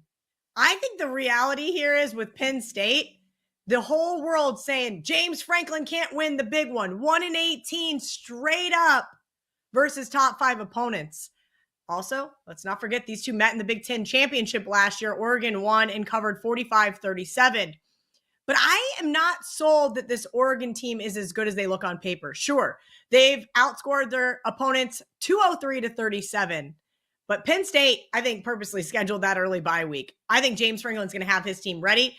And I personally believe wide out, Beaver Stadium is worth 6 points to the betting line. So I thought that one felt a little short. As far as Bama, Georgia goes, I always like betting on Bama during the regular season versus Georgia. It just kind of seems like that's the spot where Georgia's getting a little overvalued. Bama's not getting enough love. Bama, what did we say? Oh, FSU game, fire Kalen DeBoer, wheels are falling off. He's not an SEC coach. I think everybody's got to calm down here just a little bit. I made this game 1.5. So Alabama 3 was kind of interesting here. Again, I didn't get to the window with this team, but I had some partners in a couple of my other college football contests that said, hey, I like Bama. I said, all right, let's throw them in the pick 7. I think that's a good spot to use them. That'll give me a little action on the game where I might not want to get there with my hard-earned money. I got Bama winning the game outright. Maybe I can convince you. Maybe I can. Yeah, maybe just send me a text Saturday and you go, okay, Kelly, you're 1-2 to start the day. You sure you don't want to get involved in a little Bama action with me? Here's what I'm going to do. I'm going to send you a picture Saturday of College Game Day, all of them picking Georgia. And that will get you there. And that's probably going to be enough to just say, okay. They're going to take Georgia, Oregon, aren't they? Yes, of and course we're on the opposite. Yeah. They're going to flip. Here's what I told Joe, Kelly. There's no way in hell I am betting against Penn State with Dave Sherapin pulling the strings from above. There's no chance. That's a really good point. John Murray sent me their needs last night. He said Penn State will be a big need come kickoff for them. I am not surprised in the slightest that the public's going to be all over Oregon. Their most lopsided game, and one game that I almost got to the window with, is Washington. I thought about taking the points with Washington. Ohio State obviously traveling all the way out west, and a spot where it looks like a lot of points. Again, I ultimately didn't end up getting to the window with this Washington team, and I think this should be one of those bigger matchups, but because Oregon, Penn State, Alabama are, front and center, this one's not getting as much love, but I wouldn't be surprised to see Washington keep that one close. Kelly, we've got about a minute left. I was very surprised by one of your 2 NFL picks that you wanted to throw out there. And I'm talking about the Indianapolis squad. What's your thinking behind the Colts and then your Bears-Raiders pick?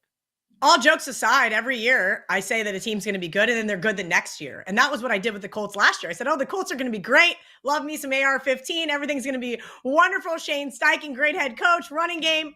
All right, so I was a year behind. And now they have a new quarterback, and his name is Daniel Jones, a guy who I think has a lot to prove here. You've got this Rams team returning home after back-to-back road games played on the East Coast. And my biggest question is, how do they respond to that Philadelphia loss? That was absolutely wild. I do think playing the Titans and Dolphins certainly helps the Colts record, the Colts data subset, but they're still number 2 in EPA per play, number 2 in success rate, number 1 in passing success rate. This is a world where I think Indiana is still very underrated. I would not be shocked to see them go into LA and get the win outright. All right, and the Raiders. Sam's with you on the Raiders side. So hold your there you go. nose. Plug your Yep. nose. Just remember last week it was 14-14 Dallas, Chicago before the wheels started to fall off. Everybody's saying Caleb Williams is the guy in Chicago. What's the worst that can happen? Geno Smith throws 3 interceptions and we lose this football game, and none of us are going to be shocked in the slightest. I think Geno's kind of cleaned up some of his woes. But let's forget, last week, Geno Smith, 1929, 289 yards, 3 touchdown passes. Yep, he could repeat that against a decimated Bears secondary. Thank you, Kelly. Best of luck this weekend. We will talk next Friday. 2-minute drill on the other side. This is Bet Sweats.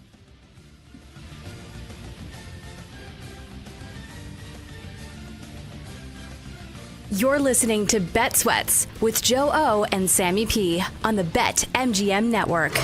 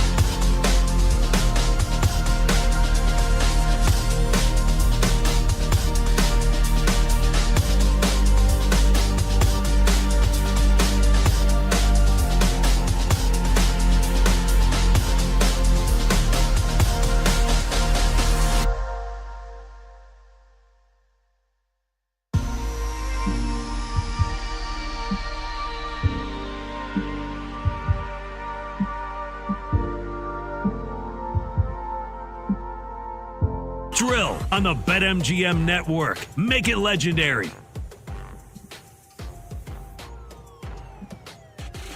Yo, Sammy P, 2-minute drill coming up in just a quick moment. 5 games that we have not addressed today on the show. We're going to get to all of those. That coming up. But Sam, you just alerted me to the fact that the board is lighting up. Bright yellow, bright red, all over one NFL game. Inform everyone. Yeah, I don't think Jaden Daniels is playing because that's what the market is betting. We had talked about this earlier in the week. We discussed it earlier in the show. The appetite for wise guys to bet Atlanta, thinking that you're going to get bad news about Daniels. I haven't seen anything, but the market oftentimes bets before the information comes out. Atlanta's a 2-point favorite right now, Chris. 2. Every other book about 1.5, including BetMGM. You know what that move means, right? Somebody somewhere is basically betting against Jaden Daniels playing. That's what this is. Oh, it's out there. It's out there. I is? see some of the Commanders beat reporters. Jaden Daniels not out here for Commanders practice. There you go. Okay, that's within the last 4 minutes. And this is the best part about doing a live show. We can react in real time. We're talking to Kelly during the commercial break, and then all of a sudden, my screen just goes pow! And everything lights up red. They're betting the under as well. BetOnline is on to 43.5. And the Falcons are going to close the favorite in the game. So what you should do with that, along with continuing to listen to the show so we can give you the room bets and then I can give you my wedding schedule for Sunday, is you should probably put, if you're in a 5-pick contest like we are, Joe and I and Paul, we do the Chicago Media Contest 5 games a week. You could take Atlanta +1. It's not a free space, but it's a good bet. Like, they're going to give you 5 bets. It's tough to get to 5. That should be one of your bets. Wink, wink. McLaurin's going to be out too. He's not out there. I like that, man. That Falcons, even at 1. Okay, deal with what we have here. We talked about it earlier in the show. Falcons, it's 1.5 across the board. Would you still bet it at 1.5? I know you already bet it, but would you still do it at 1.5? I don't feel the need to add more because it's still no. Michael Penix. But let's say you didn't bet it yet. Would you bet it at this number? I hate laying 1.5. 1.5 makes me so mad. I'd much rather have 1 than 1.5. 1.5 is like my no-go. I don't lay 1.5 in the NFL or in basketball. I keep thinking about last night. And Gannon had an opportunity to go for 2. And then when they get the game, the touchdown that ties the game, if he gets that previous 2 and then they go for the extra point, they're up 1. The line closed Seattle -1.5. It's just like, boy. And then Arizona's up by 1. We know what happens with the game-winning field goal and all that stuff. And then, they would have covered by a half. But to the point, like that 1.5 comes into play more than people realize.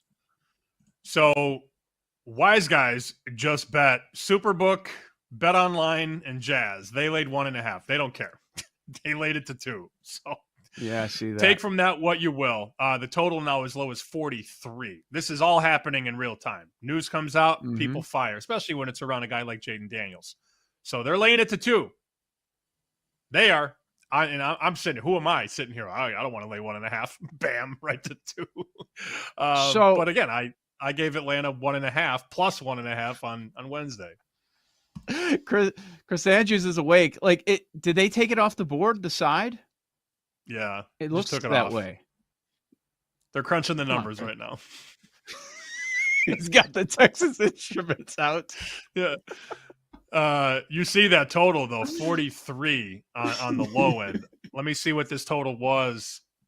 You go back at 11:15 Eastern, 10 minutes ago. This total was 45, and now you're seeing 43s.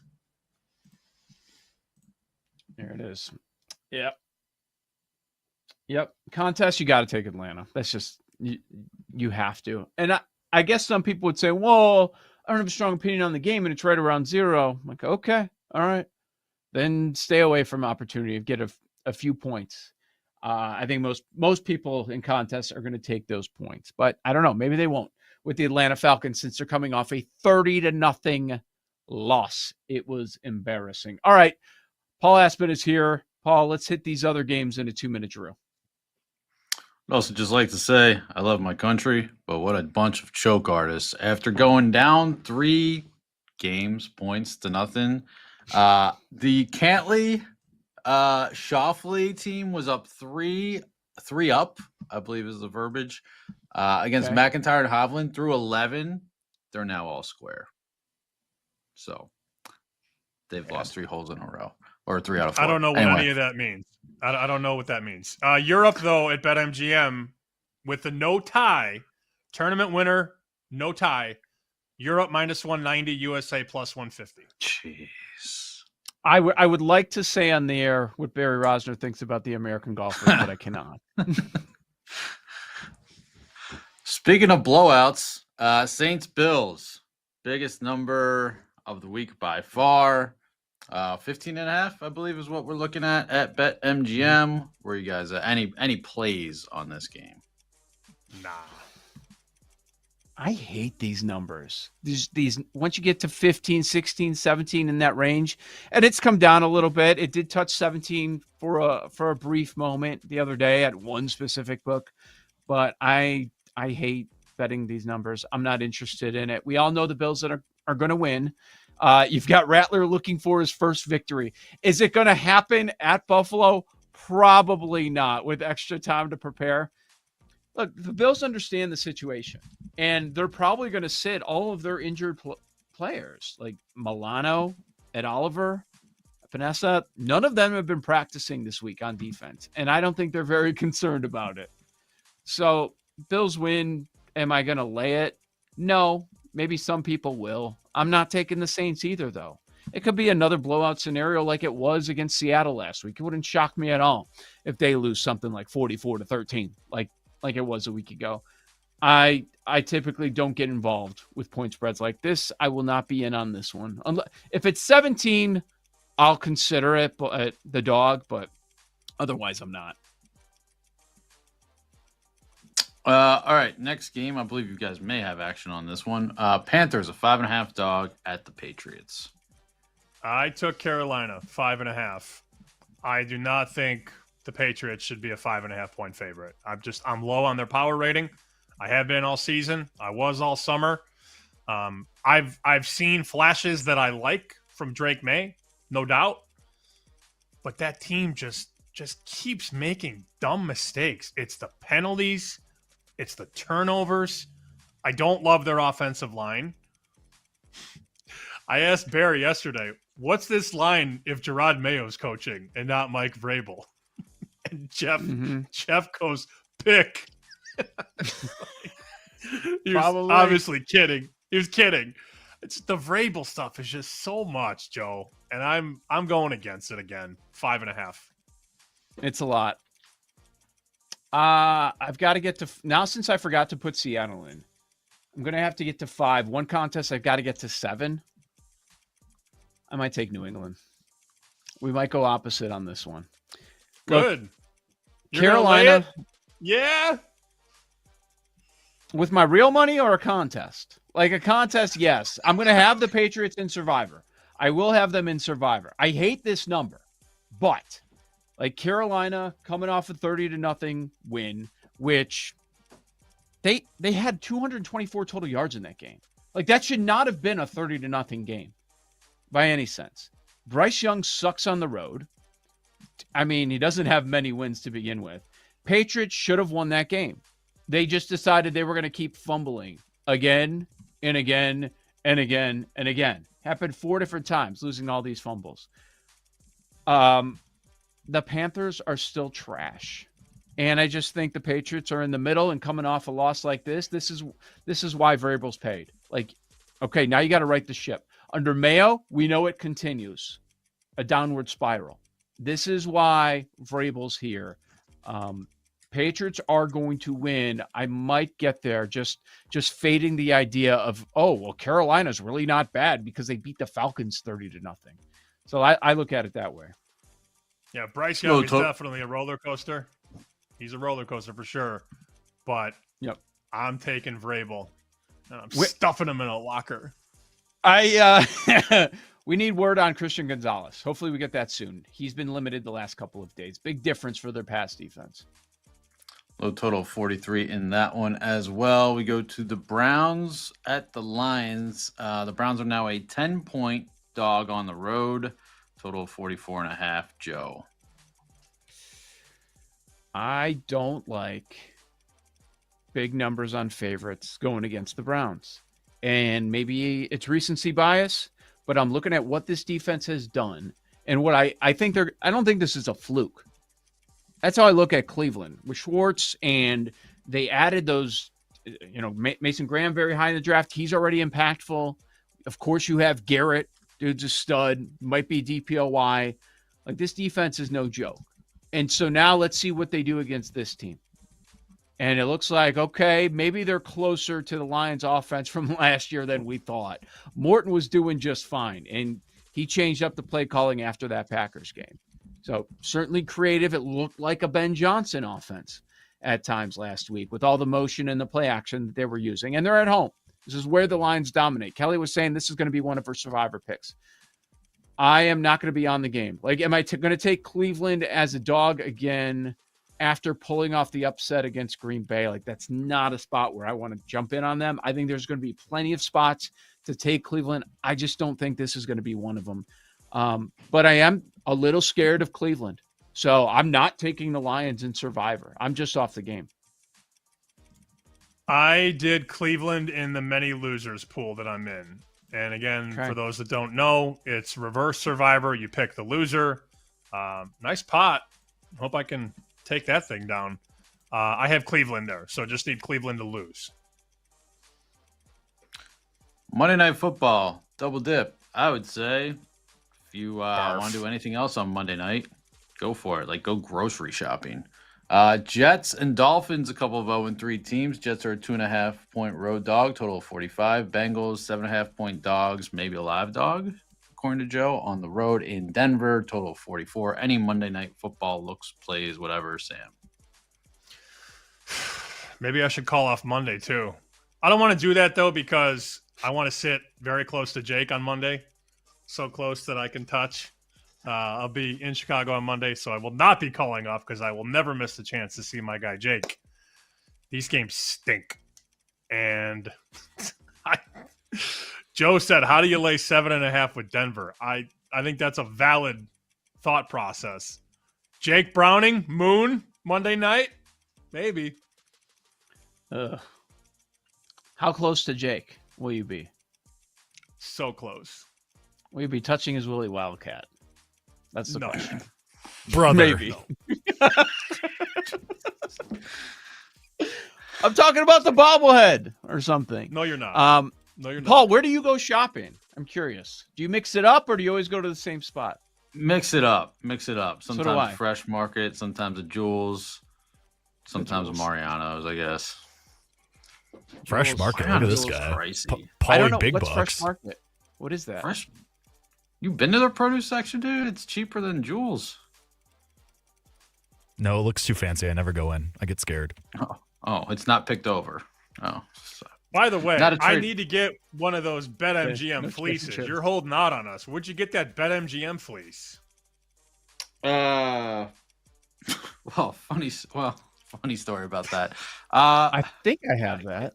Yeah. it Was that Swag, Vegas? I think. Was No. that- yeah, this Arizona. was for Vegas, maybe? One of them. I don't remember. But yeah, it was. I don't remember call Vegas. Mitch. Talk to Mitch. What's the funny story? No, what the guy said when I walked in with this on today. But I think it's more of a break discussion. Okay. I have something in my mind, but yeah, we'll leave it there. Yeah, as far as the two games, I see why they're going to overlap these games because they both stink. But yeah, I'm looking at the Bengals. Embarrassed. Browning's not that bad. And who are the Broncos? Who's Bo Nix to be laying 7.5? Yeah, I don't think the Bengals are this bad, but maybe I'm wrong. Chase Brown sucks, dude. He has been maybe the worst running back in football so far. It's funny. I've been on total opposite of Denver of you, Joe. I've been down on them when you were a little bit higher, and then I'm going to be using them in Survivor. So famous last words. Yeah. Okay. I didn't use them at all in week 1. So. Yeah. Man. I don't know what to think with Knicks. Sometimes he looks okay, and then now he looks bad again. Desperate spot, man. 1 and 2. Like, they can't lose this game at home. Lot coming up next. Contest plays, but most importantly, the room. College football and the NFL. You will know what to fade going into the weekend. That's next. This is Bet Sweats. You've got the BetMGM Network.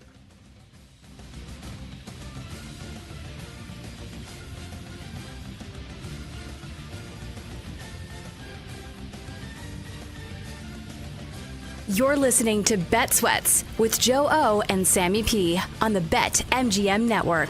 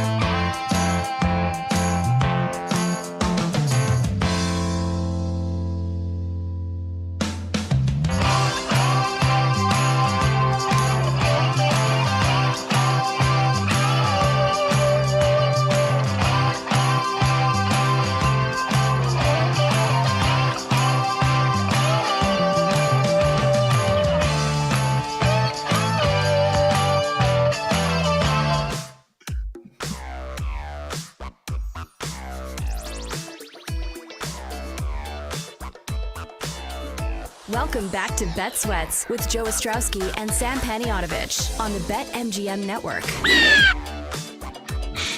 A lot to get through.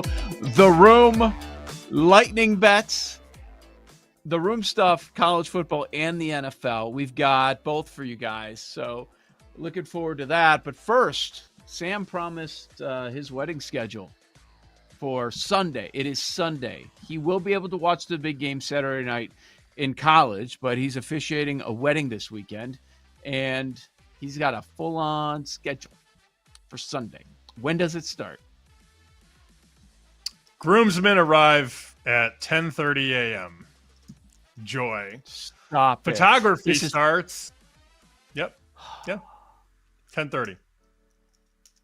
10:30. Photography starts at 11. Groomsmen arrive to venue 11:45 p.m. It says p.m., but it's a.m., obviously. From 12 to 2, we have the first look, wedding party photos, and family photos. At 2:15, for 30 minutes, there's a tea ceremony. Yes.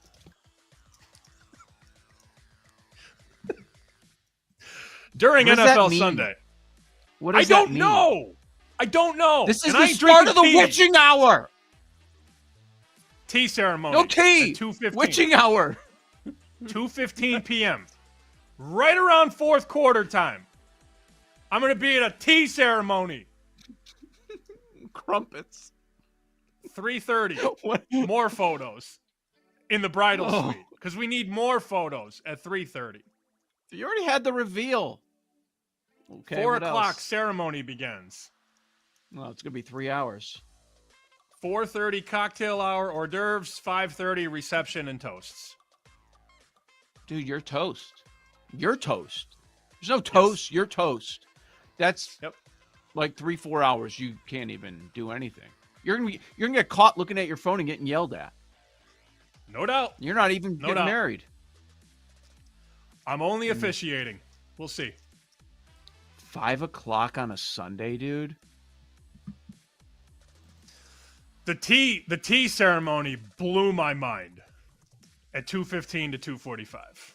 You can leave that, right? You can escape that. No? The problem is I have to marry them and I love them. I can't be tanked as much as I want to be. But why do you have to be there for all of these events? Like the Because person I'm that married standing me. I'm standing up in the wedding Yeah. too. It's like a hybrid role.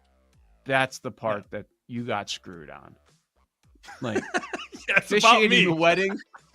It's about me. On NFL Sunday, it should be about me, but it's not. Yeah. No, but you totally got screwed. No, because if you weren't also standing up, you wouldn't have to be there for all of this. You wouldn't have to be there for all the photos. Oh, damn. When did you realize that this was a mistake? This week. I would have realized the day I got the invite. This is all bad. This is I didn't all think that bad. far ahead. Did not. Oh, man. Did not think that far Yeah. ahead. Big weekend. Big weekend. So you got that. And tomorrow, as of tomorrow, I am going to be the father of a teenager. Jack is turning 13. Let's go, Jack. As if I didn't feel old enough. As if I don't have Paul telling me every 5 minutes how old I am. Now I have a teenager in the house. Oh, yay, me. Are you going to his birthday party? No.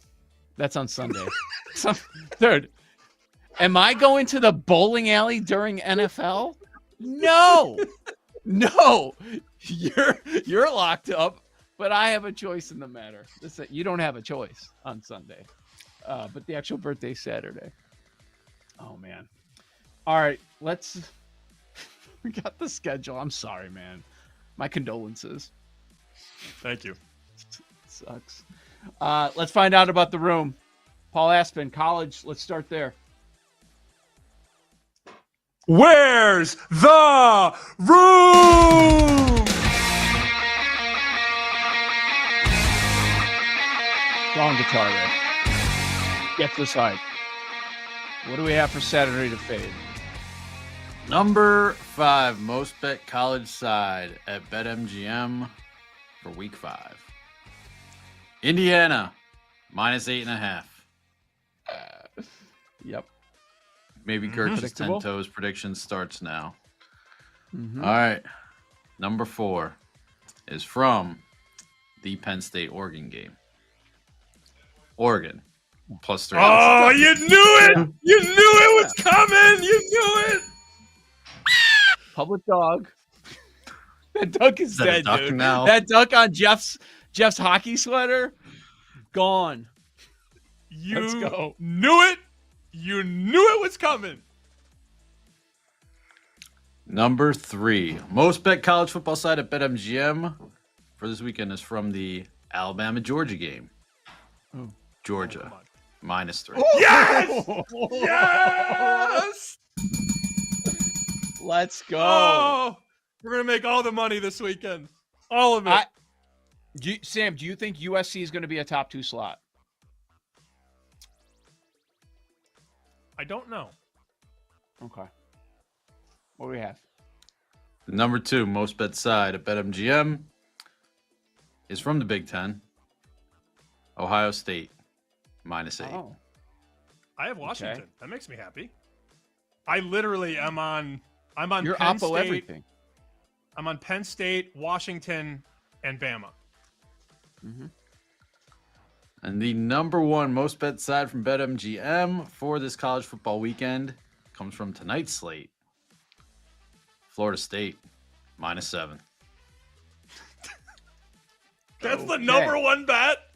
Florida State. Well, Probably it's just because tonight. it's tonight. Because it's tonight. Yeah, I guess. But these bets Public remind people, dog. Paul, what the record is in college. 4, 20, and 1 for -18 units. Oregon. And the most public dog. bet Love it. most bet dog to win outright. Quack quack. Oh, yeah, of course, because Franklin doesn't win big games. Yep. All right. Good call, Jake. Nate Collins in the house. He sent us a picture the other day, right? Or he sent us a screenshot. Something about Virginia. I forgot what it was. I brought up Virginia earlier during our segment. I Yeah. said I like Virginia +7. Oh, this is gonna be a fun weekend until Sunday when I'm at the tea party. Yeah. I was trying to hold out hope for you. Like maybe the tea party is like, all right, let's go watch football for 30 minutes.